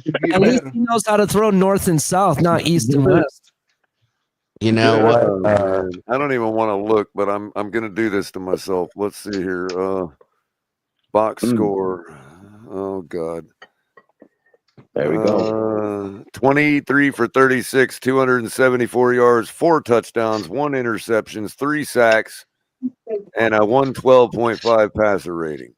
That's Aaron Rodgers' day today. There you go. Yeah. He's trying to go out like John Elway on top, man. Meanwhile, Tyler Huntley shit the bed today. Although not as bad as it seemed, the 2 picks didn't help his rating, but he was 25 for 41, 25 for 41, 227, 1 tutty, 2 interceptions, and a 63.8 rating, 4 sacks. Lions wearing the black unis tonight. Achane had 11 carries for 121 yards. That's good for 11 per and 1 touchdown and a long of 61. Great stuff. Great work. Well, So really, it's Achane and Jonnu Smith, and everything else on the offense I can live without. And Pretty Malik Washington had 3 kick returns for 122 You know what? yards Add and a Malik 40 Washington to and a that one, 'cause that's it. 40.7 yard average. Malik Washington, since coming back from injury, has done nothing but point straight If you up. take a microscope to that offensive line's play, what I saw today, based on what I remember, is the pressure was coming from one person and one person only, and that was Terrell Armstead's guy. Check this out. Everybody else was blocking. I mean, we're going to wait on the all 22, but that's what it seemed to me. Check this They were out. getting beat on the inside stunt move between the guard and center. To the person that was appalled that I said that Craycraft might be better than Waddle, to that person, Craycraft was 4 for 4 for 38 yards and a 9.5 yard average with a long of 15. Jalen Waddle, on the other hand, was 4 for 9, 44 yards, and an 11 yard average. Damn. Damn. How many drops? Does it say how many drops? 5. I see it. 5. 5 drops? Well, 5 drops? 5 incompletions. Oh, okay. No, but I can think of at least 2 drops. At least. Yeah, we had at least 2 drops. There was 2 My drops. point is, he had 6 yards less than Waddle on 4 targets and 4 completions. One of those incompletions was the first interception for Huntley, which, in my opinion, he gave terrible effort in fighting for the ball. Huntley gave him a chance for it, and he didn't do much to put himself in position. He got wiped out. Didn't even try to break it up, KP. Didn't even try to break it up, bro. And then the safety who had fallen on his knees, which is why Huntley gave him that shot one-on-one, got up and made the easy pick. So that first one I don't put on Huntley. Now, Huntley, I'm not saying Huntley was great because he wasn't. Even on the second interception, though, Armstead let his guy get right by him, and he came in and hit Huntley as he threw the ball. But still, that's on Huntley. Bad decision. You know, we're almost in the red zone, and he threw that one away. So yeah, fumbling 2 snaps. That's on Huntley too. Huntley was Huntley. Yeah, he's not no goddamn Joe Burrow. He's terrible. But but the whole point is, we're not even supposed to be comparing a third string got in from Baltimore last second to our number 1 quarterback making $212 million. Standing on the sidelines, wearing Fendi shades, chewing on tobacco with newly whitened teeth, smiling. Hey, man. Hey, give me a couple of his new gig for next season, KP. Hey, Crypto. Did you see the teeth, Crypto? Did you see the teeth? Yeah. Is Waddle overrated, bro? Highly overrated. He's been overrated since I told you all he was overrated 4 years ago. By the way, I'll ask again. Anybody want to jump in that time machine with me? Go back to 3 seasons ago and get them 2 first-round draft picks I told you all we should have got for him back then? Oh, 100%, bro. 100%. Hey, fella, water remains wet. Or y'all want to continue to laugh at me about my Waddle takes? And who wants to laugh at me for saying that we should have traded Wilkins when we had the chance? I'd rather trade him than let him walk away, to be honest. Yeah, that was the time to trade him, Ali. You're right. Waddle didn't have the gift. The gift is all that matters when you talk about a wide receiver 1. And if you don't have the gift, you're not a wide receiver 1. I don't care. You're not Justin Jefferson if you don't have the gift. And we know what I think the gift is. And here's the thing, too. We should have traded Tua to the Panthers back when they wanted him, even though we didn't get Tom Brady. That's where it all started to go wrong. Yeah, look, I even want to go back in time and stop at the moment where we were telling everybody that Tua should be playing on his 5th-year option. And now look where we're at. You know who has the gift? You know who has the gift?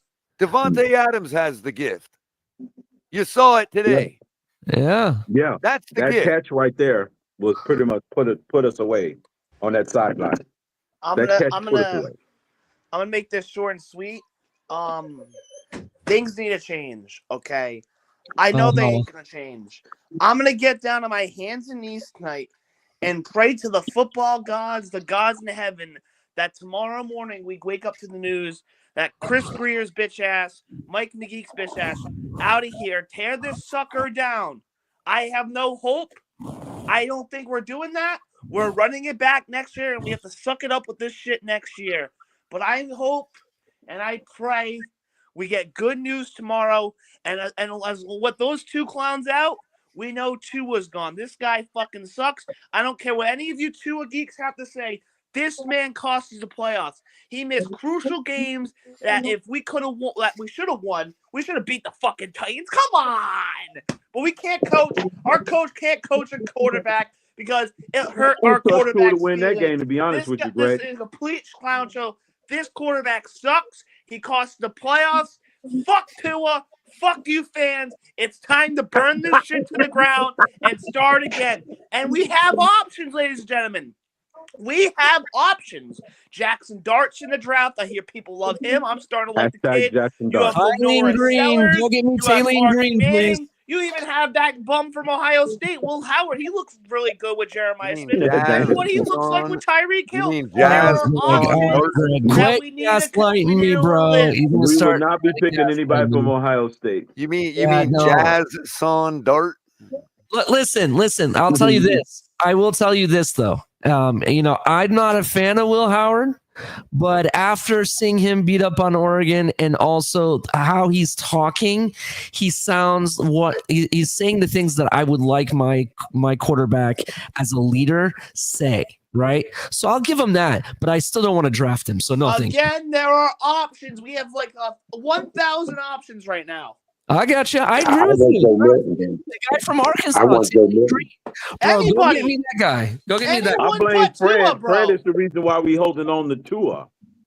I want Joe Milton, bro. I mean, Joe Milton? Joe Milton was good today. Did we not have all these same conversations last year? Did we not pick every quarterback in the draft, including Bo Nix and all these guys, and everybody was like, yeah, these guys are all good, but this really isn't the draft you want to draft a quarterback in. Right, exactly. Yep, Color. We got to hold them accountable for that kind of talk, Color. People were saying we were saying we should have went after Justin Fields as a viable backup. We got shut down instantly. Got shut down. He was 4-2 as a starter. 4-2 as a starter, and look at that, Pittsburgh. And now he's in a playoff position. Ooh. He may not be the starter, but still, he's still there. At least if Pittsburgh starter goes down, they have a viable guy who can step Is there a quarterback that we passed up on that's not in the playoffs besides Kirk Cousins? Yep, that's pretty much it. Herbert? He's the only one. Herbert's the only one. Yep. Rodgers? They all made it. I think that was intentional too, Color. Rodgers just beat us. The only quarterback we passed on that didn't make it is Mac Jones. Oh, he's an Alabama quarterback. That's probably why. Right.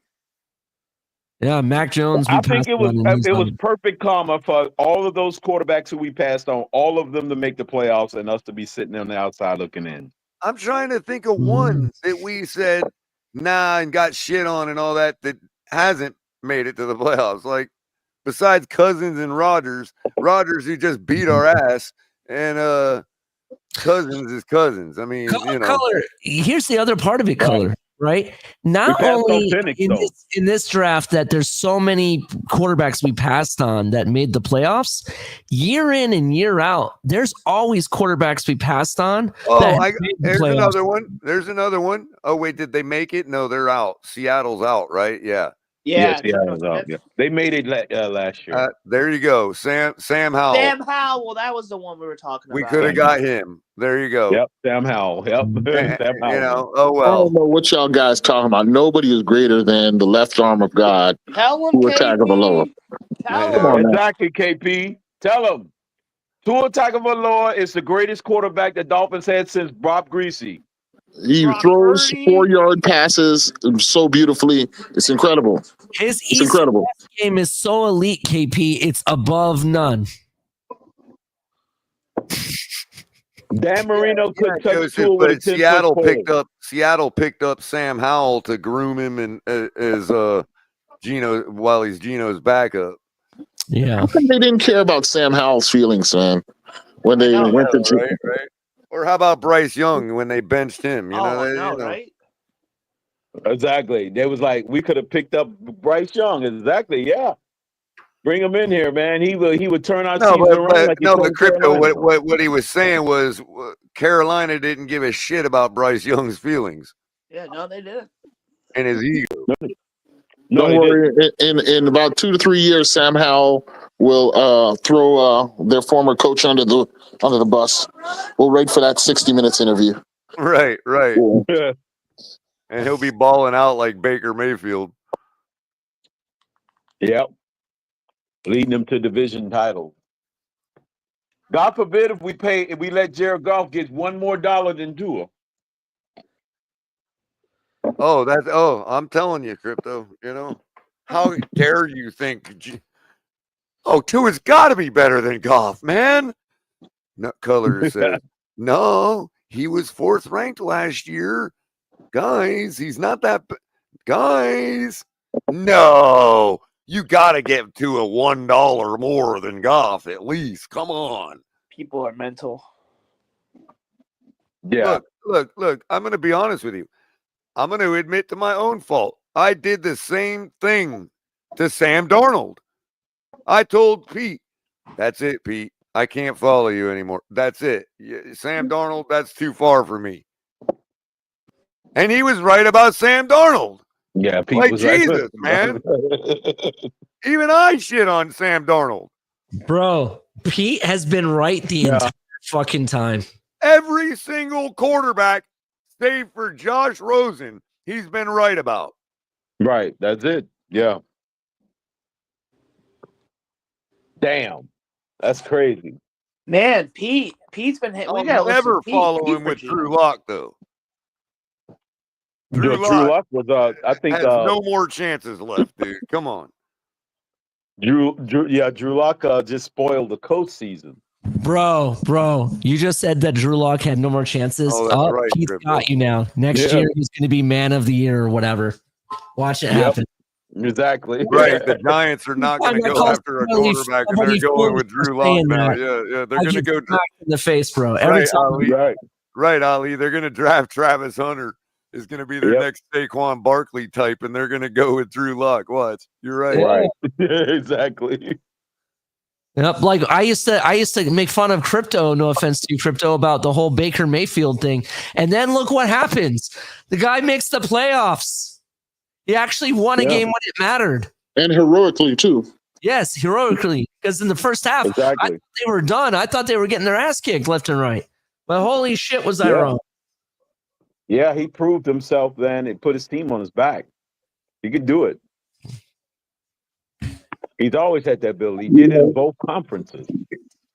You know, choosing guys to play positions just because of their draft highness or whatever, man.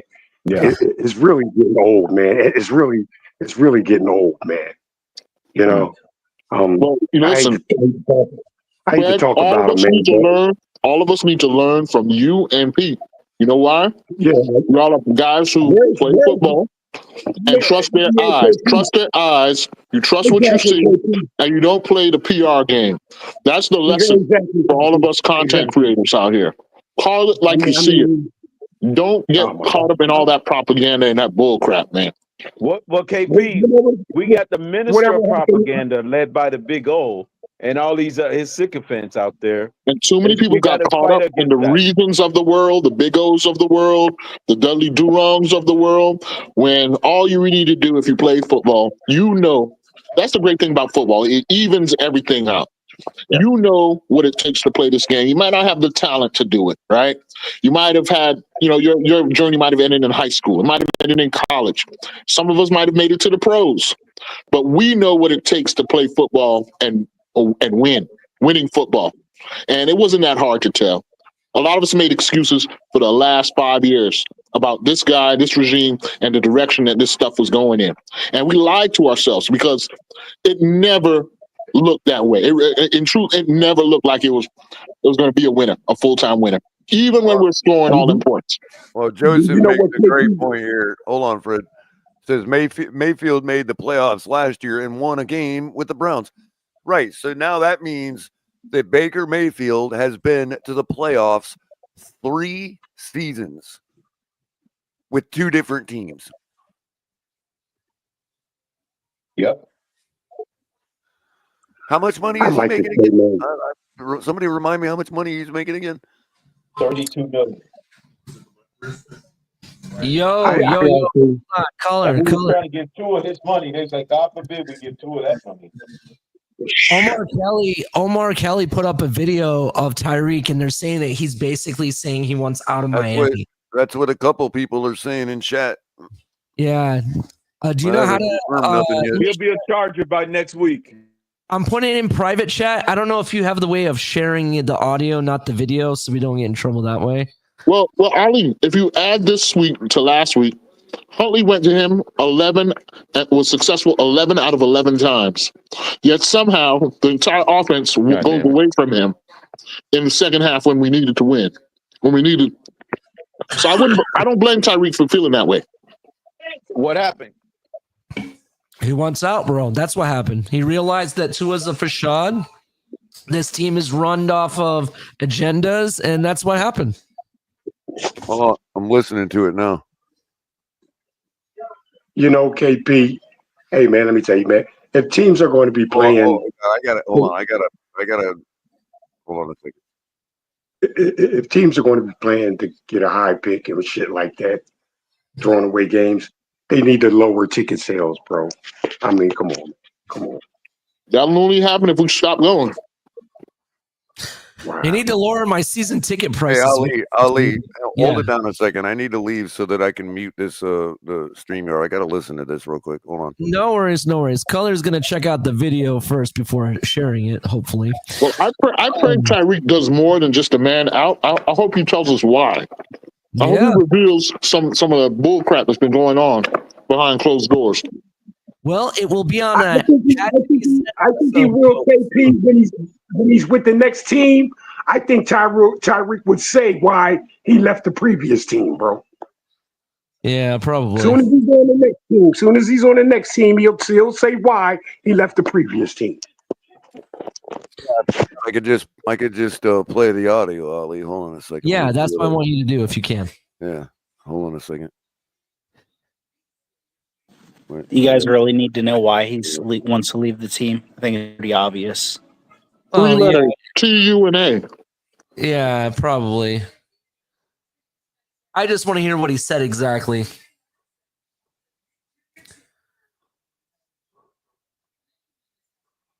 Hold on a second. Let me figure this out. No worries. So that we're not that first, and then I want to do this booger right here. Oh, not that one. That one. All right. Now I should be good. Let me know if you can't hear it. All right. Yeah, man. So all season I've been dealing with, a little issue, and so. Was it the left wrist? Right. So coach kind of pulled me out. How would you describe that season for you now that it is over? Oh, season was great, man. I had my daughter, so that's a plus for me. I'm happy, I'm blessed, man. When you say coach pulled you out, Mike McDaniel pulled you out because your wrist was injured? Just one of those issues, man, that when you look up at the scoreboard, Chiefs are, down, and it's like, okay, so. How do you feel about not getting to 1,000 yards this season? I mean, it is what it is, man. It's life, man. I feel like at the end of the day, there's a lot of things that, I need to reassess, about, my career and, just see what I need to do, to continue to get better, as a player.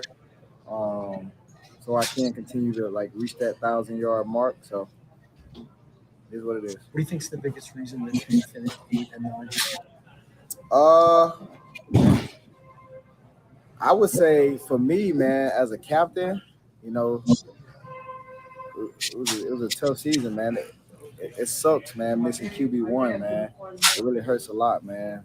You know, not having him, but you know, Snoop did a great job of filling in whenever he learned the offense, getting us going. But whenever you're missing, your franchise player, man, it kind of sucks. So.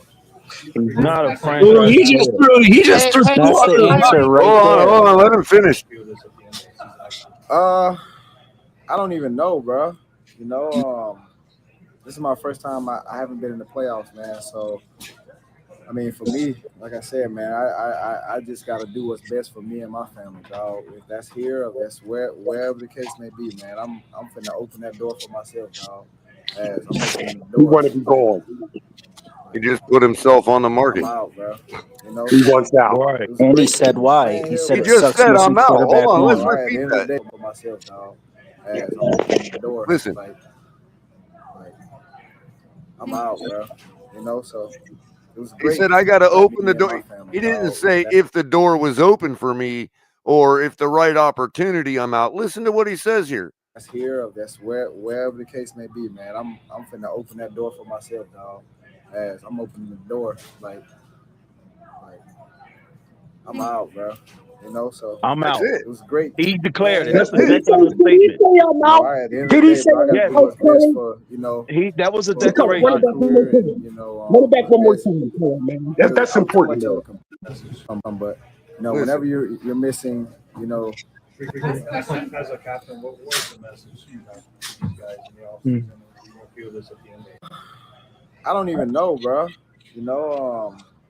This is my first time. I haven't been in the playoffs, man. So, I mean, for me, like I said, man, I just got to do what's best for me and my family, dog. If that's here or that's where So he starts by saying, if that's here or wherever, right? wherever the case may be, man. I'm finna open that door for myself, dog. I'm finna open that door for myself. As I'm opening the door. I'm opening the door. So he repeats that. Now, this is a break. This is a shift from correlating what he said a second ago to what he's about to say. Like, I'm out, bro. So it was great playing here, but at the end of the day, bro, I got to do what's best for that right. It was great. He's Now out. talking past He's it. out. He is That's what I'm completely saying. out.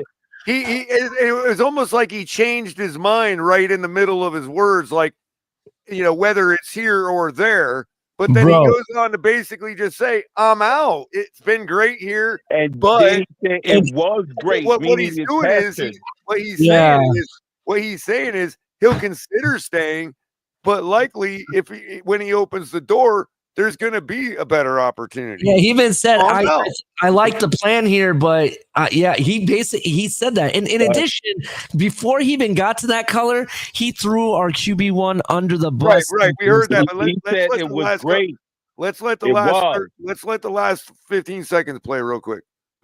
For my career and what's best, because I'm too much of a competitor to be just out there. Mean you thinking about leaving here? If it is, hey, every day, every day. Yeah. Every day he thinks about leaving here. And the last thing he said there was, I'm too competitive to be out here, or to be, what I would have said there is meandering on a mediocre football team trying to build a quarterback out of whole cloth. Yeah. Yep. But what he said was, I can't be, I'm too competitive to be And he said he's out. here, That was to a be out there, declaration. to be just thrown out That's all there we as need a to know. cog in a wheel, to help a guy, to be a guy's training wheels. That's all we need to grab from that. He made a declaration. He said, I'm out. Yeah, I'm out. I'm done playing That's a bicycle for declaration. Tua. Hey, crypto, meaning don't even worry about tricycle for a restructuring guy. anything. I'm out of here, bro. I'm done playing training wheels for a guy that can't even be on the field. Yep. Amazing. I've never heard anybody say he's had enough. I told you all. He is done caping. They didn't pay him. What happened was when he went to the table to ask them for money, they gave him a problem after what he's done for Tua, caping up for Tua, putting his reputation on the line, talking about Tua's the best passer I've ever caught a ball from, and that shit, right? Yeah, that was propaganda. Well, $30 million only buys you so much. He's had enough.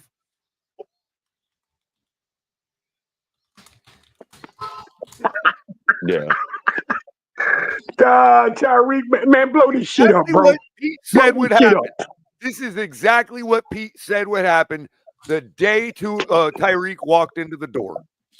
See, now y'all need to listen to me and Pete more, man. You know what I'm saying? Don't worry, Fred. That's what I was saying. You're a special guest on the Blitz pickup This as well, is the man. day. This is the day where Tyreek finally had enough and is now exposing the whole thing for what it is. That was a straw that broke the camel's back today. Tyreek's out there basically saying color, Capitan, Ali, TD. Y'all have been right the whole time. Everything you've been saying. God damn it. Don't forget Fred, I damn said it. it as well. I'm talking about, well, yeah, I'll include you all, but I'm talking about like from, all of it. Like just the conspiratorial stuff, the sabotaging backup quarterbacks to prop up Tua. All of it is true. That's what Tyreek is saying. But I'm kind of mad at him though because he participated in the lie. It was his words that helped sell this whole thing. But KP, this is where the pure capitalism comes in. Capitalism, bro.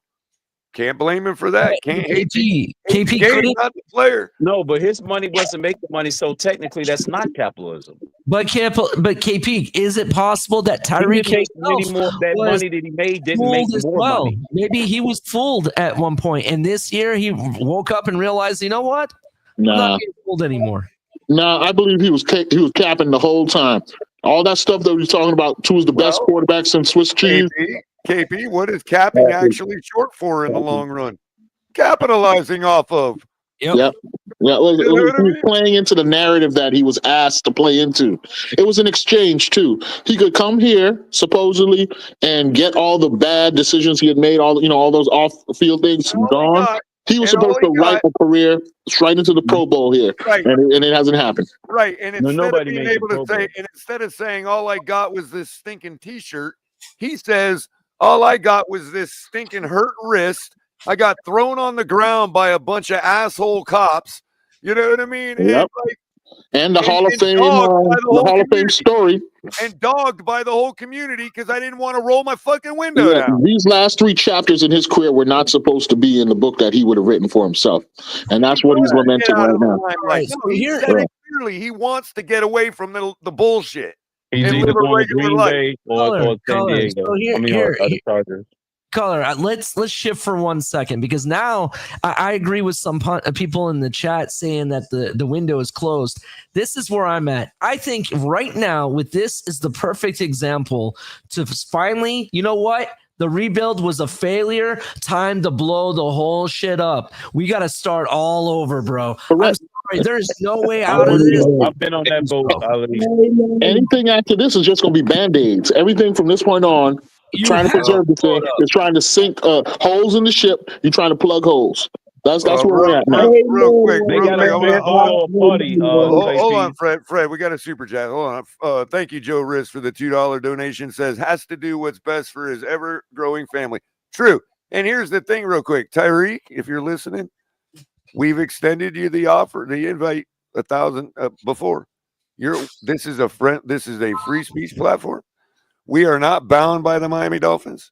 You can speak to lots of Dolphin fans if you'd like to. Anytime you want to say what is on your mind, buddy, you are welcome here. And I'm sorry, but the way this fan base has done you, especially the past few weeks, is freaking bullshit. And I don't blame you for feeling the way you do. Bro, I don't care what anybody says. I think this is the best thing ever. Why? Because we can finally rid ourselves from the cancer that's been killing this team for the past 7 seasons. All right? Enough is enough. Get rid of Greer, McDaniel, Tua, and just blow the whole thing up. Well, what I want to make clear, what I want to make clear is that TFTG is a Dolphin-centric fan-ran platform, but is not owned by the Miami Dolphins and is not bound by their rules. So all I'm saying is we're ready to run the 30-30 on the Tyreek Hill Miami Dolphins story, Tyreek. Just let you know. Yeah, definitely. But I'm all for it, bro. Let's rebuild this whole thing. All right. I'm sorry. You let talent after talent. I still haven't forgiven them to letting AVG go. Whoever thought that was a good idea, I swear to God, I hope I don't see you in the middle of a street. Joe Levesque using his 26-month member chat. Thank you, Joe. That's over 2 years, man. Freaking day oneer right there. No matter what we do, I'll be here to support TFTG. Well, thank you very much. We obviously, there's the proof right there at 26 months. We don't have any doubt, Joe. We appreciate you, buddy. I don't care what anybody, not even Big Nick, can come up here and try to change my name. He already tried, man. He don't come up here anymore. He just did it from chat. You know. I don't really care. He can sit there and say all the spew he wants. Oh, you're being foolish. Am I being foolish now? One of the best damn players to ever play this game is calling it out for what it is. The great thing is he can't come up and be like, man, you all want to just celebrate a win. And he also can't be like, man, we just had a winning season. Y'all should be happy. Can't say none of those things. No, he can't. I'm over it. Let's blow the whole thing up. Let's start over. Anybody seen Batman?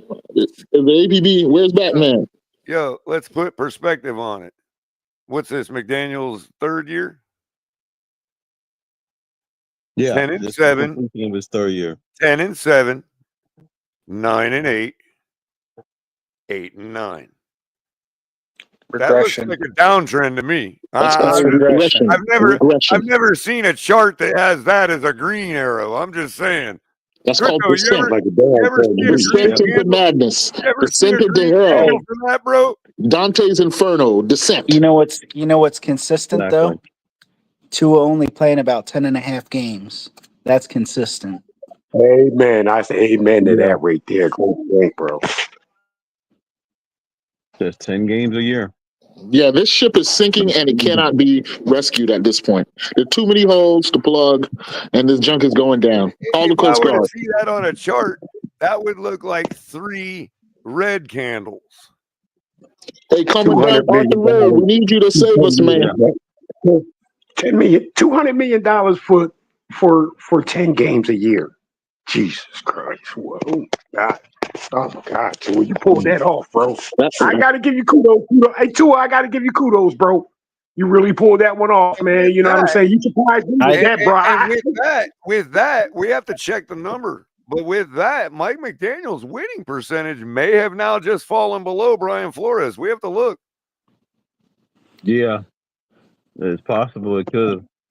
I'd be willing to eat Tua's contract and suck for the next 5 years if it got rid of the Tuaneers. I guarantee if I take Tua's contract, I'll outperform him on the football field. He probably wears shades better than him, too. Hey, I'm telling you, Alabama will get you paid in the NFL. Hey, I can only afford Oakleys, man. I can't afford them fancy shades. Oakley's about as high as I could jump. Breaking news, Mike McDaniel just got hired by the Geek Squad at Best Buy.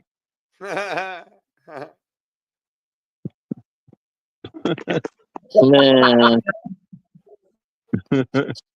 Yeah, this is bad. I mean, I feel in Ali what Ali said though, man. This is like, because it's been 5 years leading up to this. I think this is the end of this story. Finally, we're finally at the end of it. Because I can't go another year. Wait till they start throwing Huntley and the defense under the bus tomorrow on Twitter, dude. KP, you're saying 5 years, right?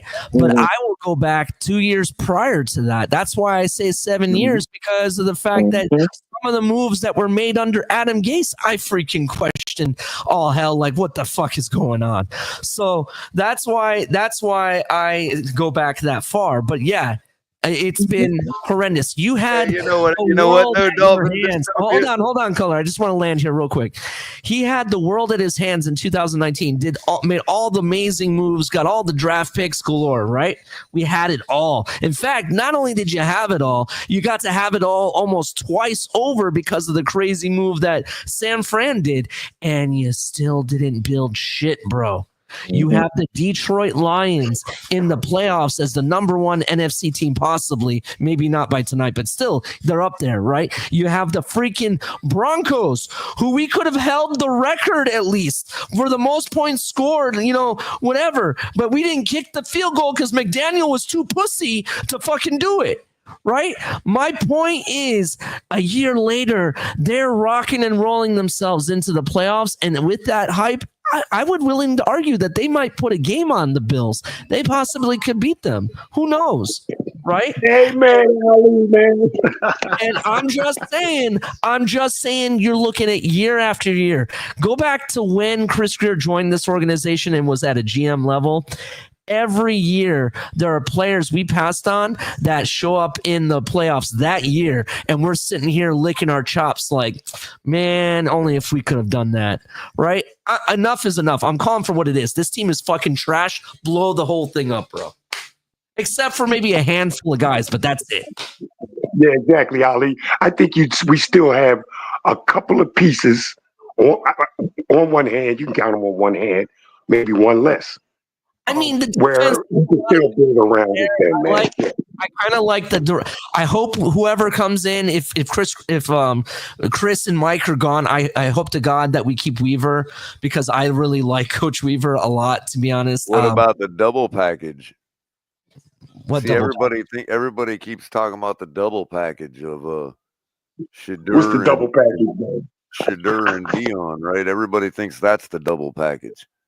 Maybe there's another double package. They're saying Shador's draft prospects are dropping. They're saying he might be a second rounder now. KP, maybe there's another combo that we hadn't considered. Who? Cam Ward. And who? Mario Cristobal. Oh, fuck Mario Cristobal. And no offense, Color. I don't trust Cam Ward because he'll probably quit by halfway through the season like he did in the bowl game.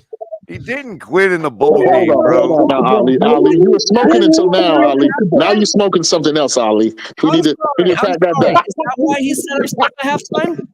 He didn't quit in the bowl game. Yeah, he didn't quit, Ali. It's because he's a draft prospect. Have you ever seen the movie? Bro, have you ever seen the movie Touchback? Yes, I've seen the movie Touchback. Okay, that applies here. I'm sorry. If you're gonna play in the bowl he made a choice, bro. My point. Choice. I get business choice. Yeah. I just don't agree with the choice. He did not want to be the guy with the midlife wife and the midlife family. He made the same decision that Devon Holland and Jalen Ramsey made today. They ain't tackling nobody in the second half. Because if he got injured, that would be it. Exactly. Here's the thing, though. Here's the thing. This is where I disagree with the premise, right? If you know that you're going to be a draft pick and you don't really care about this bowl game, why the fuck even play in it in the first place? Why don't you just opt out? It would have been different. Harrison Jr. opted out. No problem there. Bro, it would have been different, first of all, if his defense wouldn't have crashed on him and we would have been playing for something. It would have been different. It might have even been different if it was more respectable a bowl game other than the Pop-Tart Bowl. But there is nothing going to improve his draft stock by winning in the Pop-Tart Bowl. The only thing that could happen is he gets hurt and his whole future ends.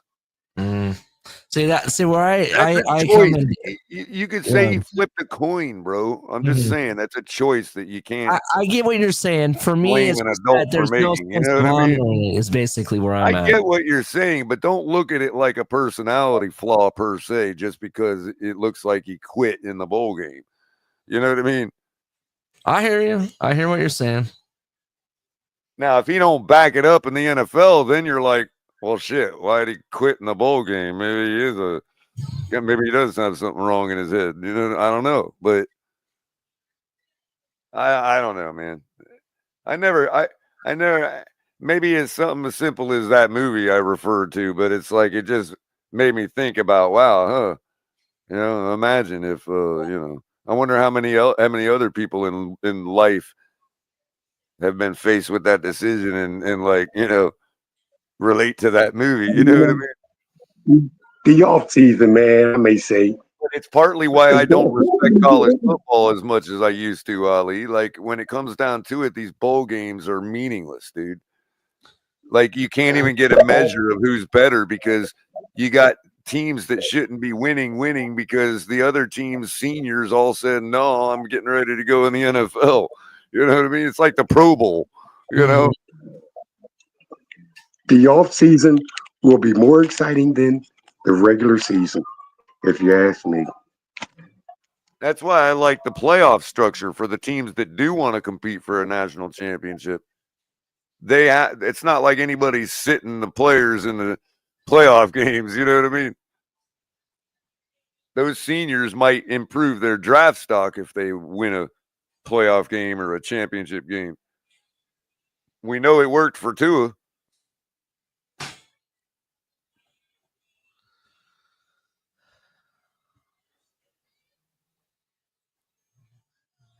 Hell, he got both worlds. He got injured and still got an NFL career. Lucky him.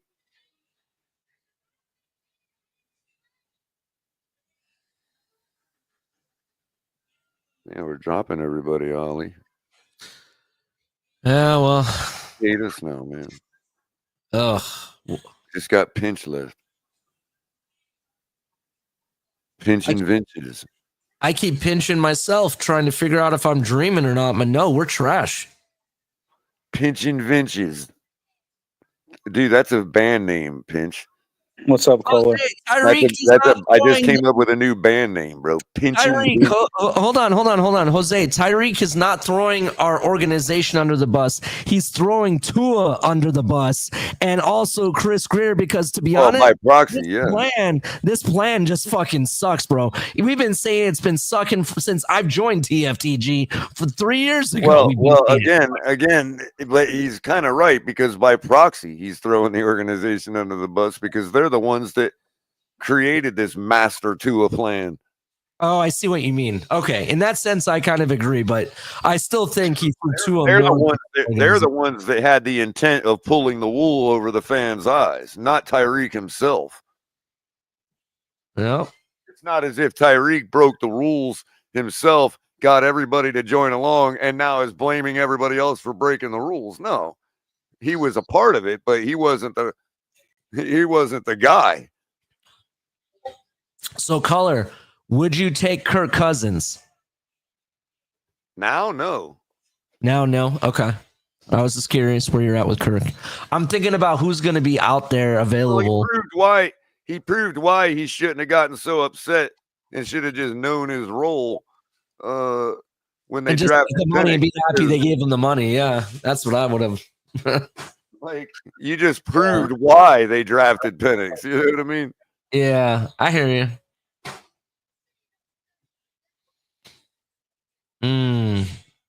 Cut the cord. I really still think the play in Minnesota is to keep going with McCarthy, bro. I don't know why you draft a guy, have high projections on him, and just because Sam Darnold has a resurgence, I don't buy it, bro.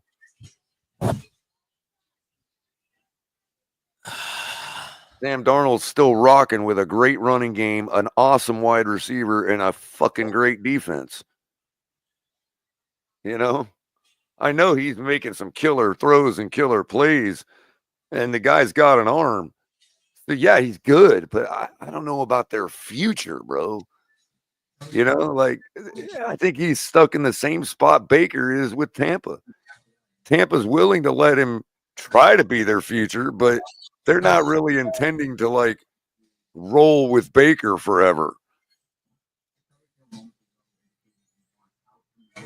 they're gonna roll with Baker until the fans get sick of his bullshit. And as long as he keeps getting to the playoffs, there's no way they can draft a top grade quarterback. They have to they have to do the, New England Patriot thing where you get a second or third round guy. And since it's Baker Mayfield anyway, it's not killing anybody's ego. So Baker Mayfield's got enough ego for everybody in the room. You know what I mean? Yeah, I got you. So, color real quick. Will Monzo, I'm not sure who he is, says Dolphins coach McDaniel. He has a video that shows it doing a quick double take when asked about Tyreek Hill's post-game comments that he might want out of Miami, and this is what how we lost you, Ollie, or I lost you. I don't hear him either. Okay. Yeah, we lost y'all. He might have got a phone call. But you know what? I'm going to boop. He just booped back in. Ali number 2. We got Ali number 2. And he is, in fact, on the phone. Can you hear me? Yeah, I can hear you. Okay, my cat tried to cancel me legit and hit the power button on my computer. Oh, shit. Basically, he took a double take.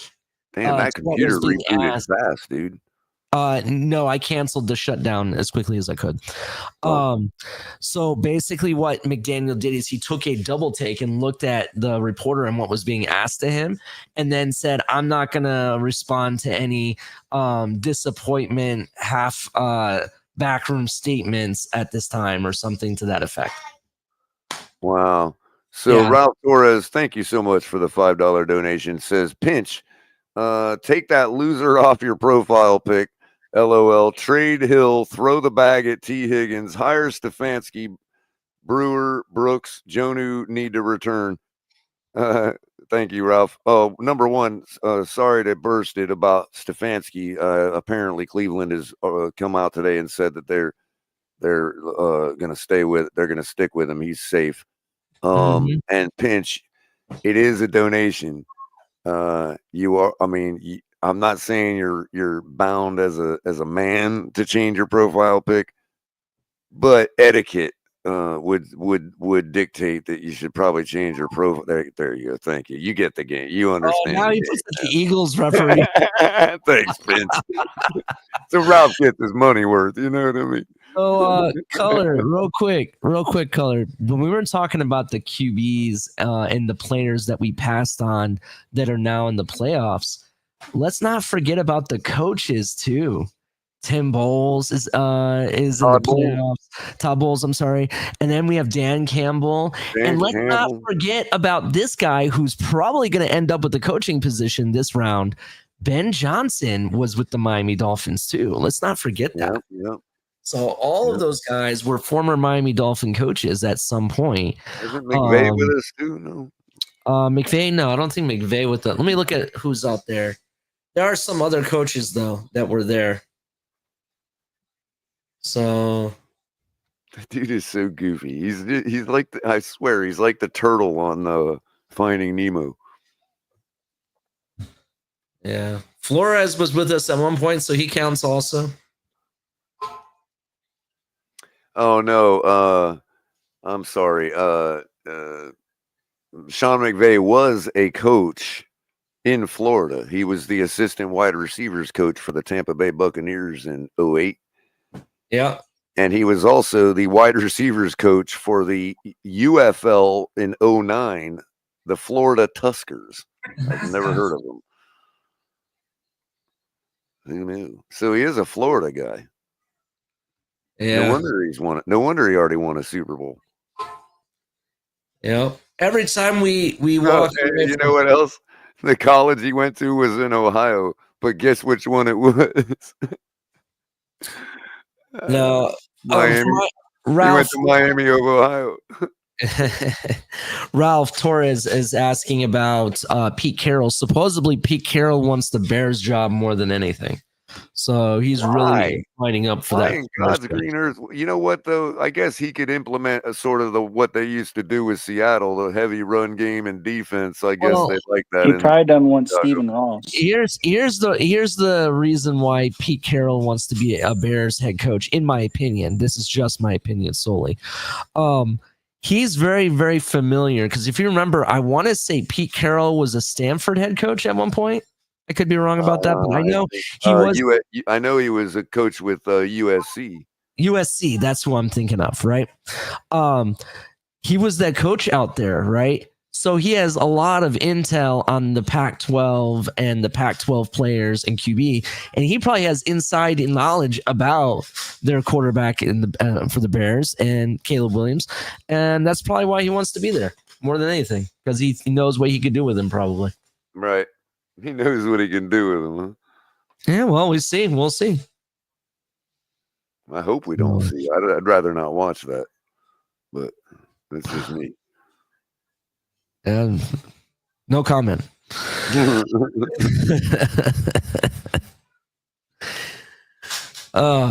Anyway. All right, where's this game at? It's on NBC. NBC. Sunday Night Football.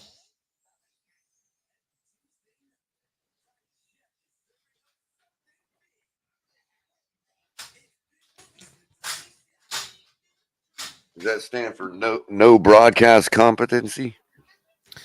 I have no idea. Unless it's on Peacock. That's the other place to find it. It's on both tonight. This is national. This is national and national stream.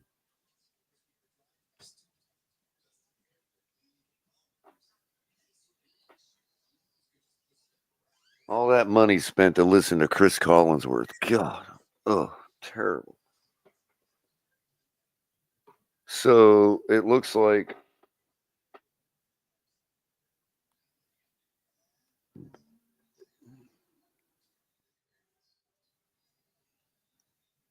Detroit's up by 7.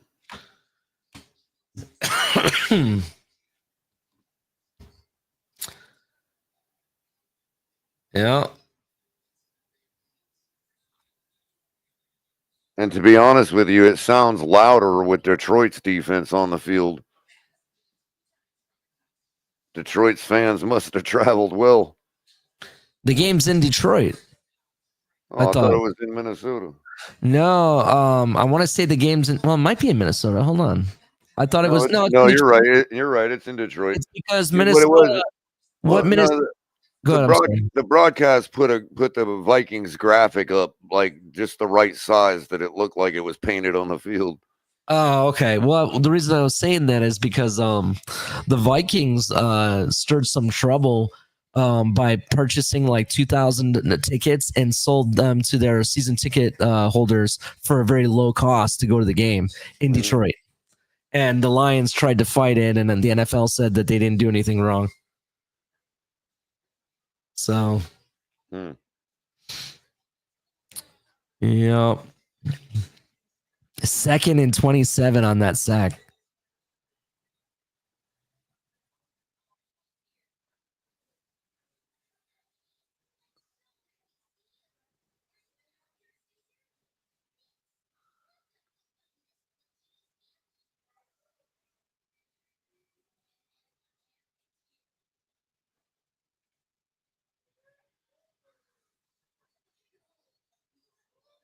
Wow. He actually had the guy.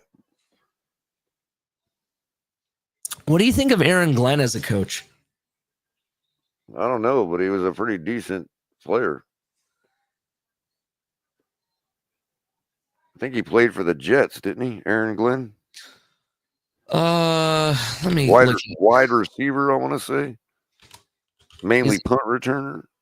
He's a defensive coordinator now. Defensive back.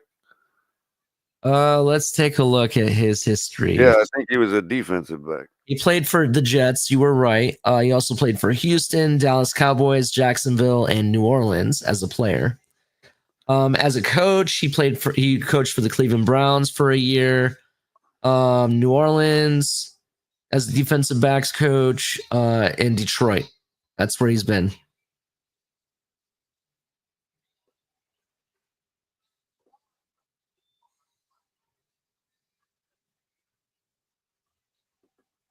He's probably one of these dudes, if you met in real life, would never know he was a NFL defensive back. You know what I mean?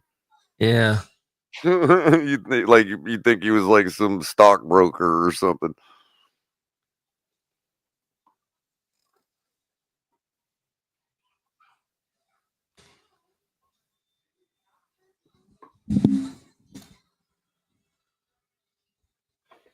I've never met the man. Don't quote me on that. Where did my jars go, man? Give me Ben Johnson. That's who I want. I mean, he kind of looks the part of a McDermott type, you know. Maybe that's what we need—a little fire on the sideline. Stare McDermott down, you know. The issue I have with Ben Johnson is if you're looking at him with his his hat for the Lions and everything on the sideline, if you squint your eyes, you see Adam Gase. That's what I'm afraid of. Because he looks like him. To be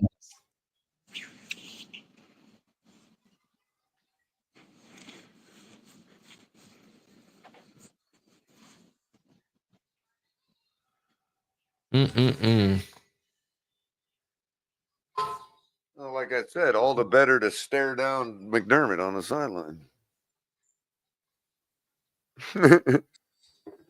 Imagine McDermott with Gase's eyes. That'd be crazy. I'd be a little scared.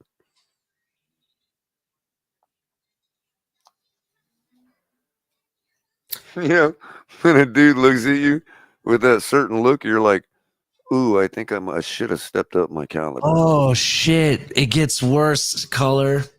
Crap. Tyreek, now in the press conference, we have to listen to the press conference of McDaniel. Because what Tyreek said was, it was kind of those things with the injury and them not wanting him to get hurt, any further. He kind of insinuated that a little bit, right? And McDaniel said in his press conference, I was informed that he was unavailable right before a drive. I was not informed that it was a new injury. There was guys on the field that were competing. He's trying to treat Tyreek Hill like Tua, baby gloves. No, it's basically he's saying that he has no idea what the hell the issue was.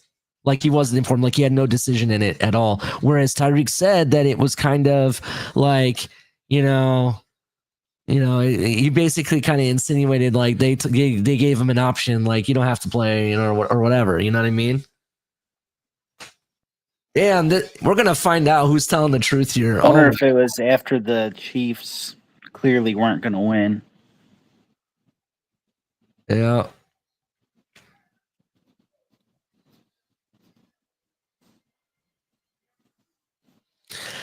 Damn. I don't know. I agree. Devontae Adams made all of our receivers, except for Washington, look like trash.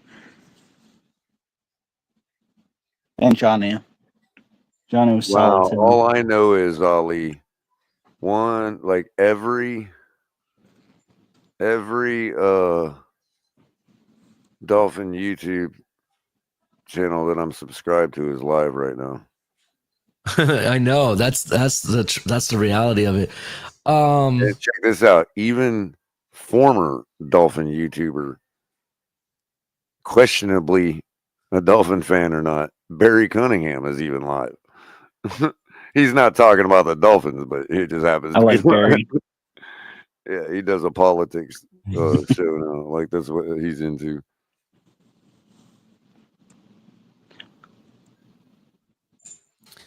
I mean, that's essentially Miami, one of the most political teams there is.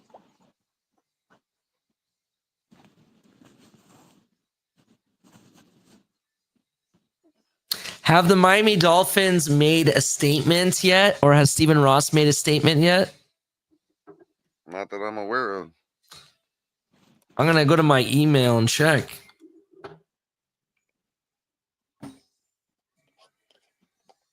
Usually when the season comes to a close, you get a statement from the team. Yeah, what are they going to say? We suck? Well, usually they say something along the line of Better like like, next year, guys. The cheerleaders will be stunningly beautiful next year too.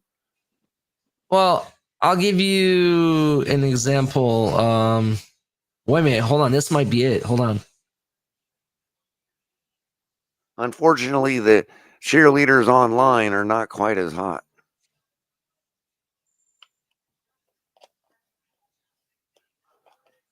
Bro, is this legit? You tell me. This is going around. I don't know if this is legit yet, though. This is the second person that I've seen post this. I'm gonna put it in private chat. I don't know if this is legit, so don't announce it yet, Color, unless you know for sure.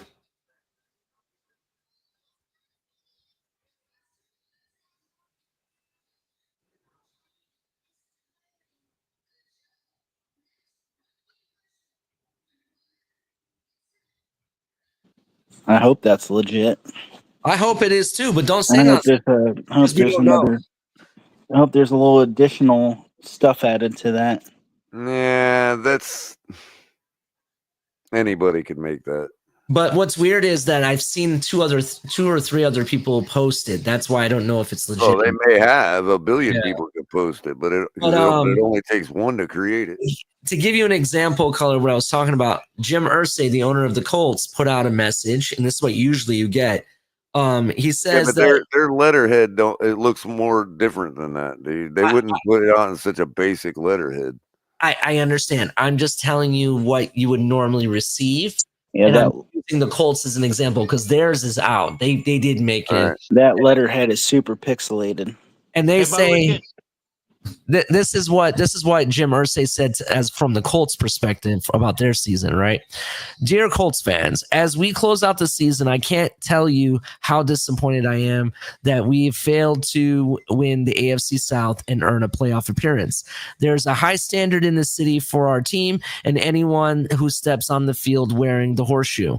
The expectation is to win our division and compete for championships. Just being on the doorstep of the playoffs is not a standard I expect, nor what you deserve.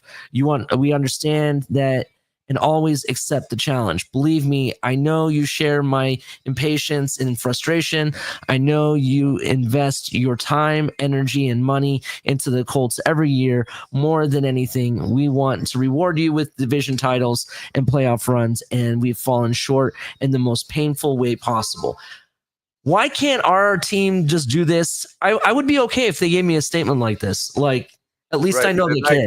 Did they put that out before or after Adam Beasley reported that somebody was fired? This was 37 minutes ago. Hey, by the way, can you re-put what you put on the private chat so I could see it, please? Oh, you want to see what it says? Okay. I don't know if this is legit. No, Jake, we're gatekeeping you from that shit.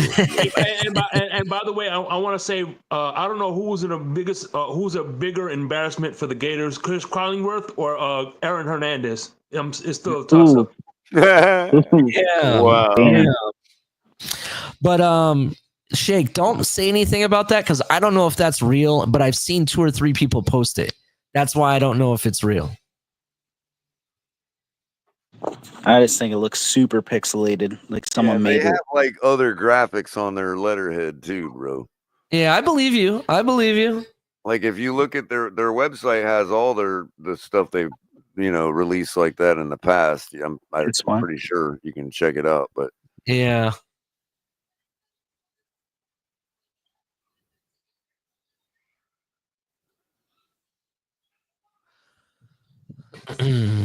But anyway, that's the type of letter I'm expecting, at least, right? Miami Dolphins make roster moves. The Miami Dolphins announced they have elevated tackle Ryan Hayes and quarterback Skylar Thompson and demoted GM Chris Greer to the practice squad.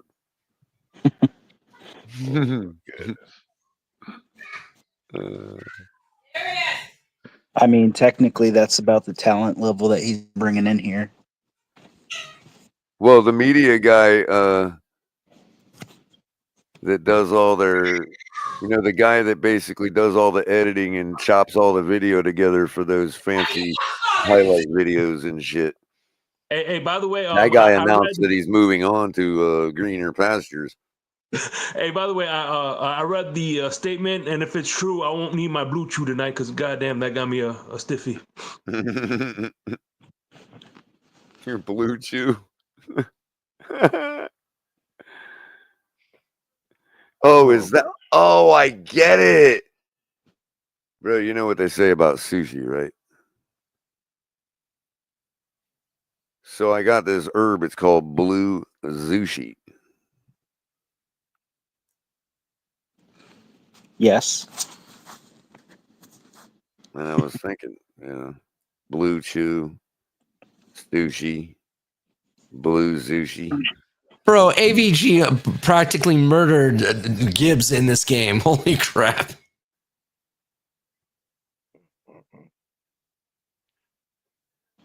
I miss AVG. Ditto. I personally blame Greer for that, like, big time. You have no idea.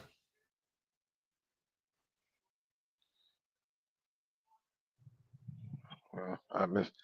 I don't know. All I know is we paid all those contracts and we have no Pro Bowlers. And if Chris Greer isn't held accountable for that, I don't know what to say.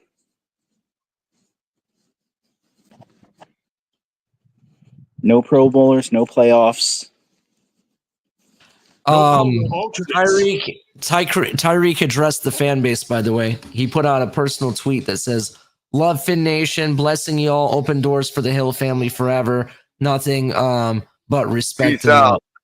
Yeah, that sounds like a peace out letter to me. That's what he just did. Oh my God. Talk about implosion.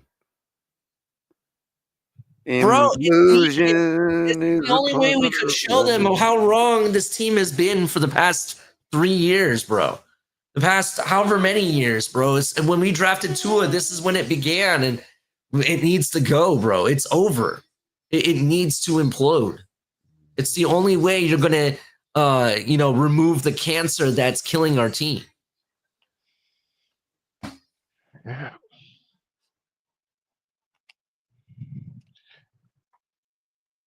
So how's everybody doing besides that? Pretty good, Mr. Polk. How about you? Oh man, I just woke up from a long sleep. I had to take some sinus medicine earlier, and I was out most of the day. By the time I woke up, I seen where he lost to the Jets. I said, "Oh my goodness! Oh my goodness!" I don't know what to say about this team. I just don't know.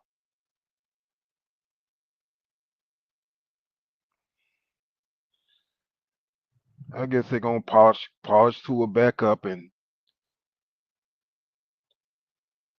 try to make them look good for next season.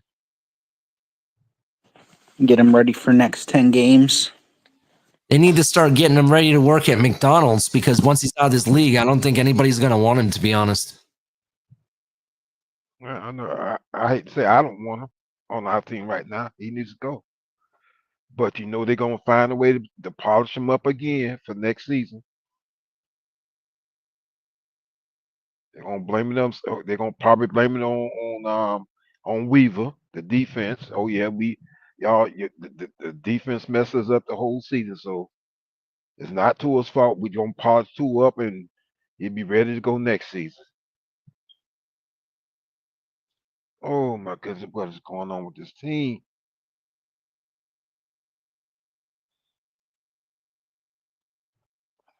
Why? Maybe I need to go back and see. Maybe this is just a dream I'm having. I've already pinched myself 3 times, Mr. Paul. And what's up, Chef Jew? How you doing, bro? What's up, Chef Jew? Chef Jew, what's going on, my brother? What's up, y'all? How y'all doing? Thank you for having me on. Y'all can hear me? Yes. Yeah, definitely. Okay. No, I'm not happy that we lost to the sorry Jets. Everybody that knows me knows how much I hate the Jets with a passion. I did not want them. I didn't want. I didn't care if we didn't make the playoffs. I just didn't want to lose to them. This whole organization is in shambles, and it's sad that to sit here to keep seeing the same mediocrity crap every year, and to keep seeing the same thing, you get tired. That's like chewing the gum that just supposed to last for a long time, and then it gets stale after a couple of years or whatever. And we keep going through the same nonsense. It's like it's just the same crap, and then really it's the Dolphins organization itself that causes us to be in the same crap every single year. It's not no. We gotta every year we something mess up. We gotta rely on other teams to help us in the playoffs to get into the playoffs. I'm tired of that. Why you can't just take care of your business and get yourself in the playoffs? Why the heck we gotta keep seeing the Bills from the last few years take care of their business? They still get in the playoffs. Why I gotta keep seeing these other teams get into the playoffs? Because you know what's the difference is? Because they got a front office that know what the heck they're doing. That's the difference. Why can't we have a GM or a front office that knows what they're doing? Because Ross is and Tom Garfinkel too. He's along with it too. That's probably the reason why Greer ain't get fired yet. Because they probably butt partners or whatever. Because it keep being the same thing over. He It's let like, Greer okay, bail his way to promotion after promotion. exactly. It's Garfinkel. I've never heard Chef Juice say something like that. Butt partners. Holy No, that's how you know. Think about it. No, let's keep it real. Let's keep it real. That's how you know Chef Juice pissed. He got them Molly Harris credentials.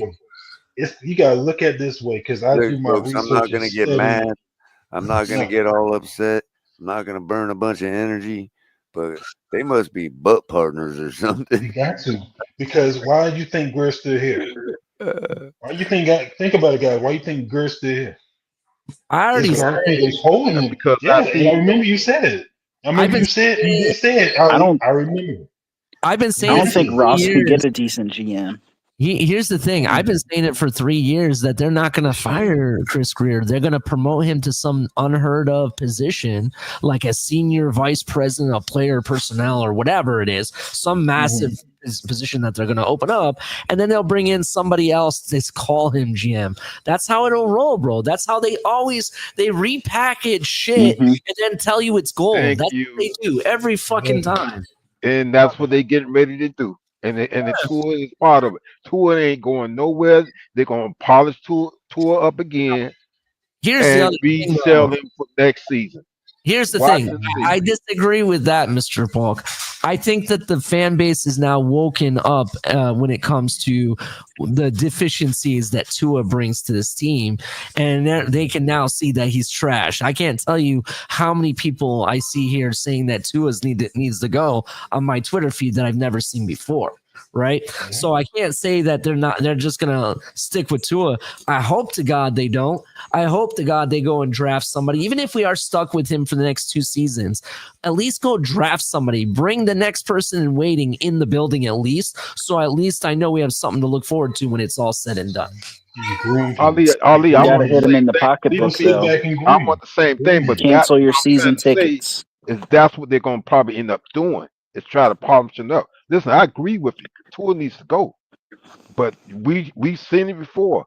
They're gonna probably blame our season on something else and make Tua like he's not part of it, and like I said, polish him up for next season. I want to see him go too. I agree with Ali, but I just don't trust our front office. I understand. You don't trust it until you see it done. I got you. Exactly. I got you. I mean, I'm right now. I'm through with Tua. Yeah, I'm already on next season. And I'm tired of it. I've been in next season since week 6. Shoot. Right, and I'm tired of people trying to say, we need to stick with him. For what? He's not giving us anything that we need, that we want. He's not getting us there. He's not getting us there, and he's not going to get us there. Well, the good thing is if they do get rid of Greer, and they actually do the right thing, that gets rid of McDaniel too, and they figure out a way to move on from Tua. They have a way to move on from Tua. They just have to initiate it. That's all they have to do. Yeah. I'd be willing I'd be willing to pay Tua just to leave, just so I don't have to deal with Tua Nears, the cult that follows him. I have to find We're out. already gonna suck for the next 2 seasons. Mm-hmm. So if I can pay him and just wait it out.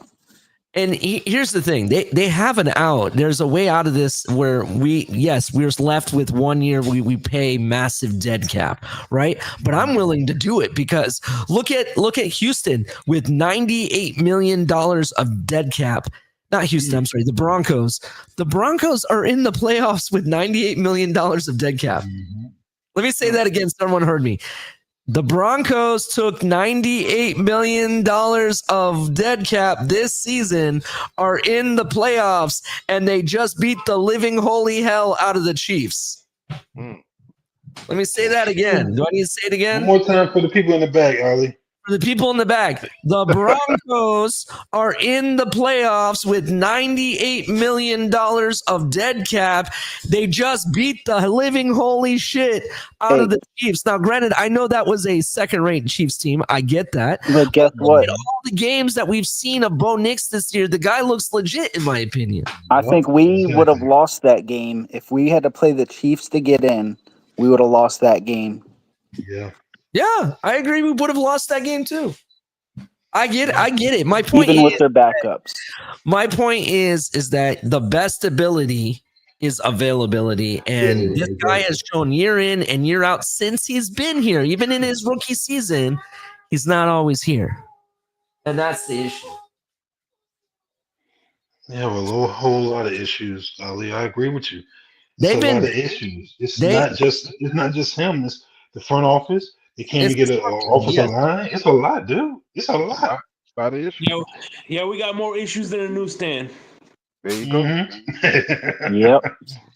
And the biggest label on our whole franchise is the word soft. And you can deny it, but that's what the Miami Dolphin franchise is. Now I'm not saying this to say I'm not a Miami Dolphin fan because I would never give up on my team. But it is what it is. We soft. Yep. This is soft franchise. Can't beat teams that compete. Can't compete in the cold. Can't compete in weather. I want to be smash mouth, not no soft. I want to smash mouth franchise. Look, this is what I want. Be like Baltimore. Be like the Steelers. Why do you think I have so much respect for it? Even though I'd be like Detroit. That's what I'm saying. Look at these teams. They smash mouth. No, let me go to these because I follow them all the time. Just because I'm a defensive guy. Baltimore and the Steelers. One thing I love about them, they're physical. They're not soft. They're not no cupcake defense, offense, cupcake team. They go out and play physical. And why you think we always get beat by Baltimore a lot of times? Because they're physical. And they dominate. And they beat us every time. For the last few years, we haven't been this dominant. I'm going to tell you the last time the Dolphins been this dominant. We haven't been this dominant since the early 2000s. Let's keep it real.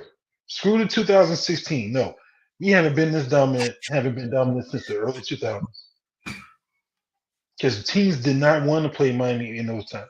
Even Tom Brady didn't like playing us and stuff like that because we always play physical with him. Now we only play physical. I'm looking at this game and watching it. I'm seeing who was it? It was somebody that caught the ball from the Jets. And then the defender, instead of going to smack him, you stop and let him run right by you. Like, bro, what is you doing? What happened to when you see the guy get the ball, you hit him. You don't let him run past by you. Are you doing arm tackles? Because I've been seeing a lot of that this season. We've been giving a lot of arm tackles. And that junk ain't get you nowhere. A lot of arm tackles. It's a lot of things it's go ahead. Go ahead, Mr. I just want to add on to it. Really, it's been arm tackles for the past 2 or 3 seasons because I've been seeing the same thing. And you know, I just don't get it. I mean, well, let me stop saying that. You get it. You get it. You just don't understand why it's keep happening. Right? Like because we look for changes. We look for something different. Right. But we keep getting the same thing. The Dolphins keep giving us this package, and a beautiful gift with a wrap bow, and then we give it to us, we open it, and we get slapped in the face with a pack. Exactly. Because we keep falling for the okie doke. Me, I'm going to support this team no matter what. See, I got season tickets. I'm going to renew them because I love my team. Call me crazy if you want to. I just love my team. But if you have purchased season tickets, you have purchased merchandise, you have purchased anything with the Dolphins on it, you realize you are an investor in this team. I don't care about this. You are a minority. I don't give a crap about that. If you have put your money in anything with the Miami Dolphins, you are an investor.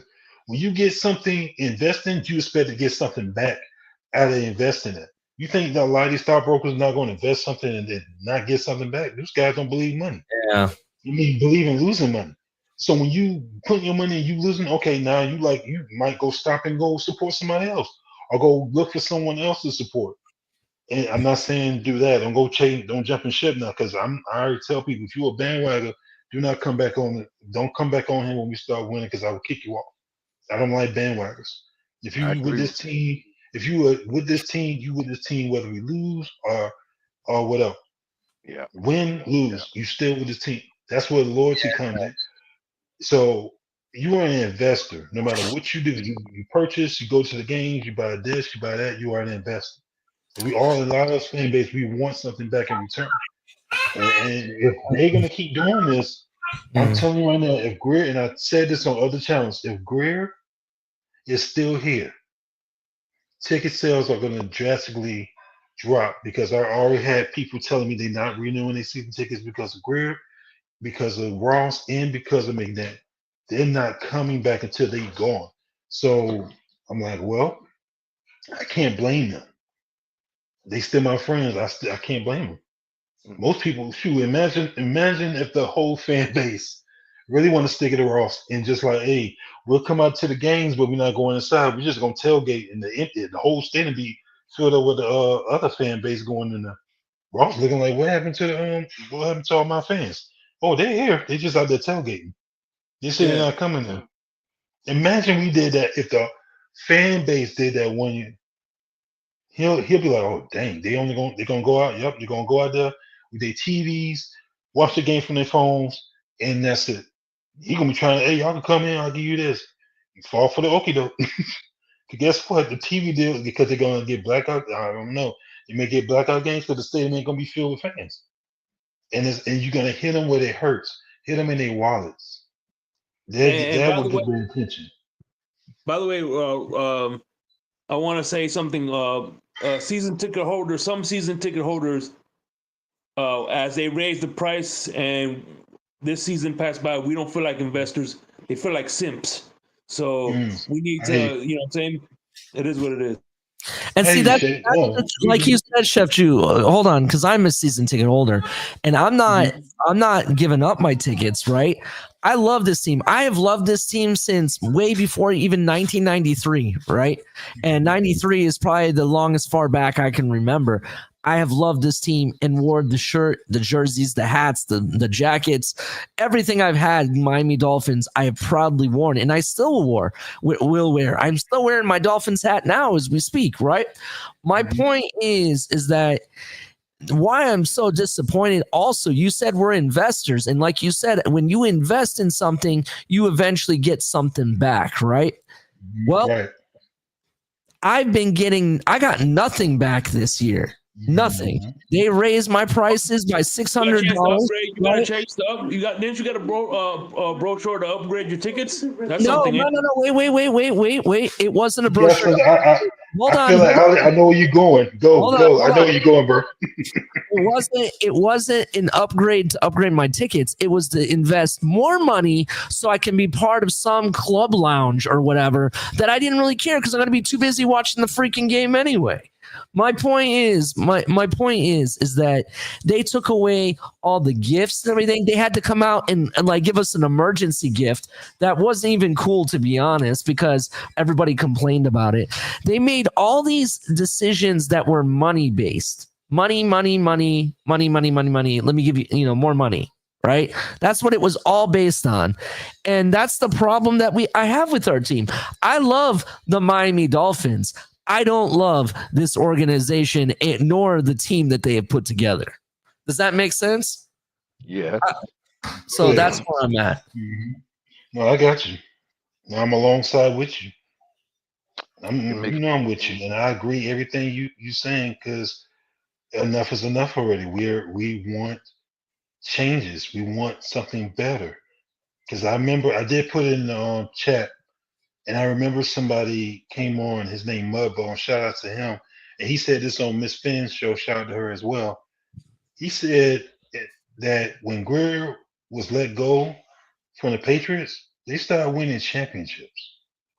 And I told people, if you don't believe me, go back to the early 2000s when they start winning championships and winning the division.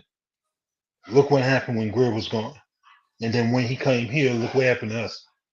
Because think about it, guys. The Patriots was nothing at all, even when they went to the Super Bowl in '85. They was nothing until Belichick got there. Until Tom Brady got there, until they groomed him up and let him sit behind Drew Bledsoe that year and let him get groomed and look what his career looked like. And I hear you guys saying draft a quarterback and let him sit behind Tua and whatnot. Shoot, I would do the same thing. Let him sit back, groom him up, let him get acclimated to how the game is going to be. Let him build him up. But they tried to do that with Tua, but did it work? It worked a You get little the bit, right quarterback. Tua, that's what I'm saying. It worked. You want to do old school. You want to give him 4 years. Let's see him develop. Let's see him get better. Yeah, okay, cool. But he only stayed healthy for 1 season because he's not making the right decisions and he's not using his head better. I feel like we would be in the playoffs right now if he did not have that concussion. I'll tell you that right now. Tua should have had competition. The year we brought McDaniel, Tua should have had competition. Exactly. And that's the problem with these NFL quarterbacks. I mean, this NFL teams, they do not allow these guys to get competition. And just the same, guess what? I just came to my head. Guess who else we has a quarterback that they never brought in competition with against? Tannehill. They never brought no competition when he came in. None. Right, it sure didn't. You're right on They that. never brought him any competition. They just, here you go, Tannehill. And yeah, Tannehill had some good games. He had these, but we never got to where we wanted to be at. And who was the GM at that time? That's because they anoint players as franchise players. Just based off of where they drafted them, they anoint them. And who was under Tannenbaum at that time? Greer. Told you I know my history. I know my Dolphins now. I know my Dolphins. And we going through the same thing. And we're not, and guess what? And I said it in somebody else's channel. I said Greer is no different from Mike Tannenbaum because he's doing the same thing Mike Tannenbaum did. Oh yeah, he's got some big contracts and we're gonna try to make it work and do this. And what happened? You doing the same thing Tannenbaum did, and it failed. We only made the playoffs in 2016, and we lost to Pittsburgh, and I watched that game.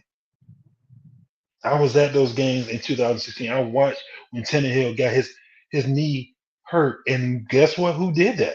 Calais Campbell. He was at the Arizona. There was the Arizona game. I remember. Yep. I said, wait a minute, Calais. I said, wait, ain't that the guy that injured Tannehill? Yep. And I would love for this guy to come back. I really do. Because if I'm the GM, I would bring him back on a 1-year deal or whatnot.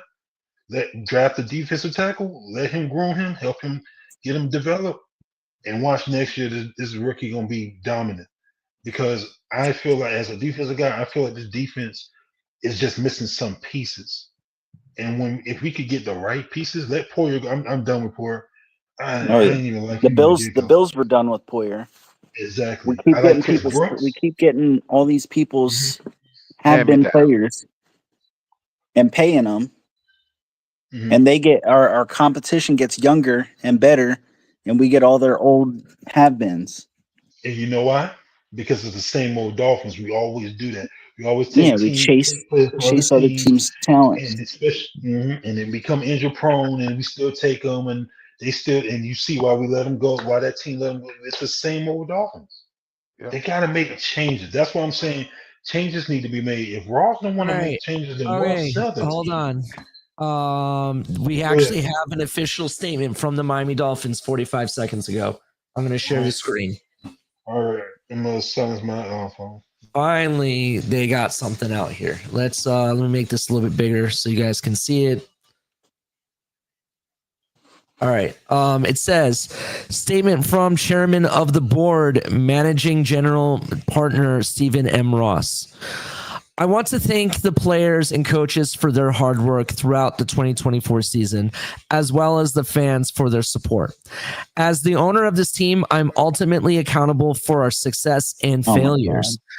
We fell short of our expectations this season, and I understand and share it in the frustration of our performance on the field. As we now look towards 2025, our football operations will continue to be led by Chris Greer and Mike McDaniel. Fuck you! Fuck you! Fuck this guy, bro! Fuck the status quo is good enough. See, this is what I'm trying to say.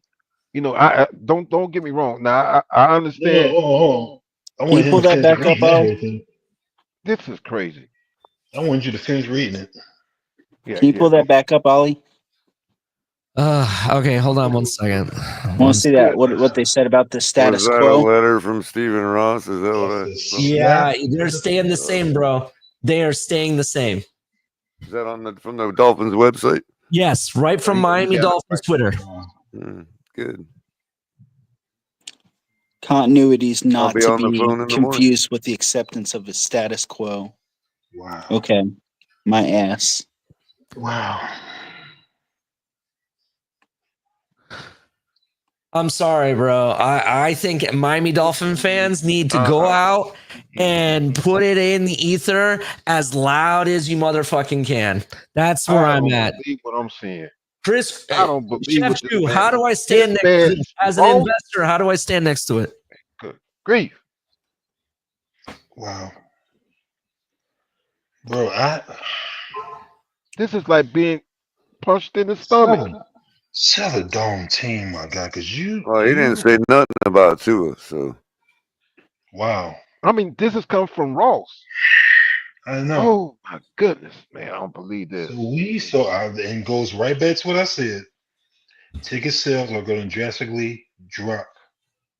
Good. They're going to drop. I'm telling you right now, they're going to drop because people already said that they're not going to. Because and now you made it clear that you're going to bring these two guys back. So we got to deal with another mediocrity for another year.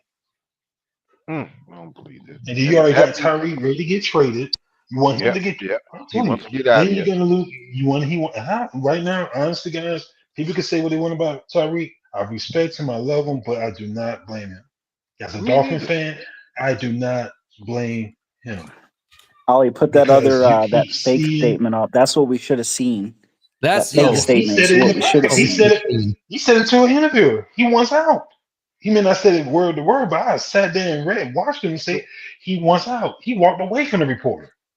I do not blame this guy because he came here to change the organization that needed something. Same way when we had Ndamukong Suh. You brought him in, you want him to do this, but didn't put nothing around for him to be You have to successful. be kidding him. Now I you're mean, doing the same thing with I hope. now you're doing the same thing with Reed. Shoot, if I'm man, much as I love my organization, I'm like, bro, trade me to somewhere, but just don't trade me to no team within the division. I'm sorry, I can't do this again. Yeah, because I don't blame Reek neither. Because when Reek first came in, the first thing he did, and you can tell this was organized, this was coming from the front office, and he propped up Tua. He propped up Tua when he 1st came in. Okay, as time went on, he probably knew already that Tua wasn't the quarterback that he should be. I'm quite sure he knew that. So I don't blame him for leaving. I don't blame. Chef Drew, I agree with you. I would love for us to keep Calais Campbell, but Calais Campbell wants to go to a winning team. I don't And blame you might him. have some other players on here that's probably thinking about the same thing. All that's going to happen is Miami's going to run it back, probably finish even worse, and then next year they're going to do what they should be doing this year. Look, the reality is this. They're not going to make a freaking change until it actually affects Stephen Ross and the league's pocketbooks, bro. That's when they'll make the change. When you have lemurs like myself, unfortunately, that are going to keep their tickets, obviously they're not going to make any changes because they're still getting our money regardless. Hold up. Where's El Cap, man? El Cap, are you in the background, man? Remember you told us this is Pitchforks time, dude. This is when we all go to social media with our Fins jerseys and light them shits on fire. And we put that shit. That's not gonna work. And it don't matter if it's going to work or not. It probably won't work, but it's going to send a goddamn message. It'll leave a mark to let these folks know that we don't support this bullshit that they're going to try to pull over us for the next 12 months. So KP, you seen what Ali just showed on the screen, right? That's why I'm back. I'm back in response to that, man. I am in total rage right now. I'm a guy who was already in rage last offseason. Last offseason, I said I was ready to quit on this team. So you can imagine how mad I am now. Oh, I'm upset. I'm just not doing it right now. So I'm very upset, and I'm gonna tell you why. Because I was born just before the Dolphins became the establishment, and I've been a Dolphin fan ever since the Dolphins got established to the point where I reached the age where I understood what football and life was all about. So I've been a Dolphin fan pretty much all my life. They're rewarding total ineptitude.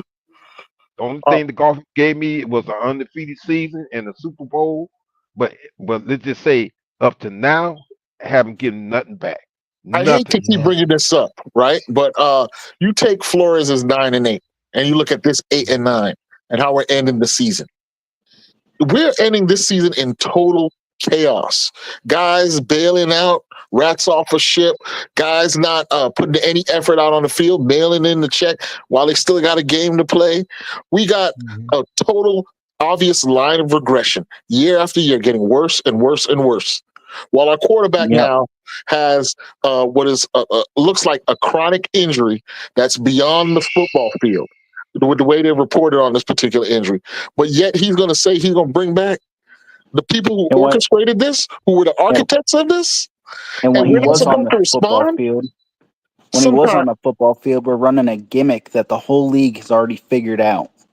And I guess we're just supposed to sit there and be happy with Stephen Ross' statement. No, fuck you, Stephen Ross. I don't give a fuck. The peasant KP says F you. I ain't wearing Dolphin colors no more, dog. Let me just take one. I just want to see what you guys think about this one thing that some pundits might say, right?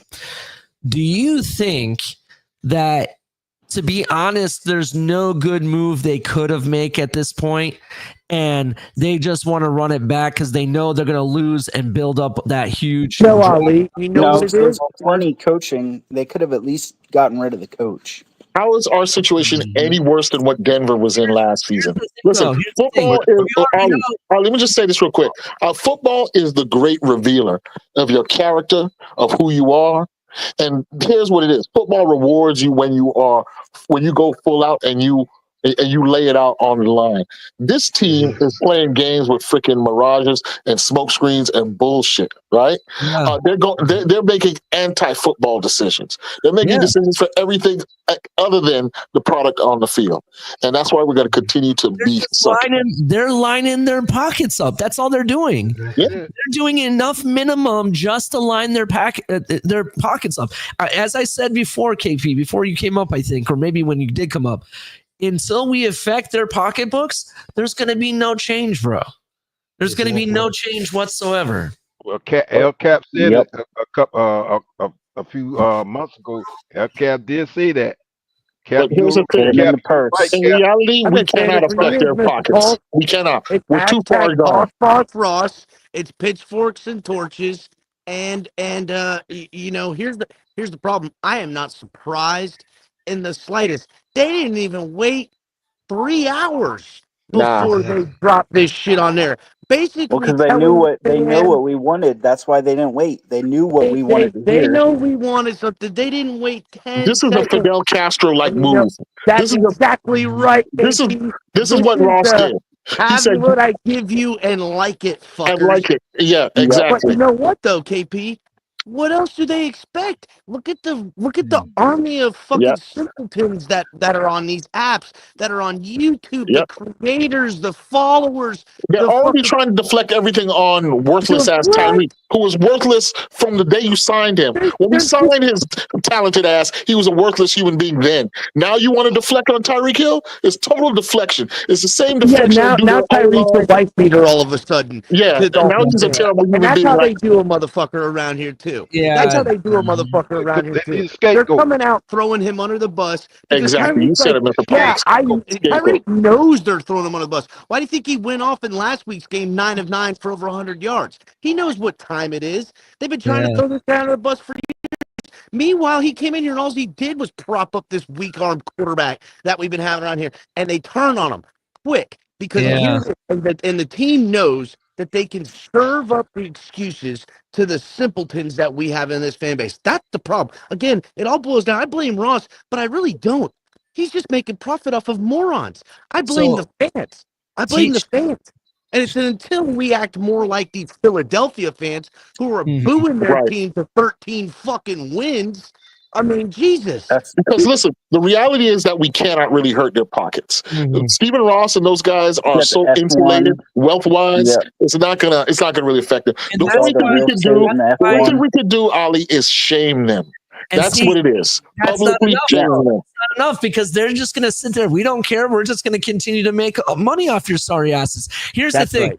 And shout out to this man. TD Finstock put out a post that says it's official. Stephen Ross doesn't want Greer to flip on him. In the Flores case, we're stuck because Greer knows where all the bodies are buried. Who's been saying that for years now? I'll wait. Definitely. Who's been saying that, Cap? Definitely. I've been saying that for the longest time. So that is true. That is a very big factor in this, right? He has to know where the bodies are. Nobody else can fail and get promoted over and over again like But if you take the layers off of everything, Pinch, you take the layers. Every move Ross has ever made for this team is all about one thing: increasing the value of his team, increasing profits, money.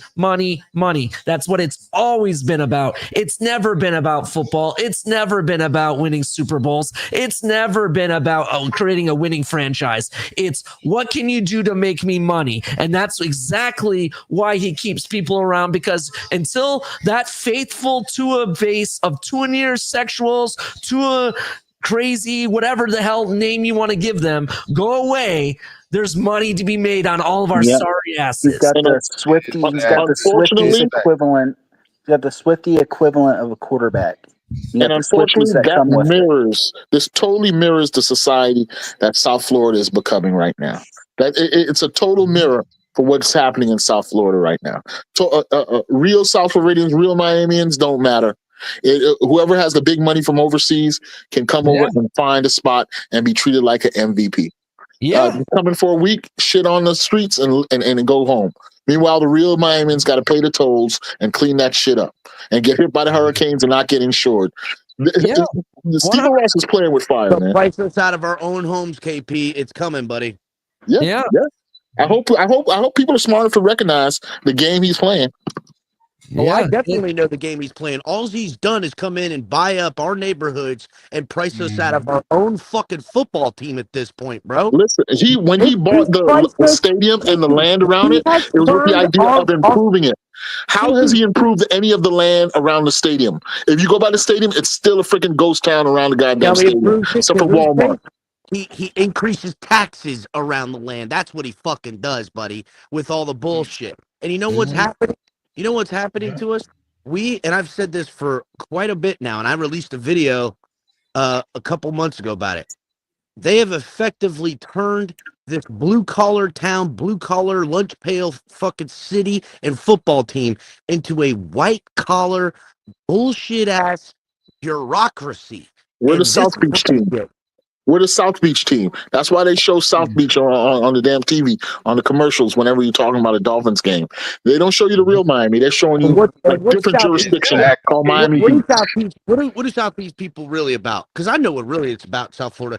All these motherfuckers playing, keeping up with the Joneses, living on their third fucking credit card, extending themselves in ways they can't pay for. And then when it all comes back around again, they file bankruptcy and act like it was somebody else's fucking fault. That's Bro, how South Beach Floridians don't exist. There's no such thing because people that are in South Beach are not even from Florida, bro.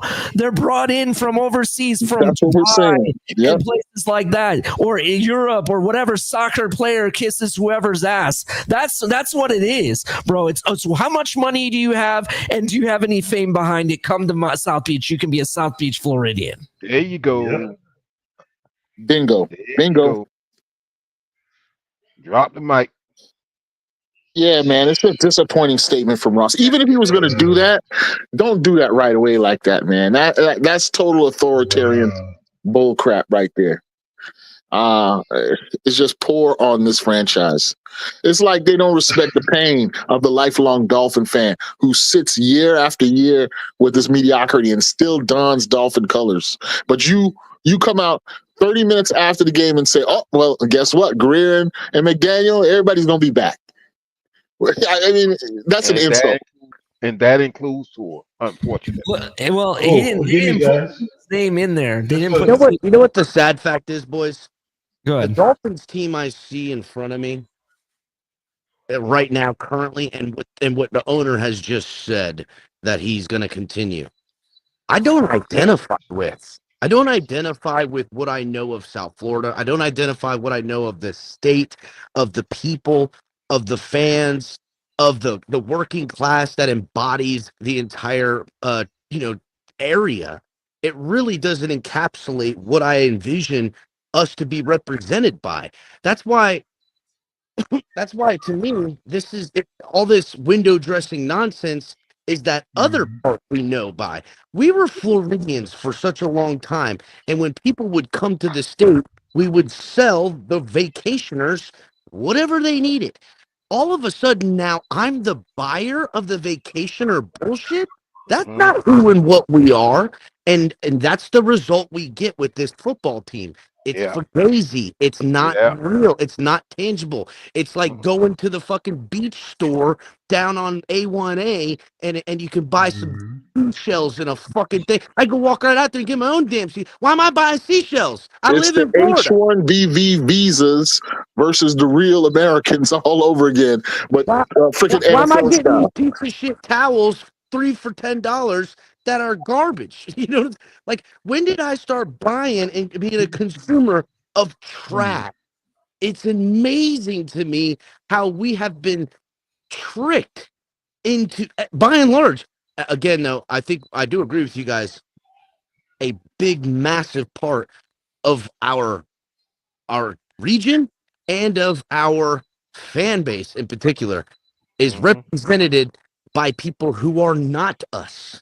Yeah, and it's weird, man. Like I look around and I'm like, damn, you know, I look at these Lions. I look at the it's the Hunger Games all over again. Steelers. I look at the Vikings. I look at the Steelers. Yeah, the Steelers already said the Ravens. These are the types of teams that look like the Miami I remember. I know. Yeah, and working class. We're such a far cry from all of that. We have a few major systemic problems in our fucking franchise, in our fan base, and everything. We have no fucking identity. None. We have no identity. And with that no identity, we have no leadership. Because with no leaders, you have no way to identify. So here we are, the blind leading the fucking blind. And the first thing that's shiny and makes cool noises and people can clap like seals about, that's what they do. We've got a real fucking problem here, guys. And it's gonna take a lot to fix it. A lot. Yeah. 100%, bro. The Dolphins are closer to being a 4-win team than to being a 12-win team. Listen, if Tyreek leaves this team next year, we're gonna struggle to win 2-3 games because Waddle is always hurt. I mean, who are we gonna throw out there? Washington, Taj, and Malik. Well, I just want to point out that the Dolphins, in games where Tyreek Hill goes for 100+ yards since acquiring him, I think they're 14-1 in those games, and like I want to say in games he doesn't go for 100 yards. I forget the number, but it is. I mean, it's super top heavy. I think they've only won like 2 or 3 games. Well, this year they had a couple extra, so maybe it's like 5 games, 4 or 5 games that they've won where he doesn't go for 100, while the other end is like 8 games lost or some shit. Yeah. Yeah, the way forward does not look bright at all. I don't see any ray of sunshine, and it pains me to say that because I've been Guess waiting what, on this y'all? team now for almost 30 years. So Guess what? Yes, with Ross saying that if McDaniel and Greer, guess who else is probably staying too? Tua. And Greer not no, and what's the thing? McDaniel probably not gonna get rid of him too. Oh no, McDaniel ain't going nowhere. He got the game ball. No. I'm talking about his staff. Garfinkel's gonna stay Who too. he want on his staff? Staff, who's leaving, buddy? We're rolling. It's He's not gonna 2025. Roll it leave. back to 2025. Think about it. If he's not letting, think about it. Listen to me. If he's keeping Greer and keeping McDaniel, you think Danny Crossman's still gonna be here? I don't see any reason why they get rid of Danny Crossman.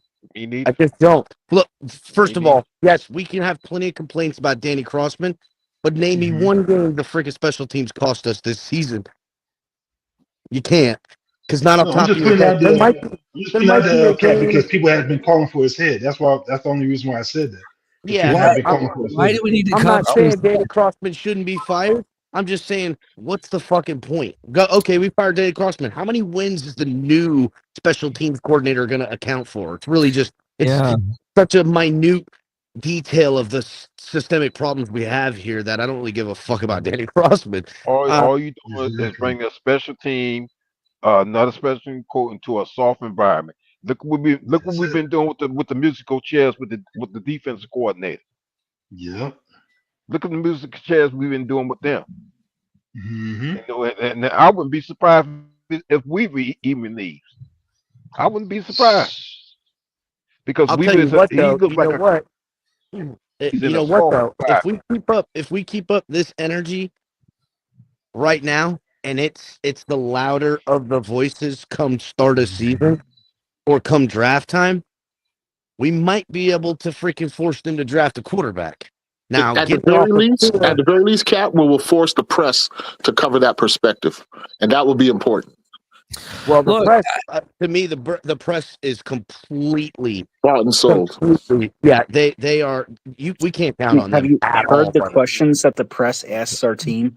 Yeah. You're right. The press are Look at so the not on our interviews they side give anymore, bro. McDaniel. Here's one thing though, this is the only I'm trying to fathom why they wouldn't make any changes, because someone said, like, why don't you at least bring in a head coach? With what we have, we know it's going to be trash. So more than likely next season, we're not going to have a winning season. You set yourself up for the next draft that actually has decent QBs in it. There's no QB. I don't care what people say to me. Cam Ward, I don't believe is a top 5 QB. So this next season is a tank season, is what you're saying, Ali. That's what exactly is going to happen. Think about it. You even if you decide to cut Tua this season, let's say, right, with that loophole that they have, right? You take a dead cap. That means we're probably not going to be bringing in very much talent in the first place. The problem with that, though, is that you just saw Denver turn it around in the same situation in less than a year. So, but I hear you. What you're saying makes sense, though. That's true, but they also set themselves up with a decent draft pick. So I guess it all depends what we do in this draft. So you're right. Where are we picking again? What can we do in the draft? Number 13 is where we're at. And what Bo Nix was number 11 or something like that, or number 10? And we have a lot more assets than Denver had too. Let's be real, to get higher position. Well, I don't think there's anybody we're drafting in this draft. That's my point. Is there's no quarterback that's really gonna move the needle for me whatsoever. I don't care. Cam Ward is not it. Neither is Shedeur Sanders. I don't even think he should be a 5th round draft pick. How about that? I don't like Shedeur at all. I think Shedor's an absolute bust. But Cam Ward, I got to push back on that, buddy. I'm sorry. I don't see. I'm not saying Cam Ward is telling me he's the next Andrew Luck. But I'm pretty sure Cam Ward's going to be damn good in the NFL. All right. You might be right. I might be wrong, but who knows? What my only point on arm talent and leg talent alone, we are stepping up. Fucking. You know who I think his equivalent is? I think he's a Baker Mayfield part 2, Cam Ward, and it's going to take him a couple years to, like Baker Mayfield, to translate it into a winning game with his skill set. He reminds me a lot of Baker. So my thing is, there's none of these quarterbacks, Quinn Ewers, Will Howard, none of them do anything for me, right? So the point for me is that in the 2026 draft, there's some names that we could be seeing. There's a Manning we could be seeing. There's a lot of players we could see that I think give you a lot better options at QB. That's why if you're going to do something like this, okay, maybe this is how you do it. But still, I think they should have waited, like KP said. You should have waited at least till tomorrow or even further in the week. Give it a week to, not now, dude. They're getting destroyed on Twitter from what I can see. Right? Yeah. It's ridiculous. I still feel like Garfinkel has something to do with this. This is a Joseph Stalin move from Ross. This is an iron. I told you he's Greer's boy. Greer is his boy. I'm telling y'all, Garfinkel has something to do with this too, because he's second in command next to Ross. So I still to this day believe Garfinkel has something. So Garfinkel went to Ross and told him, "Let's handle this quick. Let's squelch the complaining now." Right? That shit was Greer is Garfinkel's boy. He's not gonna let him go. Friday, bro. It was already written, like Nas said. That bitch was done before the game even was played, bro. It was written, like Nas said. You're right. It was written. But then Tua again interview just before all this happening. The way Tua was talking, it's like he already knew that he gonna still be with our team for next season. The way you got that right to know he on the team. Yeah, that's why he was on the team. He wanted to play this game. Now, whether or not they bring in competition, that's debatable. We can see how that could change. I don't think so, though. I don't think they're gonna go ahead and get some competition. They're gonna ride this bitch till the wheels fall off. Exactly. Oh shit! So we're doing a Tannehill over again, right, Cap? That what you're saying? Cap, here it comes. Batman had to freaking press Joyce us with his presence on Twitter. He states Ross just dropped his nutsack on all you and said we running it back 2025. Then he goes, "Go cry some more in spaces. Merry Christmas and have a happy New Year. Fix the O-line, fix the DB room, keep Weaver from leaving." This is how I know you don't fucking watch football, Batman. First of all, the DB room really is not the problem. The DB room was pretty decent for the most part. Fucking Batman, the DBs are the problem. Like I said, that letter didn't say nothing about the quarterback. It said, it didn't. You're right, Color. It didn't. And you know what? I'm sorry, Ross doesn't have the nutsack to drop, bro. Otherwise, he'd drop it in your mouth, Batman, to be honest. First of all, Batman and fans like him are the reason why the Dolphins don't have to do anything. Because there's plenty of that are going to be just fine to give them the excuse for the 2025 season to see whether it goes this or the other. Remember when Jabba the Hutt had Princess Leia on a chain next to him? Batman is Princess Leia, except she's happy to be there. Batman's happy to be chained up next to Jabba the stinking Hutt. That's Batman. Batman's the little thing clapping when Jabba the Hutt was doing stuff. Batman's not even Princess Leia because ultimately she didn't want to be there and she killed Jabba the Hutt, right? Yeah. That's what I'm saying. Batman's the inverse. The alien slave girl that had the two thingies, coming from her head, that was there trying to dance for Jabba the Hutt. That's what Batman is. Yep. 100. Also, I will point this out too. Never in my history of being a Dolphin fan have I seen fans go off on the Miami Dolphins on Twitter saying "fuck you" every other tweet I'm seeing. Well, So watch. They're gonna funnel it at Tyreek. You're gonna see them go crazy on Tyreek. And again, not to say Tyreek deserves all the scoring he gets, right? But it's a total deflection. It's a total deflection. Here's the thing, though, KP. Scapegoat. Tyreek has a massive fan base and a platform and followers, and they might make it. They might just keep it as clean as possible, right? Yeah, he has a Because tool to fight back with. I get you.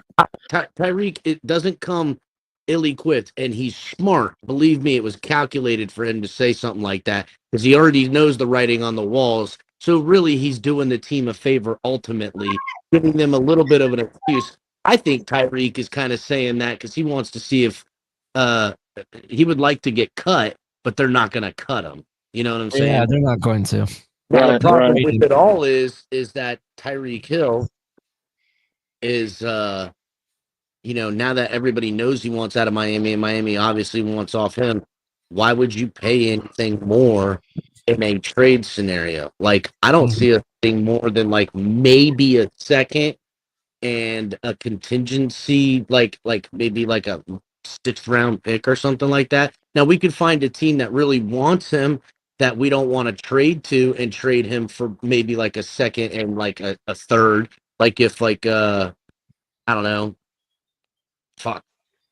Kansas City or the Chargers or something like an AFC team that we don't want to Yeah. give into, maybe then. But I agree. I agree. You know, that can maybe something done there. What I think is so crazy is that I know some people in the chat. I've read this, and people on Twitter have been saying that this team is so dysfunctional and there's so many problems that it's hard to fix. You can't just make a change or whatever. You're right, but at least they could have made a single change. It didn't have to be where I was okay with, keeping McDaniel maybe for one more year. I get that, right? But Chris Greer really hasn't done anything for me, and neither has Tua. So there has to be something had to change here, and they didn't give you any inkling of what that is at all. With all this news about Joy Taylor sleeping with Ocho to be on the show or whatever, I want to know who Chris Greer and McDaniel are sleeping with to keep their jobs, because there's no reason that they should be here. The entire fan base was against them, right? Yeah. The entire fan base is calling for them to be fired, right? People are saying F you to the Dolphins. The pitchforks are out, and they still have their job. I want to know who they're sleeping with for real, because it doesn't make sense to me at all. We're still gonna keep being the laughing stocks in the NFL, no matter what we do. I don't give a crap how many teams have a losing record. We're still gonna remain the laughing stock of the NFL. I don't care what anybody says, because we keep doing the same bull crap over and over again, and it's ridiculous. And if they don't want to change, then guess what? We need to make changes. Then, god dang it, because enough is enough already. Like we tired of this mediocrity crap. Been dealing with it for all these years. It's funny that people was laughing at the Lions, people was laughing at the Chiefs, the Eagles, all these teams, laughing at the Giants at one point. But when these teams start winning Super Bowls, nobody want to talk trash about them now. But our fan base feel like this fan base, some of our fans think they understand what suffering is like. Like, no, you don't. You think this team's suffering? Go ask the Chiefs. Look how many years it took them before they got to a Super Bowl. They haven't been back to a Super Bowl since Super Bowl 3. Go to the Eagles. When the last time they've been back to a Super Bowl? They haven't been back to a Super Bowl since what? They lost 04 or 07, whatever? No, 04, when they lost to Tom Brady in Jacksonville. And Chef Let's Chew. keep going further down. No, I'm on a roll. No, hold on. I'm on a roll right now. Look at the Lions. Look how many years they've been bad, and look where they are now. They haven't been relevant since even Barry Sanders was with them. They haven't even done nothing since. Let's keep on going. Let's look at Tampa Bay. People want to laugh at Tampa Bay, but at least they won 2 Super Bowls. And then Tom Brady gave them another one. You can't talk trash about them. They suffered for years. And look where they at now. See, everyone thinks some people feel like they suffer. Go ask those teams, those franchises, how long they suffer till they finally got a GM, an organization, a front office that knew what the heck they were supposed to do to build a winning culture. And look at these teams now. They're winning. And remember, Chef G, it took the Cowboys back in the day to trade Herschel Walker to make that thing happen, right? You bring up you bring up the Chiefs. It took them to go away from a very good Alex Smith, who was one of the league leaders, and make that hard choice on that rookie that they gambled on that nobody knew about. It takes football people making football decisions. Let me tell you something. Football is a sport that brings out the truth in who you are. To be successful, you have to be totally committed.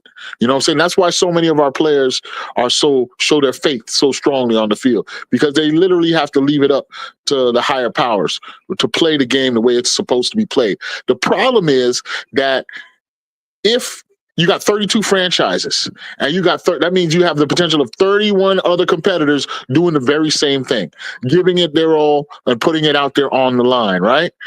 Unfortunately, our franchise is not one of them, because we don't play by the kind of principles of manhood and respect that it takes to be a winning football team. Again, it sounds like I'm a Flores guy, but Flores was instituting that kind of foundational change when it takes no talent, because that was the meaning of that message. It takes no talent. You got to be a winner at your core. It don't matter if you actually win the game or not. You got to be a winner to have a chance. And So this team coddles bullcrap. Is this real? Did Tua get caught sleeping on the bench today? Is that real? Is that a real report? That's not surprising. He know he's coming back next season. Why not? That's why he was wearing shades. That's why he was wearing shades to get away with it. This is the guy that wanted to play and they shut him down. And he wanted to play because he owns the Jets and he can beat the Jets. Wow. This organization is, oh my gosh. Bro. It's like the Ringling Brothers Barnum Circus. That's what it's like. Total chaos, it's man. Like circus. Yeah. Like a circus. Whole bunch of clown freaks. And I'm sorry for what saying was that. he doing on the bench? Sleeping. Just a report. Or rumor, however you want to put it. Wow. It's okay, Mudbone. I shouted you out earlier. Mudbone, he got a point. He had no playoff appearances. He did. But he also only had 1 year of front office investment. And then a lot of those moves were bogus anyway. It wasn't Will Fuller. A lot of them guys. So, anyway, whatever. We don't have to play that game again. The point is, I guess Mudbone's satisfied with the status quo. He's probably there with Batman and Ross on Let's Go 2025. Go ahead, Mudbone. You get your guy another year. Your teeth whitened, Fendi sunglass wearing, bleached blonde, double cross under the eye, left arm of God. You get him another year. Congratulations to you. And I was the one that said I didn't want to, and I'm still proven right to this day. I have told people Alabama quarterbacks do not do well. Only 3 of them. And I said this before even Tua. If you don't believe me, go back to the round table when Reason and all my boys was on that with TD headed. And I said even the EM and what's his name, Mr. Ballgame. Shout out to those guys. I had said I did not want it to. I said there's only 3 Alabama quarterbacks that had success in the NFL, and none of them have it since. From the Steph, I've said this from the beginning. I got too. you. Me you too. Did. You did, because I said it. I said only 3: Bart Starr, Ken Stapler, and Joe Namath. And Joe Namath. The only 3 Alabama quarterbacks that had won Super Bowls and been successful. At that time, yes. Was Alabama? Yes. I did my research. Yes. Oh, I 3 didn't know Alabama quarterbacks that only won. The only ones that won Super Bowls. And I said it from that time. Alabama quarterbacks do not do good in the NFL. I remember the last Alabama quarterback at that time before them in Ohio State. That was A.J. McCarron. He was the only Alabama quarterback that was still left in the NFL, and he was with the Texans at that time. And I did my research. Macaroni though. Macaroni Jones is with the Jaguars. No.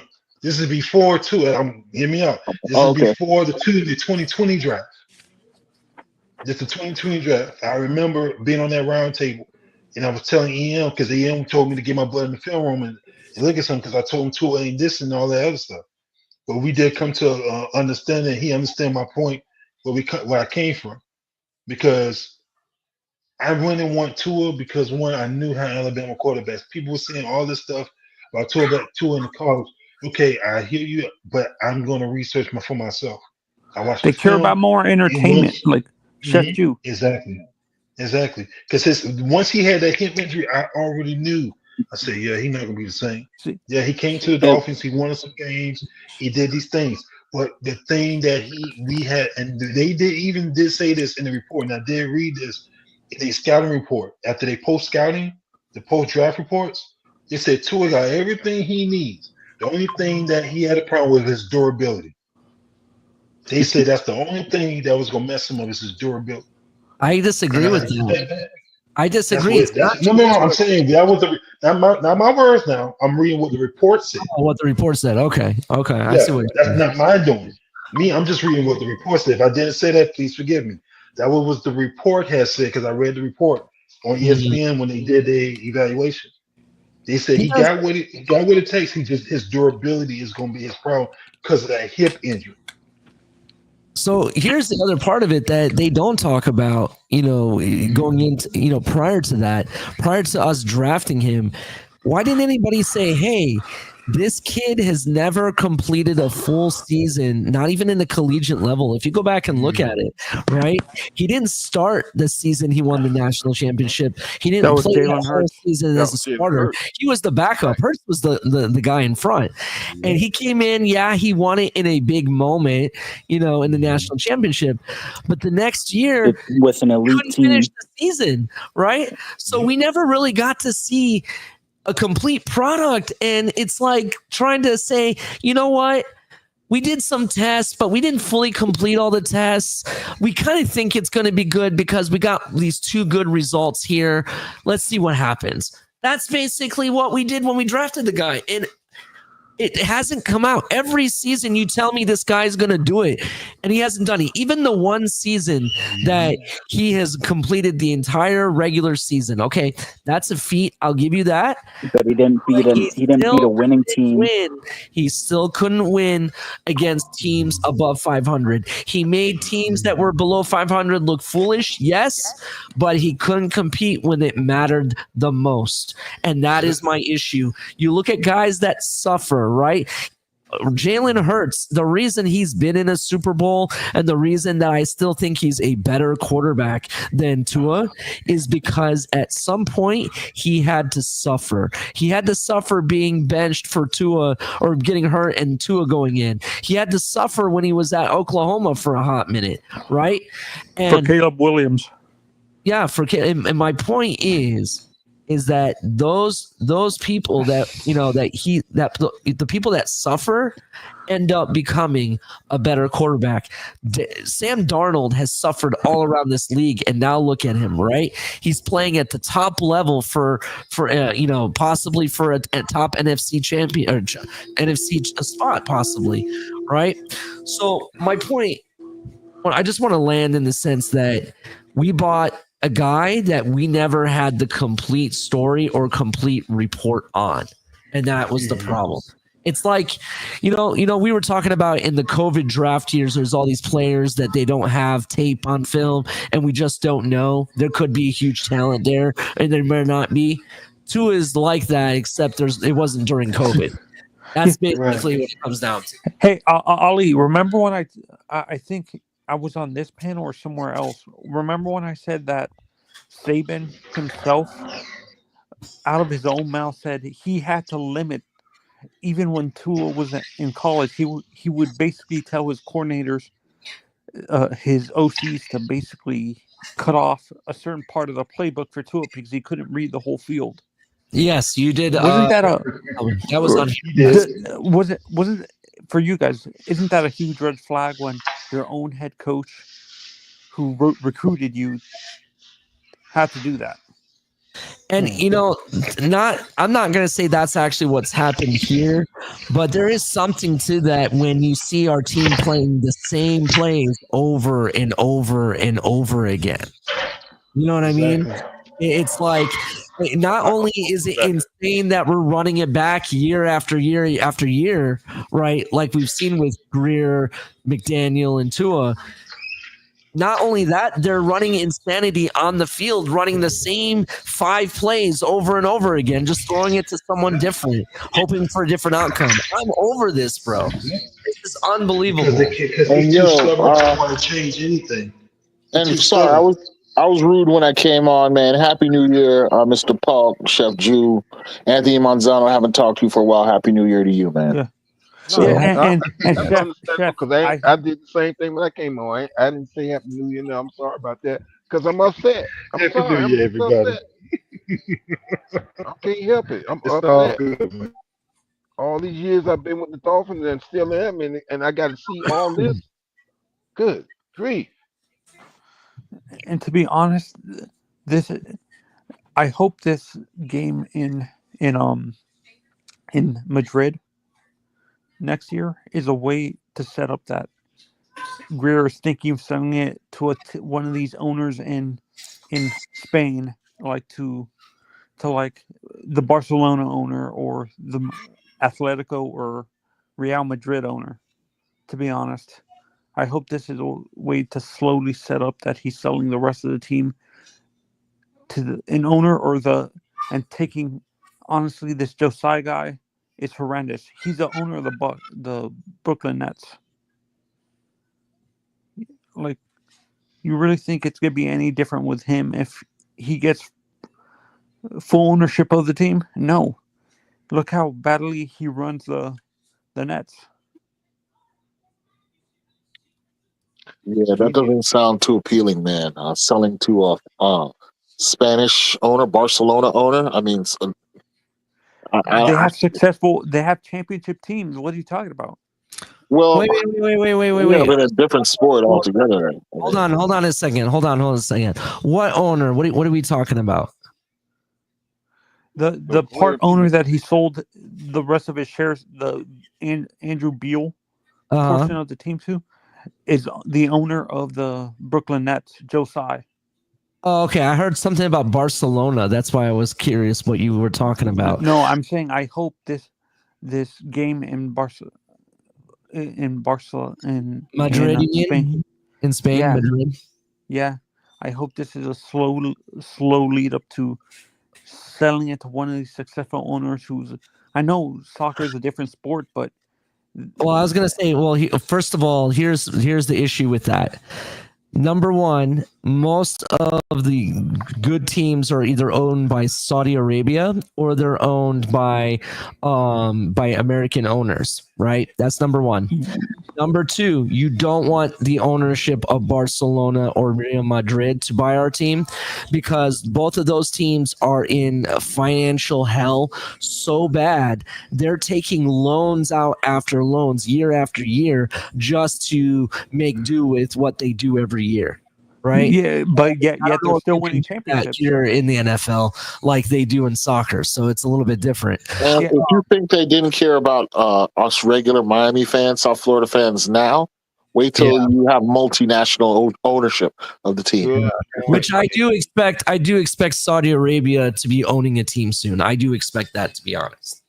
So, they'll care even less. You'll get MBS. 12 years of Tua. Even if it's his clone, they'll put his clone out there. Honestly, I hope this set, and also for me, if we tank next season, like if we completely flame out next season and we're like in the top of the draft, do you think we would be bad enough to get Arch Manning? Listen, all this premature fawning over Archie Manning is the same premature fawning that was done over Tua. Don't count them chickens before they're hatched, okay? Let Arch Manning play first, bro, because we need to see what he can do first. We need the best player, not the guy with the best name, okay? Yeah. No, I'm not saying I'm not saying it because of its name. It's because I trust the development of who he's learning from. He's not only learning from the Mannings, he learned from Tom Brady too. Yeah, he got trained by Tom Brady too. So did Shedeur Sanders. You know, I mean, Dion had him working with Tom Brady the whole time. So you know, I mean, I'm not saying Shedeur's better. I don't know. I don't know that, but I'm just saying premature because of name is the kind of crap that the team. This is what the team is on now, and that ain't getting us nowhere. We need the best players, period, and that sometimes means getting the guy you never heard about, but who you know is the guy who scouts as the best option.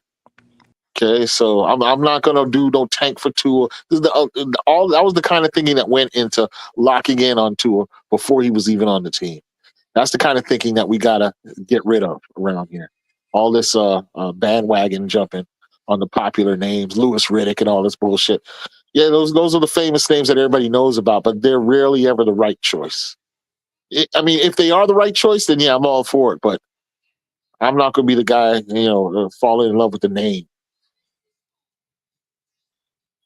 I'm sorry to be rough on you, Anthony. It's not my intention, but you know, emotions are raw right now, and this team has failed for far too long for any niceties. The time for niceties and pleasantries and all that shit is over with, man. Yeah, I agree. Yeah. We tired of it. We tired of the bull. We tired of the crap. And something got to give and something got to change because we've been dealing with this for too long. And we haven't even won man, the last time we won the division, we haven't won the division since 2008. 2008. Look how long that's been. Well, was Buffalo doing anything before around that time? They behind weren't even in the playoffs since 2001 before Allen came there. So look what they did and look what they had now. Now that all of a sudden it went from being the Patriots were in division. Now they behinds were in division. Like, God dang, when we gonna get their ass together and get this crap on the road? Because it's been too long. I'm tired. Like, bro, reason why I'm like this, and I'm sorry for being loud, but y'all gotta understand the frustration I go through as a fan. I'm still with my t-shirts and everything, my wristbands. I'm a diehard fan. I'm loyal to the logo. I'm the one that gets criticized every time. Why you don't lead this team? You know this team. Sorry, I gotta hear from fans, family. I gotta go through this, but I still wear it with pride. I still wear it because I care about my home. I'm born and raised in Miami. I love this team to the core. It's sad that I gotta see my. It's not sad, but it's good that I see my Heat win championships. For the Panthers won championships. For the Marlins, my UF winning championships, but my dang on football team my Miami Dolphins came and win a darn championship, came and win a division at least. They're playing because we got a front office came and get things right and get it together. But you want to run this back with the same ones over and over again. You think everybody's gonna keep supporting that? No. Adam, come on, bro. Like, get it together. Let Greer go. Why is he still here? Let him go. He ain't doing nothing. Okay, he made some good picks, but he's not nailing all of them. Why the heck you think these teams successful? I'm proud of the Lions. I am proud of the Lions because I've been following their draft. I've been following this team since before even Dan Campbell got there. I always kept wondering why this team is always losing. But guess what? Patience got them where they at now. And they finally got a coach that Dan Campbell should have been our dog head coach. This front office, every time we doing something good, this front office do the most boneheaded, dumb crap every doggone year. When you finally got the guy in the dog front office, you sit here and want to be stupid on the coaching staff. Don't forget about Tampa Bay coach. Tampa Bay coach going to the playoffs 3 straight years too. I ain't forgetting about Bowles. I wasn't about to forget about Bowles. He was another head coach that I wanted too. But no, the front office, now we're going to go with somebody else. Y'all decided to go with doggone Joe Philbin. Then how that worked out? Didn't work out well. Oh, you guys decided to go with Adam Gates. Didn't go well. And now we're going to McDaniel. Oh, he did good his first 2 seasons. Oh, we're going to make sure he stays here. Okay, but have we won a playoff game since? No. We going on what, year 2024? playoff win, and we hold that record to this day, guys. Did anybody know that? We hold that record right now. It used to be somebody. It used to be the Lions. It used to be the Lions. Now guess what? It's us now. Well, hold on real quick so I can get this $10 donation. Adam Padilla, thank you so much for the $10 donation. Thank you, bro. Did y'all hear what Tyreek said? Yes, we've commented on it. His ass is out, he said. He threw Tua under the bus. And if you listen to Mike McDaniel's press conference, the story McDaniel says and the story that Tyreek says are different. So who's telling the truth? You tell me. I don't believe a single thing McDaniel says. Yeah, I don't either. I'm done. Another thing, Chef Jew, every year, look at all the examples we have of teams who come in and turn it around. I mean, this year, Denver Broncos, last year, Houston Texans, you talk about Detroit. So it is possible. It is possible to put together a winner. It's just for some reason, this franchise keeps on staying stuck on stupid. Because we've been stuck on stupid for years, my guy. We've been stuck on stupid for years. Come on now. I'm sorry, but I gotta get this out. I'm sorry, but let me get this out. We've been doing the same crap over and over. We did the same bull crap. The doggone Don Shula. We did the same thing. Hazinga sitting there pushed this man out the door when this man didn't even want to leave because they want to change the culture. You push this guy out. Look at this. We almost could have got. Did y'all realize that around that, I believe, around somewhere towards the late 90s, we could have had Barry Sanders team up with Dan Marino, but because Jimmy Johnson didn't want him, we couldn't get him. We could have had Peyton Manning. Even somebody told me that we were trying to go to get Peyton Manning, but Jimmy Johnson didn't want Peyton Manning to be the successor to Dan Marino. Look at the bonehead. This is what I'm saying. Look at the pattern. We always doing something to cause ourselves to backtrack when we have the opportunity to do something right. We do something stupid to cause ourselves not to do it. And it's been going on for too long, too many years. It's like, God dang, something needs to change. Raw, sell a team, something, because it's enough, man. It's enough. God, dog. I just had to get that out. Testimony. That's heartfelt testimony, Steve Ross. Hope you're listening. Because this is ridiculous.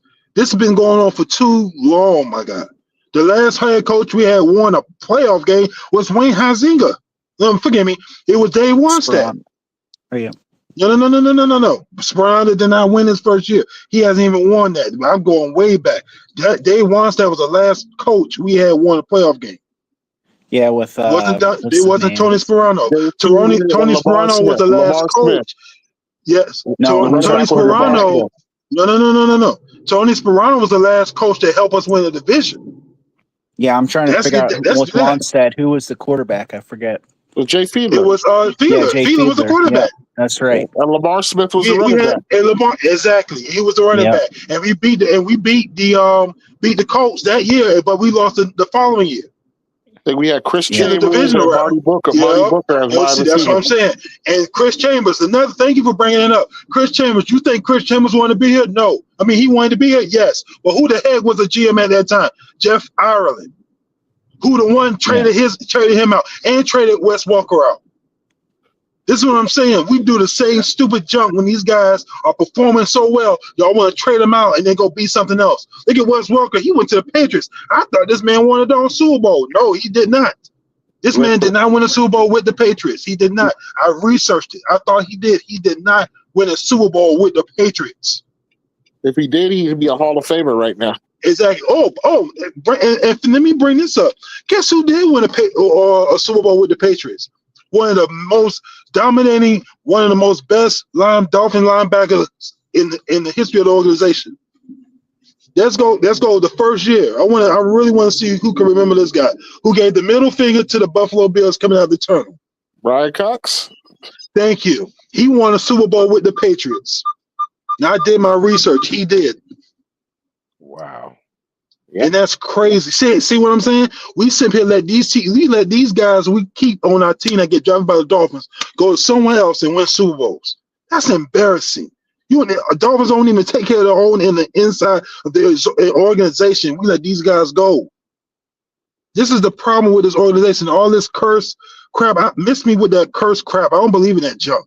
It's just the people you put in the organization that causes us to be the same way where we at now. Until somebody has the balls to change the doggone John Ross, change it where it needs to be changed. You sit here want to win a Super Bowl, dude. You cost us first round picks to even try to rebuild this doggone roster. Yep. You sit here doing stupid junk that caused us to not get anywhere, my guy. Yes, thank you for building us the roof. Thank you for putting new seats in the stadium. Thank you for rebuilding the dog club and suites. And bringing the Formula One, bringing the Miami Open, bringing all these new things here. But my guy, you're not giving us what we want. We want a freaking championships here. You ain't doing nothing to make it help. You giving us this statement, Ali. I appreciate it, my guy. Thank you for reading that. Thank you for saying that. Because now it made me even more furious that we can't even get nothing together. This is a passionate fan that wants to see this team win the dang on Super Bowl, and we can't even get it because the front office won't get their act together. Because they too stuck on being butt partners instead of being guys that hold people accountable to make sure this thing gets working. And you doing stupid junk to call us where we need to be at. And we're going to keep in the same boat until somebody has the balls to let them go. So let me guess, what we're gonna keep Greer and we're gonna keep McDaniel for what till 2027? Oh my gosh, what the heck we still doing? We're doing the same crap. Now you got a wide receiver that wants to leave. Like I said, I do not blame Tyreek. You want to leave. Waddle, if you want to leave too, I do not blame you. Tua, if you want to go somewhere else to win, I don't blame you because y'all are right now being laughed at. And I said in somebody's thing. Say to somebody's channel, we are an organization where front office got eggs on their face with scrambled brains that don't know what the heck they doing to build a winning culture. Exactly.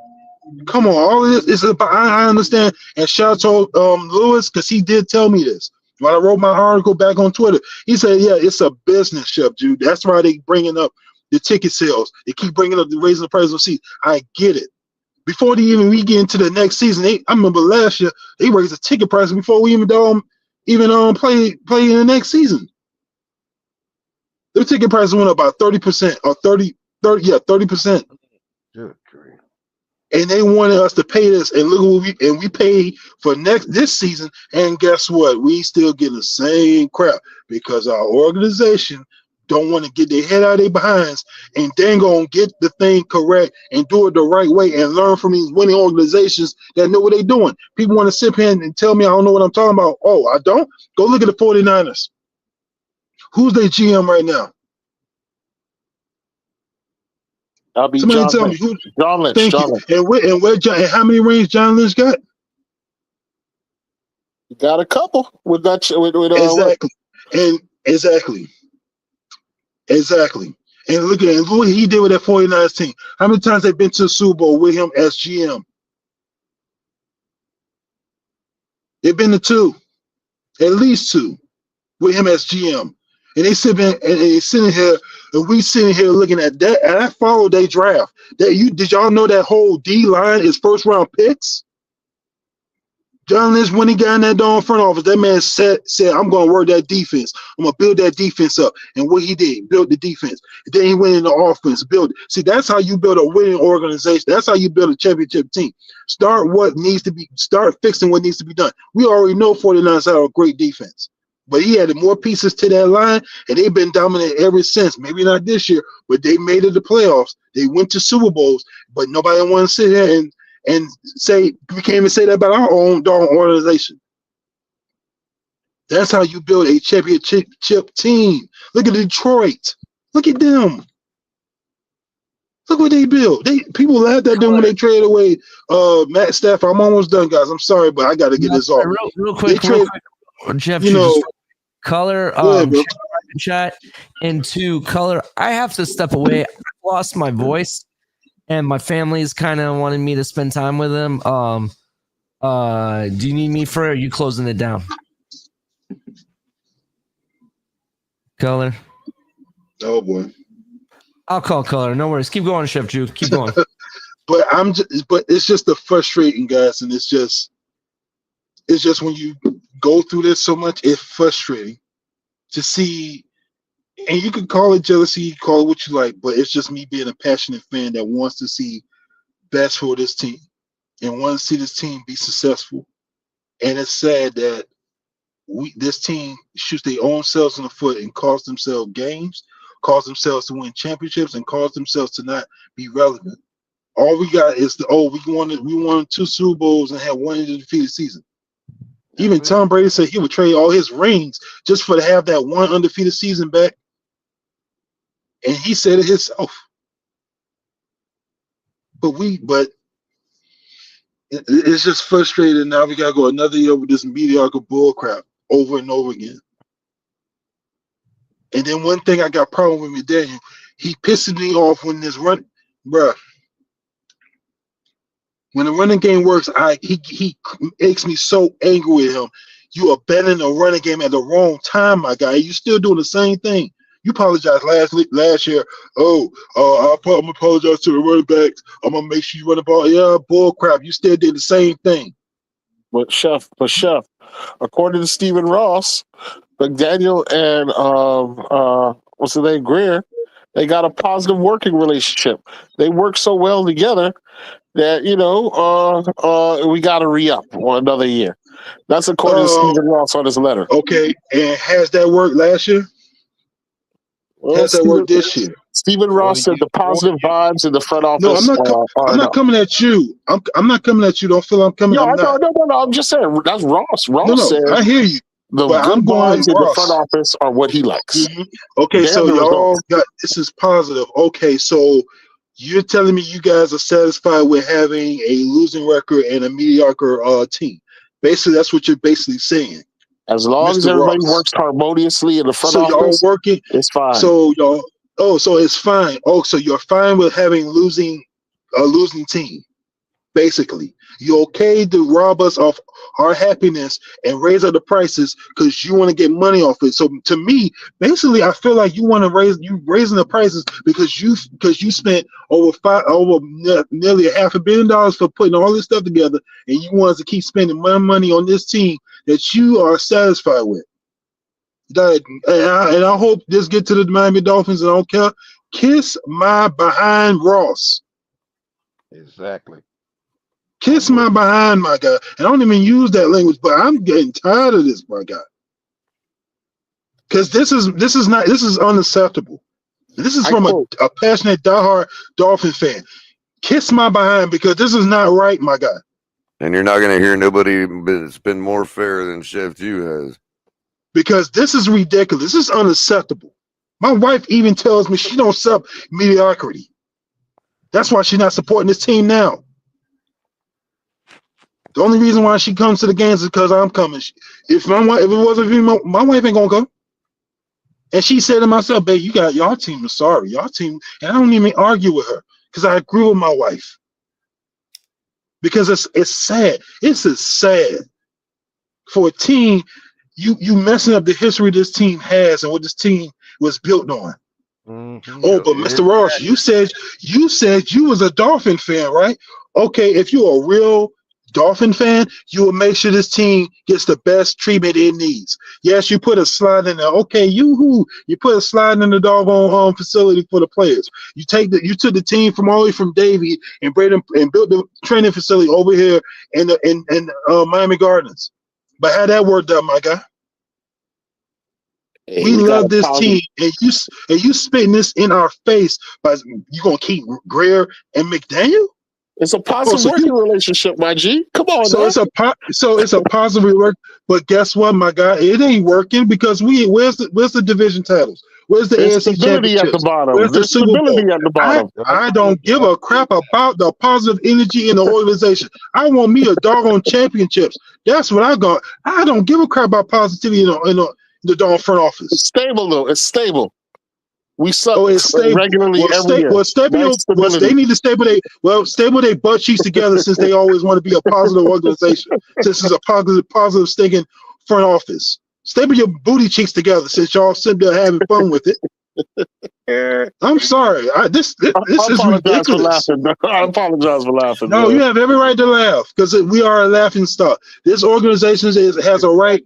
Everybody has a right to laugh at this organization because this is what this organization is. Booty clapping cheeks, doggone front office. That's what it is. This team joke. This Not And it's organization is ridiculous, and it's sad, and it's circus. embarrassment to walk down these streets. But I still do it with pride for my darn Miami Dolphins because I still get laughed at. But guess what? God dang it, I hold my head up held my head up high, and still walk around with my T-shirt, my wristbands, my slippers, my sneakers, all that stuff still going to these games because I care.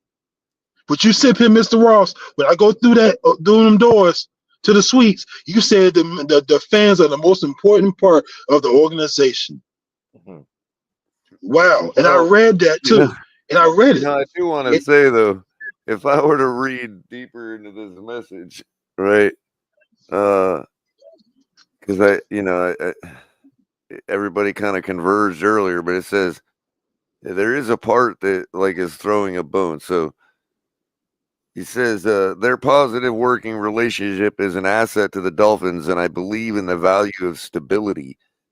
However, continuity in leadership is not to be confused with an acceptance that status quo is good enough.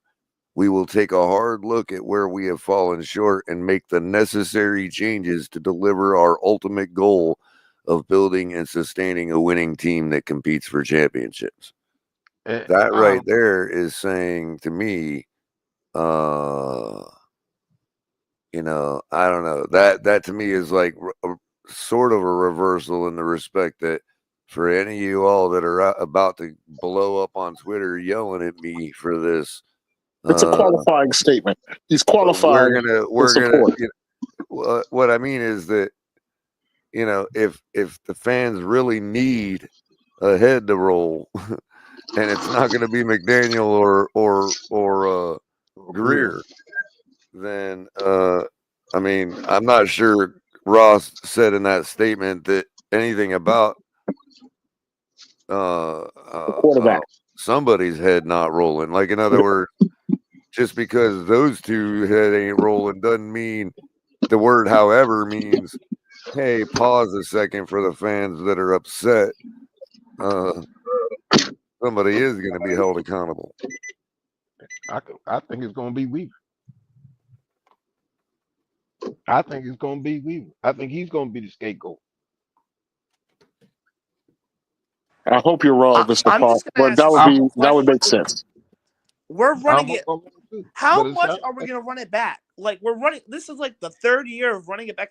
What the fuck's changing? Who's like? How much money are we? The quarterback. Stability, Greg. They're doing it in the name of stability. Did they say that? Yes, stability. Positivity and stability. Wait, that's true. We're moving on from this fucking guy. Because I'm telling you right now, if he's the quarterback, I'm boycotting. It's anyone but Tua for me. You want to show me stats? Go ahead. He said, come on, Greg. Are you being positive and stable? Listen to the clue there. He said continuity in leadership is not to be confused with acceptance of the status quo. What he's saying there, the part about acceptance in what was it? Of the status quo. No. Continuity in leadership. Well, the people he mentioned were Greer and McDaniel. Right. If we squeeze the words, in other words, in the continuity is a word that comes from the word continuum. Okay. So, in other words, listen. He has confidence. Let me be a naysayer here, Color. Hold on. He has confidence in the people that are part of that leadership continuum. Or it could be that he's accepted their narrative that certain players just are the problem and not the coach. Right. But my point is, KP, who is not included in that leadership continuum? Yeah, the quarterback is a bit left out. He hasn't been mentioned. Right. That's what I'm trying to get at. He's accepting the continuity and leadership, but the two leaders he mentioned were Greer and McDaniel. Right. He didn't mention Tua, and then we have Tua's body language and his shades and his teeth and his statement about playing in the playoffs. So you're right. It could be that Tua already knew he's on the way out and that he was benched, that this whole injury is a bit of a mirage. or they've overplayed it because they've already made the decision that that is going to be a change. Maybe McDaniel That's the bone went. you're talking about. That's the bone you're talking about, Color. What's that, Mr. Buck? You said something about a bone. Is that the bone that you were talking about? Yeah, like he's saying, hey, don't come at me with pitchforks yet. We understand there is a major problem. Well, cause I didn't read the full statement. I only saw that Greer and McGee. Yeah, that is a major problem. He's a major problem. That's the problem. He's the major problem because Said to he's me the one so that's far, working. all it's told me so far is that he's not holding Greer or McDaniel accountable for the decision at quarterback. Exactly. Right, and but that's a mistake itself because Greer drafted the guy and Right. McDaniel vouched for the guy. Right. So because who did Ross really want it? You fired the guy who told you he couldn't play with that guy, and you decided to re-up with the guy who drafted him and the guy who said he could fix him. So you know, it's funny that he would accept their narrative now, if that's the interpretation. So basically, he wants yes men. That's what he wants. Yes, yes, yes man. Yes man. Yeah, you just want a yes man. Man. Or it's been the case the whole time, as I said from the very beginning of Mike McDaniel, that Ross is no more convinced about Tua than the average Dolphin fan, not the Alabama Dolphin fan. But he's a guy much like your regular Dolphin fan that like Tua, that's like, yeah, I believe in he's got something to work with, blah, blah. I'm not convinced that there ain't something behind the Flores thing. Plus, he knows from firsthand evidence, himself. So, he's like, look, at the very least, I want a second opinion. Well, now the second opinion is in. That doesn't mean you fire the guys that gave you the second opinion.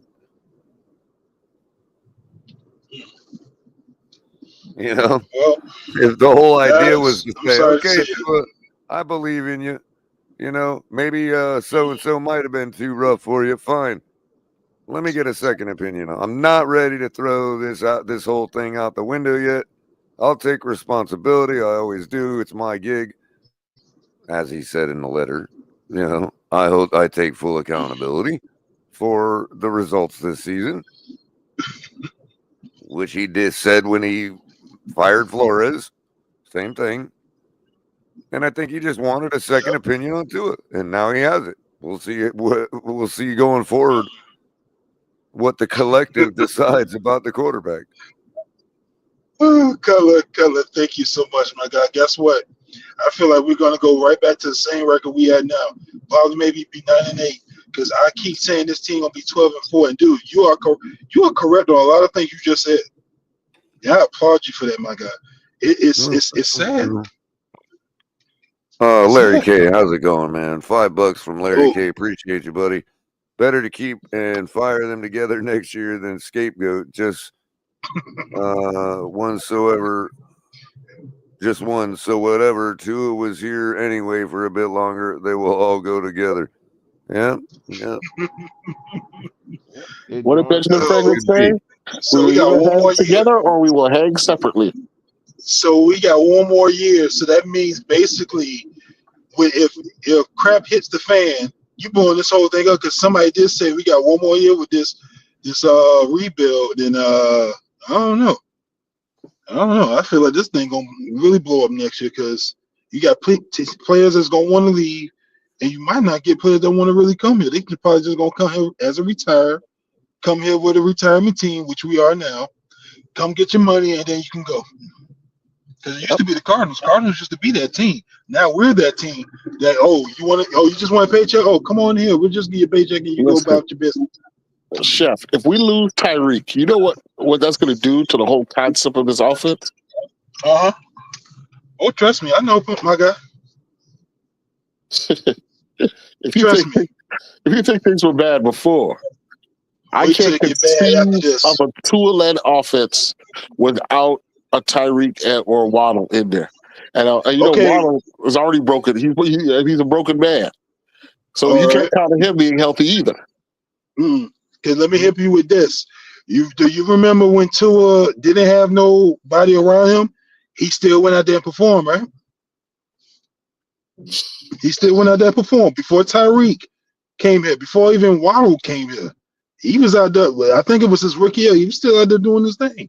Yeah. And he was saying, "Oh, I didn't know the playbook." But guess Well, what? the He still went out thing there. that Ross said that he liked was what he wanted was a unified voice between GM and coach. Well, the point, I guess, also is that regardless of what we think about Tua, and regardless of what they think, that whatever it is they think, Greer and McDaniel obviously agree, because the fact that they were able to provide a unified front to Ross is what is dazzling him right now. That's what he wanted. As a businessman, he believes, and a billionaire, he believes that his method of management is what makes success. And he has a right to believe that as a billionaire, successful billionaire. So what I'm saying is, it doesn't matter if they went, just because they went to Ross with a unified front. That's what's impressing him. That's what's saving them their job. The illusion of inclusion. The point I'm trying to make is that we'll know if Tua is gone or if he stays, that it is both of them that agree with whatever decision that is. So if they had to go to Ross together and say, look, man, we were both wrong about Tua, but, or whatever, or maybe they knew the whole time. Maybe there was never maybe Ross is like, again, if Ross just wanted a second opinion, why is he going to hold them accountable for giving it to him? Ross could have pulled the plug on Tua any time he wanted to. Yeah, that's probably the most likely scenario. That it was Ross. You get what I'm saying? Second So opinion. if they provide a unified front and, hey, we want to move off to Ross is going to do whatever these two guys want. He likes both of them. I think he found his whoever the counterpart that his guy Greer needs. He thinks he's found it. Right. Now that makes total sense, and that places the onus right on Ross. In that Ross would have been the one who's enabling this whole thing, as he should, as the owner. You know, he's starting to play Jerry Jones, is what's happening. Yeah, exactly. He thinks he's Jerry Jones. He'll be on the phone telling him what he wants at quarterback by end of the week. Oh man. So we got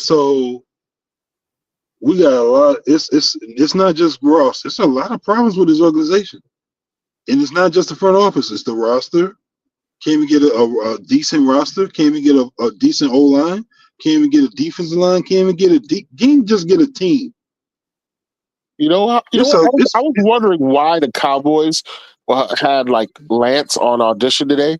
It wouldn't surprise me if the whole idea is that McDaniel went to Ross and said, "Look, I was wrong on Tua, unified with Greer right behind him, but I guarantee, give me one more shot with my guy, who I really believe in, who has all the skills and tools that Tua doesn't, and he's tough." That's what Trey Lance. Really quick, it may not even been it possibly might not have even been I was wrong or whatever. It may have been that they just went unified, saying, we have a unified second opinion for you, Mr. Ross. You know what I mean? And even if that was a good opinion, I'm not saying it has to be bad. But, you know what I mean? Like, but to your point, KP, they could have very well, looking at what happened with Trey Lance, they could be saying that unifiedly, Yeah. I mean, no, because listen, the reason why I bring that up is because I'm just not convinced that McDaniel, regardless of what Ross said, how are you going to make McDaniel was shoehorned with how are you going to put out a competitive roster next year with less money, with the money finally being realized on the contracts that you signed this year? It's going to have to be with bargain basement castaways like a Lance. You know what I'm saying? We're going to be fishing on Castaway Island to fill the roster next year. If Armstead steps down, Jackson Carmen is going to be expected to step up and be a starter, for instance. You know what I'm saying? It's going to be stuff like that. We're going to beg Kendall Lamb to come back and play for $600,000 and be a starting right tackle. You know, it's going to be ugly next season, man. It's going to be experimental. I'll go with that instead of putting Eichenberg right there. I'll take Kendall Lamb or Eichenberg any day. Yeah. I'll take anybody over Robert Jones any day because these two, I'm done. I'm so done with them. We're officially this is ridiculous. We're officially the Jets. Exactly right now. That's bad.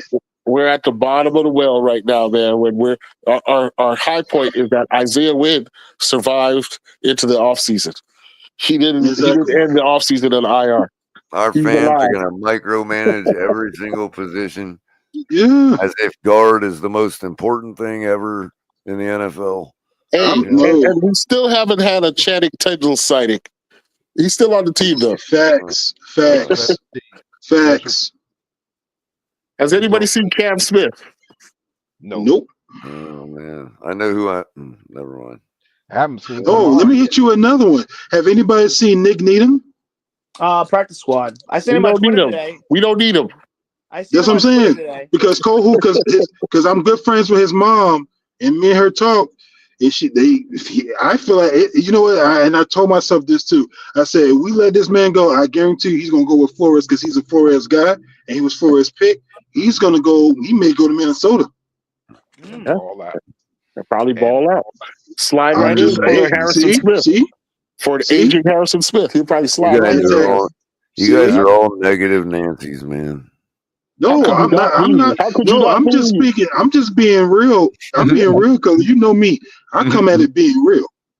No, I ain't gonna come in and be fake. One thing I tell people: if you fake, don't be around me. I don't like dealing with fakes. I only deal with reals. Just be real with me. I just feel like he's gonna go. He's gonna go once we let him go. He's gonna go somewhere, and I'm hoping nobody in the division. He's gonna go somewhere and ball out because it happens every time we let somebody go. They go to another organization and ball out. Oh, dang! He just came into my head. Young Thor, AVG, where he's at now. Look at Chris Brooks. Exactly. That's right. That's another. Bro, do y'all realize how bad it really is? Ever since that preseason game, when I see him balled out, bro, I was like, oh yeah, that's a power back right there. But we had a Buster and a Wilson. Do you guys realize how bad it was in Denver today?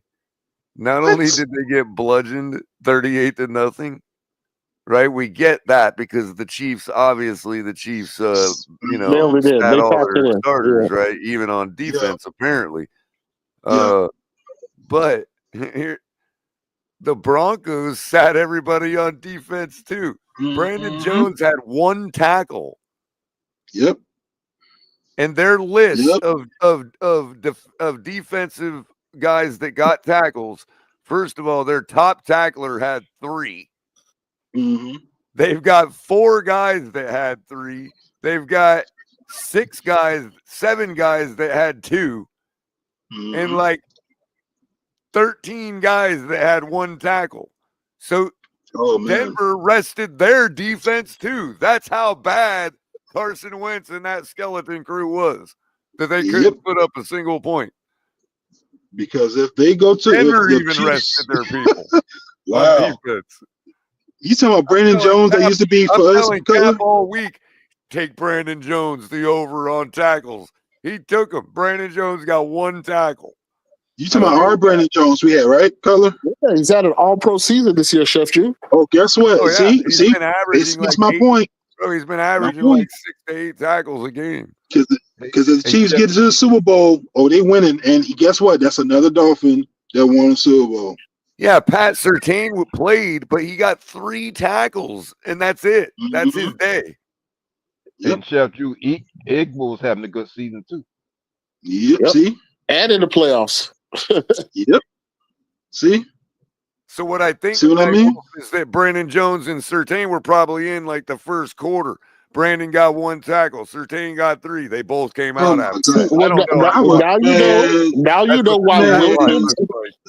know why Wilkins and Hunt and all them guys wanted more money to stay on this team. Why they highballed Chris Greer? Because they said you got to pay a tax to stay on this losing ass team. KP, I'd Yep. say, Cap, I'm sorry. I didn't think about the fact that if KC is not going to be able to move the ball, there's going to be nobody in the secondary for Brandon Jones to tackle. Oh gosh. Everybody who leaves gosh. this team, it's a blessing to leave this team.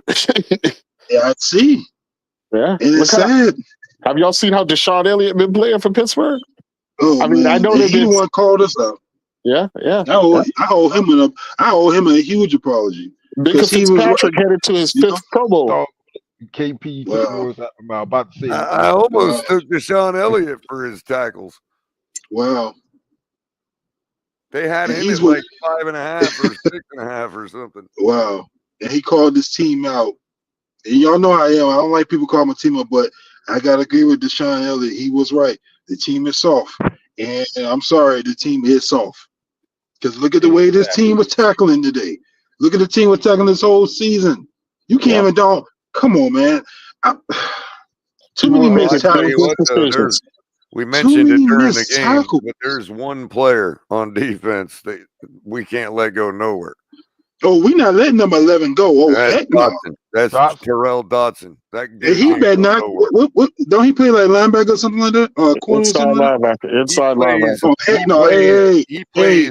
He plays. I got the biggest heart on this defense, and Thank I'm the you. biggest. I got more hustle than anybody on the entire team. That's the type of player. His helmet off That's today. who I want. Backer. When he got he kept his helmet on. That's what I want. That's the type of player I want on my defense. I want somebody that's gonna play with heart, that's gonna be physical and know how to play. After look how many tackles he made last game. Jordan Brooks too. If you can lock up Jordan Brooks and Terrell Dotson, that's a and Zach Sealer. Come on. I think Zach Come Sealer. on. Who's number 20? And Number 20 is Brooks. Yeah, give me Chop and Zach Sealer. I wonder what the Who's stat number 20? line is. I wonder what the That's stat Brooks. line looks for our game Keep while him. I'm at it for tackles and assists. Let's Yeah, let his behind replace let his behind place what's his name? Sorry, Color. I know how much you hate people cutting you off. I'm sorry, dude. I apologize. No worries. Let doggone. I'm sorry. I love my dude. I love him, but let number 8 go. Because I don't know what the heck happened to you this season. He was horrible. This season, you on a contract year, dude. On a contract year, you play like this. You know what it is, though? I think he had this broken hand, and he just was afraid to tackle anybody since that broken hand. So, I mean, if I had to make it speak for him, but he was horrible. He was horrible today. He's not. They're not re-signing him. There's a lot of guys. He refused to tackle anybody today. Who's that? Javon Holland. Oh, well, again.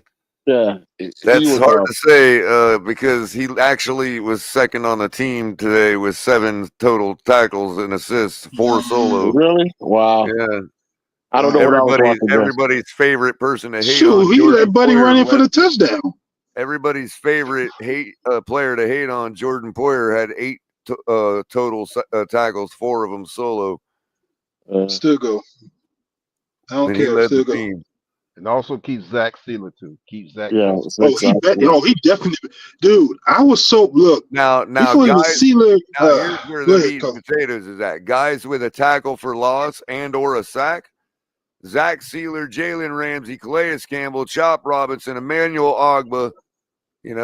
For 5 total tackles for losses and 3 total sacks. That's putting in the work right there. You know what I mean? Yeah. I was always sold on Sealer. I remember when we picked him up from the Baltimore. I told people, I said, "Yo, he gonna be something. Watch." He's been making plays since he been on the roster. He's been making plays every day ever since he got here. Yeah. Exactly. And I told people to watch this guy. I said it, and look where he's at now.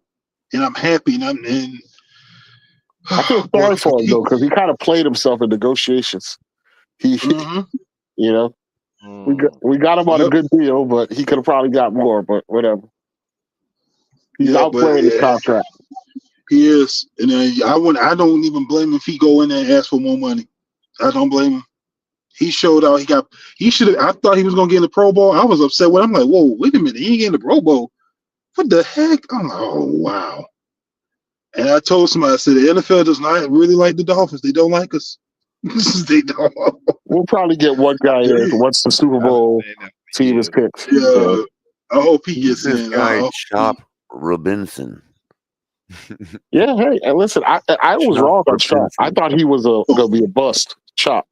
And he came on, you know, to his credit, he developed, he got better, and he looks like he got some stuff to work with. So Did Chop have 4 sacks today? I No, don't even know if he had a sack today, but he he had a didn't couple even have a pressures. Well, sack. that Yeah. I No, made my Chop ain't point get a on sack. Twitter. I said if Chop doesn't have 10 sacks this year, he's got to get cut. So I win. When's he getting cut? I think that's No, harsh, can't but cut I it. feel you. I think that's harsh, but I get you.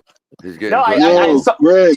some No. idiot on Twitter tried to get back at me, and I'm gonna have a receipt to go at him tomorrow. So Tomorrow.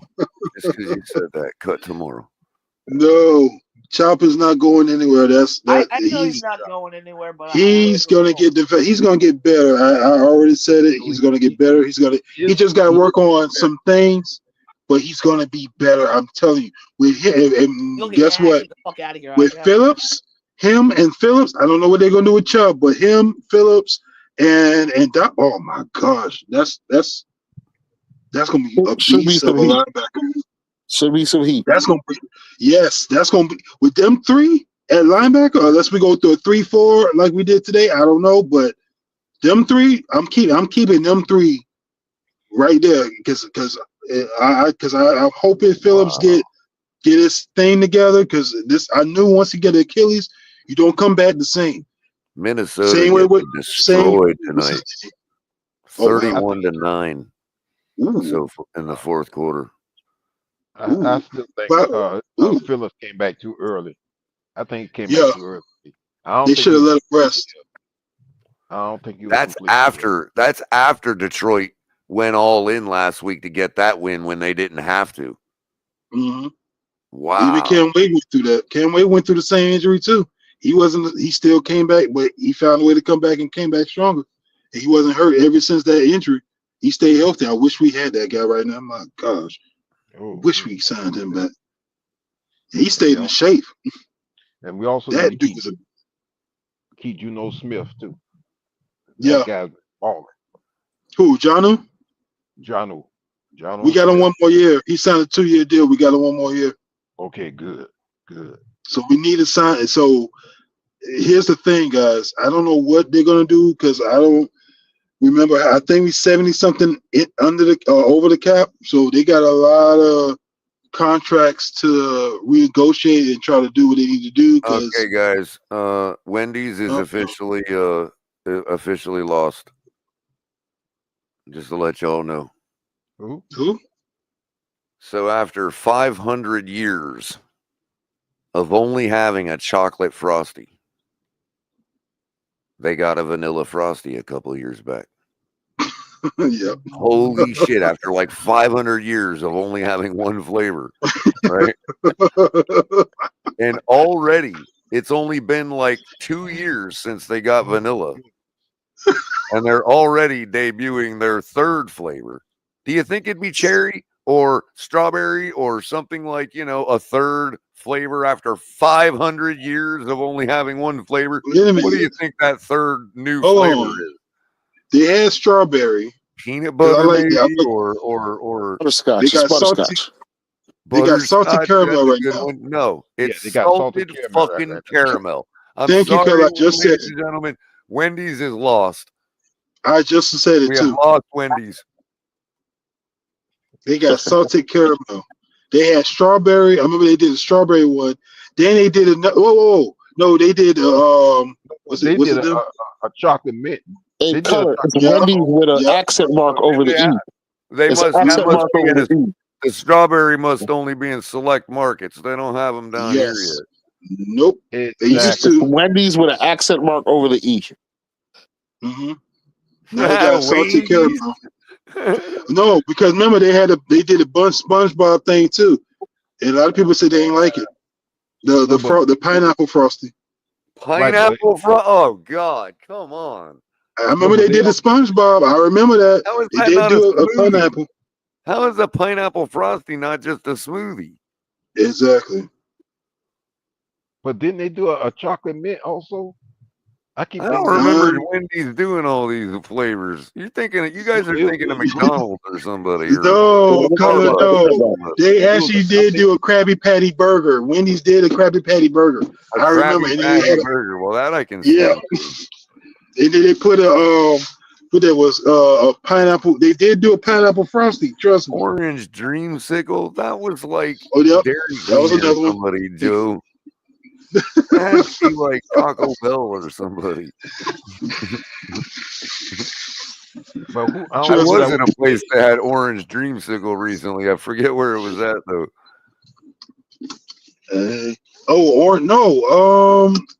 I sworn that they did that too. I think Wendy's did it. Orange Sickle, I think so. I've been out of the Wendy's loop for a while, I guess. They did, but it wasn't for long, Chef Drew. I need to get back to Wendy's a little more.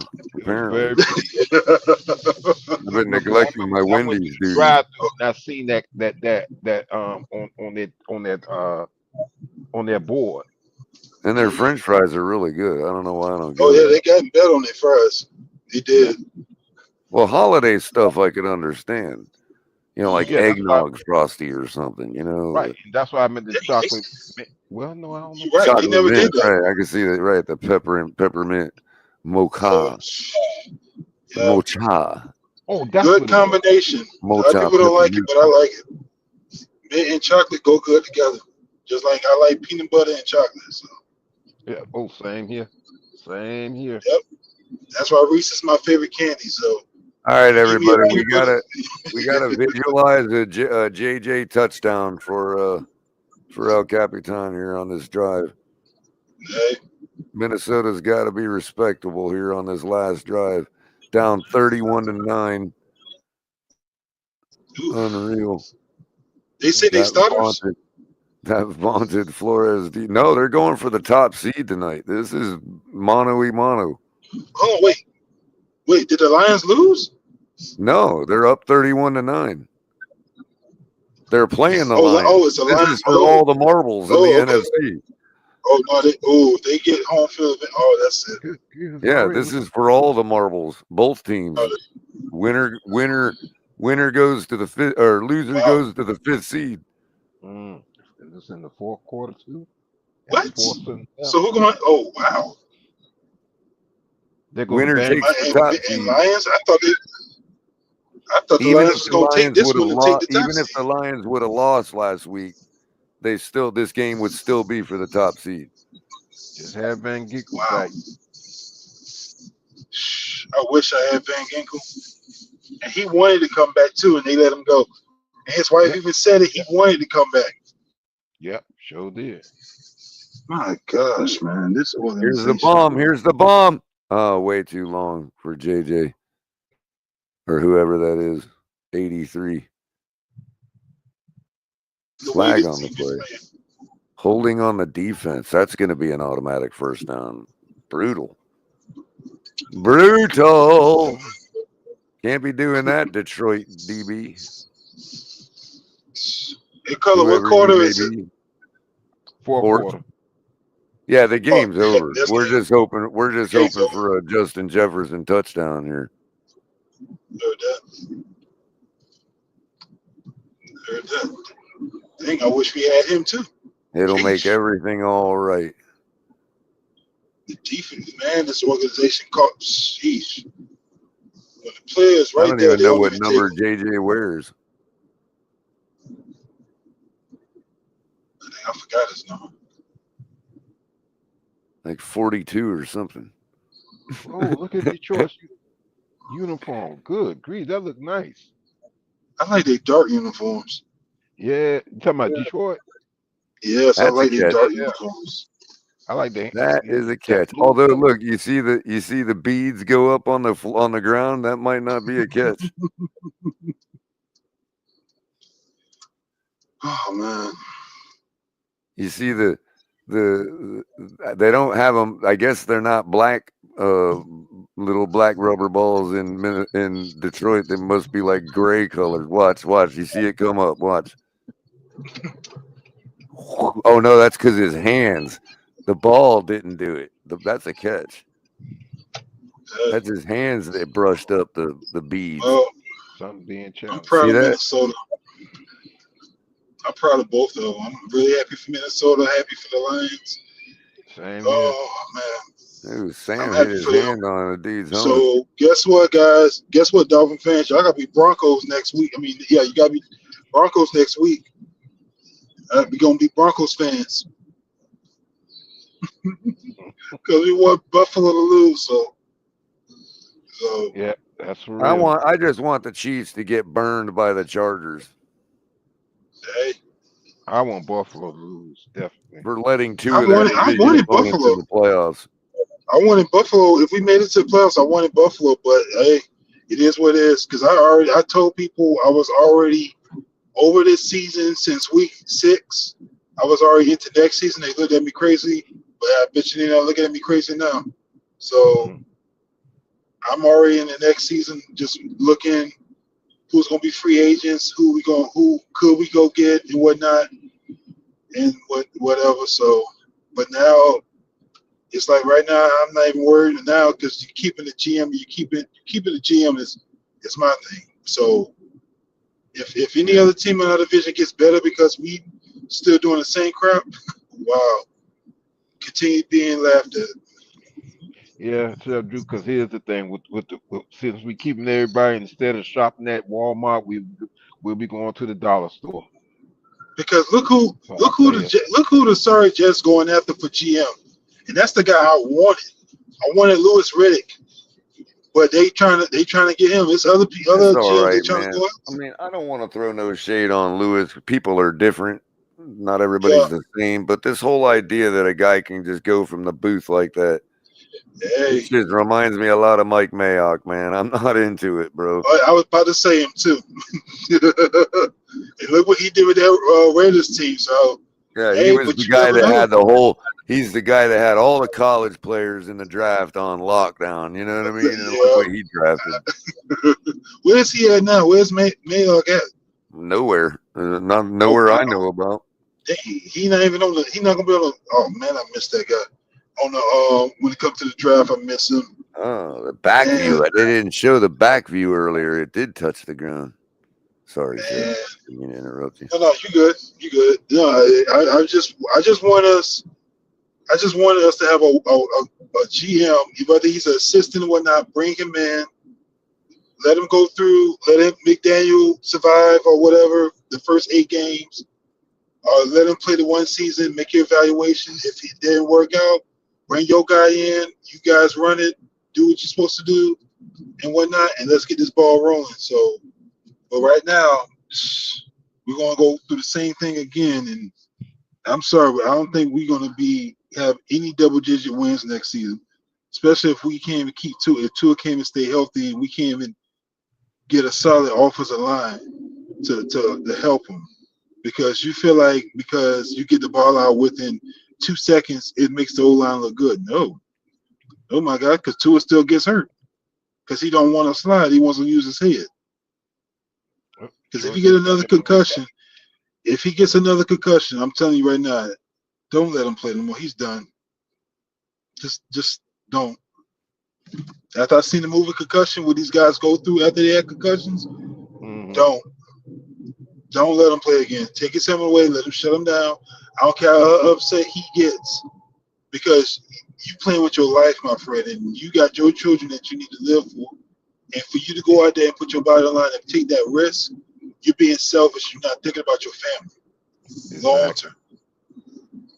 I'm sorry. I love Tua as a man, as a player. I love him, but your health is not worth it, my God. My uncle said Tua with this team, he was one head away from ending his career. And he's right now on his last straw. He gets another concussion, shut him down. Don't let him play. I don't care how upset he gets. Yeah, I'm the coach. I don't care. I'll trade you, man. If you want to get traded, go ahead and let your career in. And guess what? All you're going to do is you're going to prove what Forrest said about you. You're going to prove what I said about you, because you want to be hard-headed and don't want to listen. So go ahead and hurt yourself. But I don't want this. I told friends, I didn't want this organization to be responsible of his health. And look, we are responsible for it now. So I don't know what they're gonna do next year. I hope things work out for them and get better. So let's just see. But my thing That's is, all we can never do, mind. man. My bad. Never mind. I was about to say play calling, but never mind. Never mind. I give up. Never mind. If I'm right, and I'm sorry, right, that you got to go through this crap, because it's sad that this young man supposed to have been given opportunities on this office. Because I was done with Mostert. After he kept doing those fumbles, I was done with him. I felt they should have just let Wright and A-Chan run the show and let them do their and Wilson do their thing. But no, he's too loyal to McDaniel's too loyal to certain players that he refuses to change and admit that he messed up. But that's the Dolphins' way. They're too stubborn and afraid to admit when they messed up. When the truth of the center put it, they're messed up. Man. Well, so now we got to deal with another year of mediocrity. Yeah.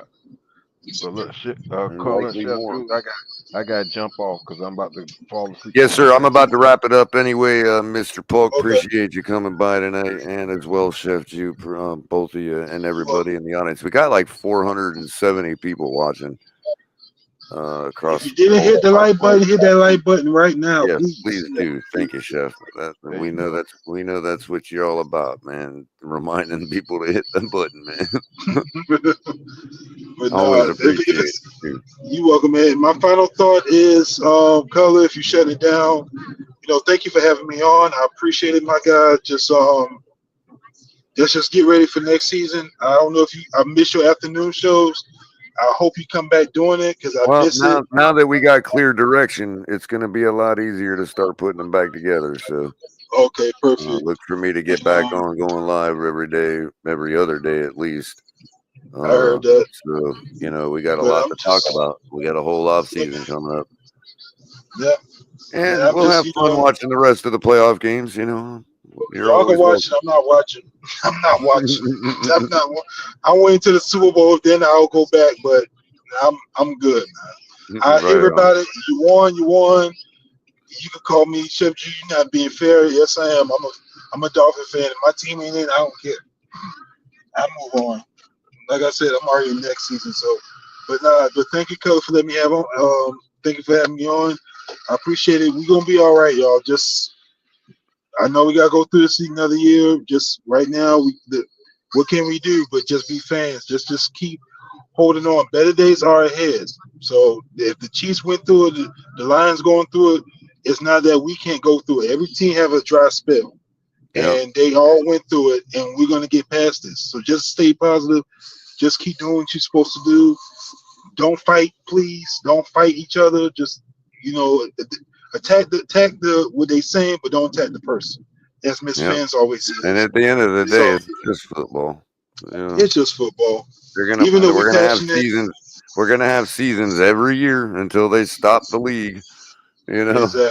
Exactly. We'll be back here. We'll be back here next year, either happy or sad, and just the same. And Michael K will still be just as wrong as he always is. But just kidding, man. Everybody, quick score update. Detroit just sealed it, getting the ball back with 3 minutes left in the lead, 31-9 lead. Who got the lead now? Pretty much in the books. What's that? Minnesota still got the lead, right? No. Detroit has the lead. What? Oh yeah. Okay. Bludgeoning them. I'm rooting for Minnesota. If it gets down to the Super Bowl, I'm going for the NFC Championship. I'm going for Detroit. I want this a rematch in the NFC Championship. And for the AFC, Chiefs and anybody else. Chiefs and anybody else. As long as it's not the Bills, I'm okay. So I know Michael. If Michael K. So I know he's gonna talk crap about me later, but I got you. I know he's gonna talk crap about me, but it's okay. Just know, Michael K. I respect you, but I don't like your team. I don't have no respect for Buffalo, the Bills. I don't have respect for who else? the Patriots, y'all know how I feel about the Jets. So yeah, y'all won, yeah, yoo-hoo. But at the end of the day, Dolphins for life. Right on. And we still got one Florida team in. Shout out to the brothers up in Tampa Bay. They'll be facing the Commanders in Tampa Bay next week. That'll be fun to watch. Jaden Daniels, the rookie, versus Baker Mayfield, the resurgent veteran. I might change my mind, Khalil, about watching. I might change my mind. Watch it. I might watch that game. I may watch that game because it's Florida, so they still representing, South Florida and stuff. And I do have respect for I got respect for every other team except any team out of division. So I believe that's going to be a good game. If Daniel get his playoff win, I did say not Detroit. I did say Washington had everything they needed. They just needed a quarterback, and look where they got. Look where they at now. That's all we need. That's all we. Color. I know you're getting ready to shut down, but I gotta say this, and you just open my eye. Open up something for me, and I've been said it. This team. The Dolphins had great teams, and all we needed was a quarterback. Oh yeah, a lot of times. A lot of times, even when we had what was that? Instead of Jay Fiedler, we could have had any other quarterback. Mm-hmm. We had a defense, and Jay Fiedler. There were those of us even back in the Jay Fiedler era. We're like, why are we messing around with this guy? Because there was a few opportunities that came and went. Exactly. The only reason why here, you know what I mean? Exactly. The only reason why they got him because he beat us in the playoffs and he showed out in the playoffs that year. And they decided, let's go get this guy. That's the only reason why, because he played for Jacksonville. Yeah, he was a backup for Brunell or whoever it was. Yeah, Brunell. Rob Brunell. Yep. Exactly. You're right. And this team was only a quarterback away to do something. But like I said, our front office is always doing something that cause us to not be where we should be. And it's so, like I said, so many opportunities that this team had and he failed to capitalize on. And that's the reason why we're in the situation we're in now. Do I feel like Tua can be the guy? Yes. Do I feel like Tua can get to the promised land? No. If you can't stay healthy throughout your career, because Dan Marino was only injured, but he ain't injured that many times. He missed that many games. The only time he missed it when he had the Achilles. Yeah, the one major one, pretty much. Exactly. I mean, look what he did. He came in, and to this day, that people was say process. Remember, it was like, oh no, yeah, gonna be without Marino. What do we do? Exactly. And nobody had any hope. Nope. And Marino, and shoot, in this offense right now, man, Marino would have had a field day right now in this offense, and he would go against a lot of things McDaniel doing. He did the same thing with Don Shula, Jimmy Johnson. And even as bad as Marino's backup was, exactly. It's like he still pales in comparison to the difference now between number one and number two. You know what I mean? Exactly. I mean, across the league. Exactly. I mean, there are no Frank Reichs anymore. Nope. Nope. Or Jeff Hostetler. I miss Matt Moore so much, man. That was our best backup quarterback in a long time. And the sad part is, and even Chad Henne, you know what's crazy? They both got Super Bowl rings. That's the crazy part about it. And shoot, Chad Henne, you can't crap on him now. Oh, he was just a backup, but guess what? He got 2 Super Bowl rings. Can't say nothing bad about him now. And this organization, I'm hoping that they do find a backup, because that's the problem with this team. We can't have a backup quarterback. And the thing is, and I feel like Snoop, McDaniel has to play to this man's strengths in order to be succeed. He cannot do the things Tua would do. That's McDaniel. McDaniel's hard-headed and not trying to adjust to the player's strengths as his backup. He showed out in the Browns game. Yes, because he played in the division with the Browns. He knows the Browns. He's good buddies with Lamar Jackson. But why you think Baltimore always been successful? Because they know how to play to their players' strengths. What can he do? That's how you be a great coach. You adjust the playbook to your quarterback who you got now strengths. That what makes you a great coach. Why you think Andy Reid is still, to me, one of the best head coaches in the league right now? And we may have done that. Exactly. This might be the best we can be with this quarterback. So there you go. Exactly. But it is what it is. I mean, went down hard today, guys. Season ended. Yep. It's time to shift gears to the off season, and we're all here for it. We ain't going nowhere. We're the tailgate. We'll always be the tailgate. And keep liking and subscribing. Share this channel out. We're gonna have, obviously it's gonna be moving into the off season. We're gonna have a lot more to talk about, and things to follow, because definitely be eventful this off season. It's not gonna be a bore. So we're probably get back to roots and get y'all up here to talk about things as we go along and build this team again, because it looks like that's what we're about to do. So, everybody hit the like button. Appreciate y'all. Come over to YouTube, hit the subscribe button and the notification bell, and you will definitely be able to know when we go live. I'm probably going to rest my voice. Catch me tomorrow sometime. And Chef Jew, once again, thanks for your help chopping it up this evening. And everybody, I have fins up still, and have a great evening. All right.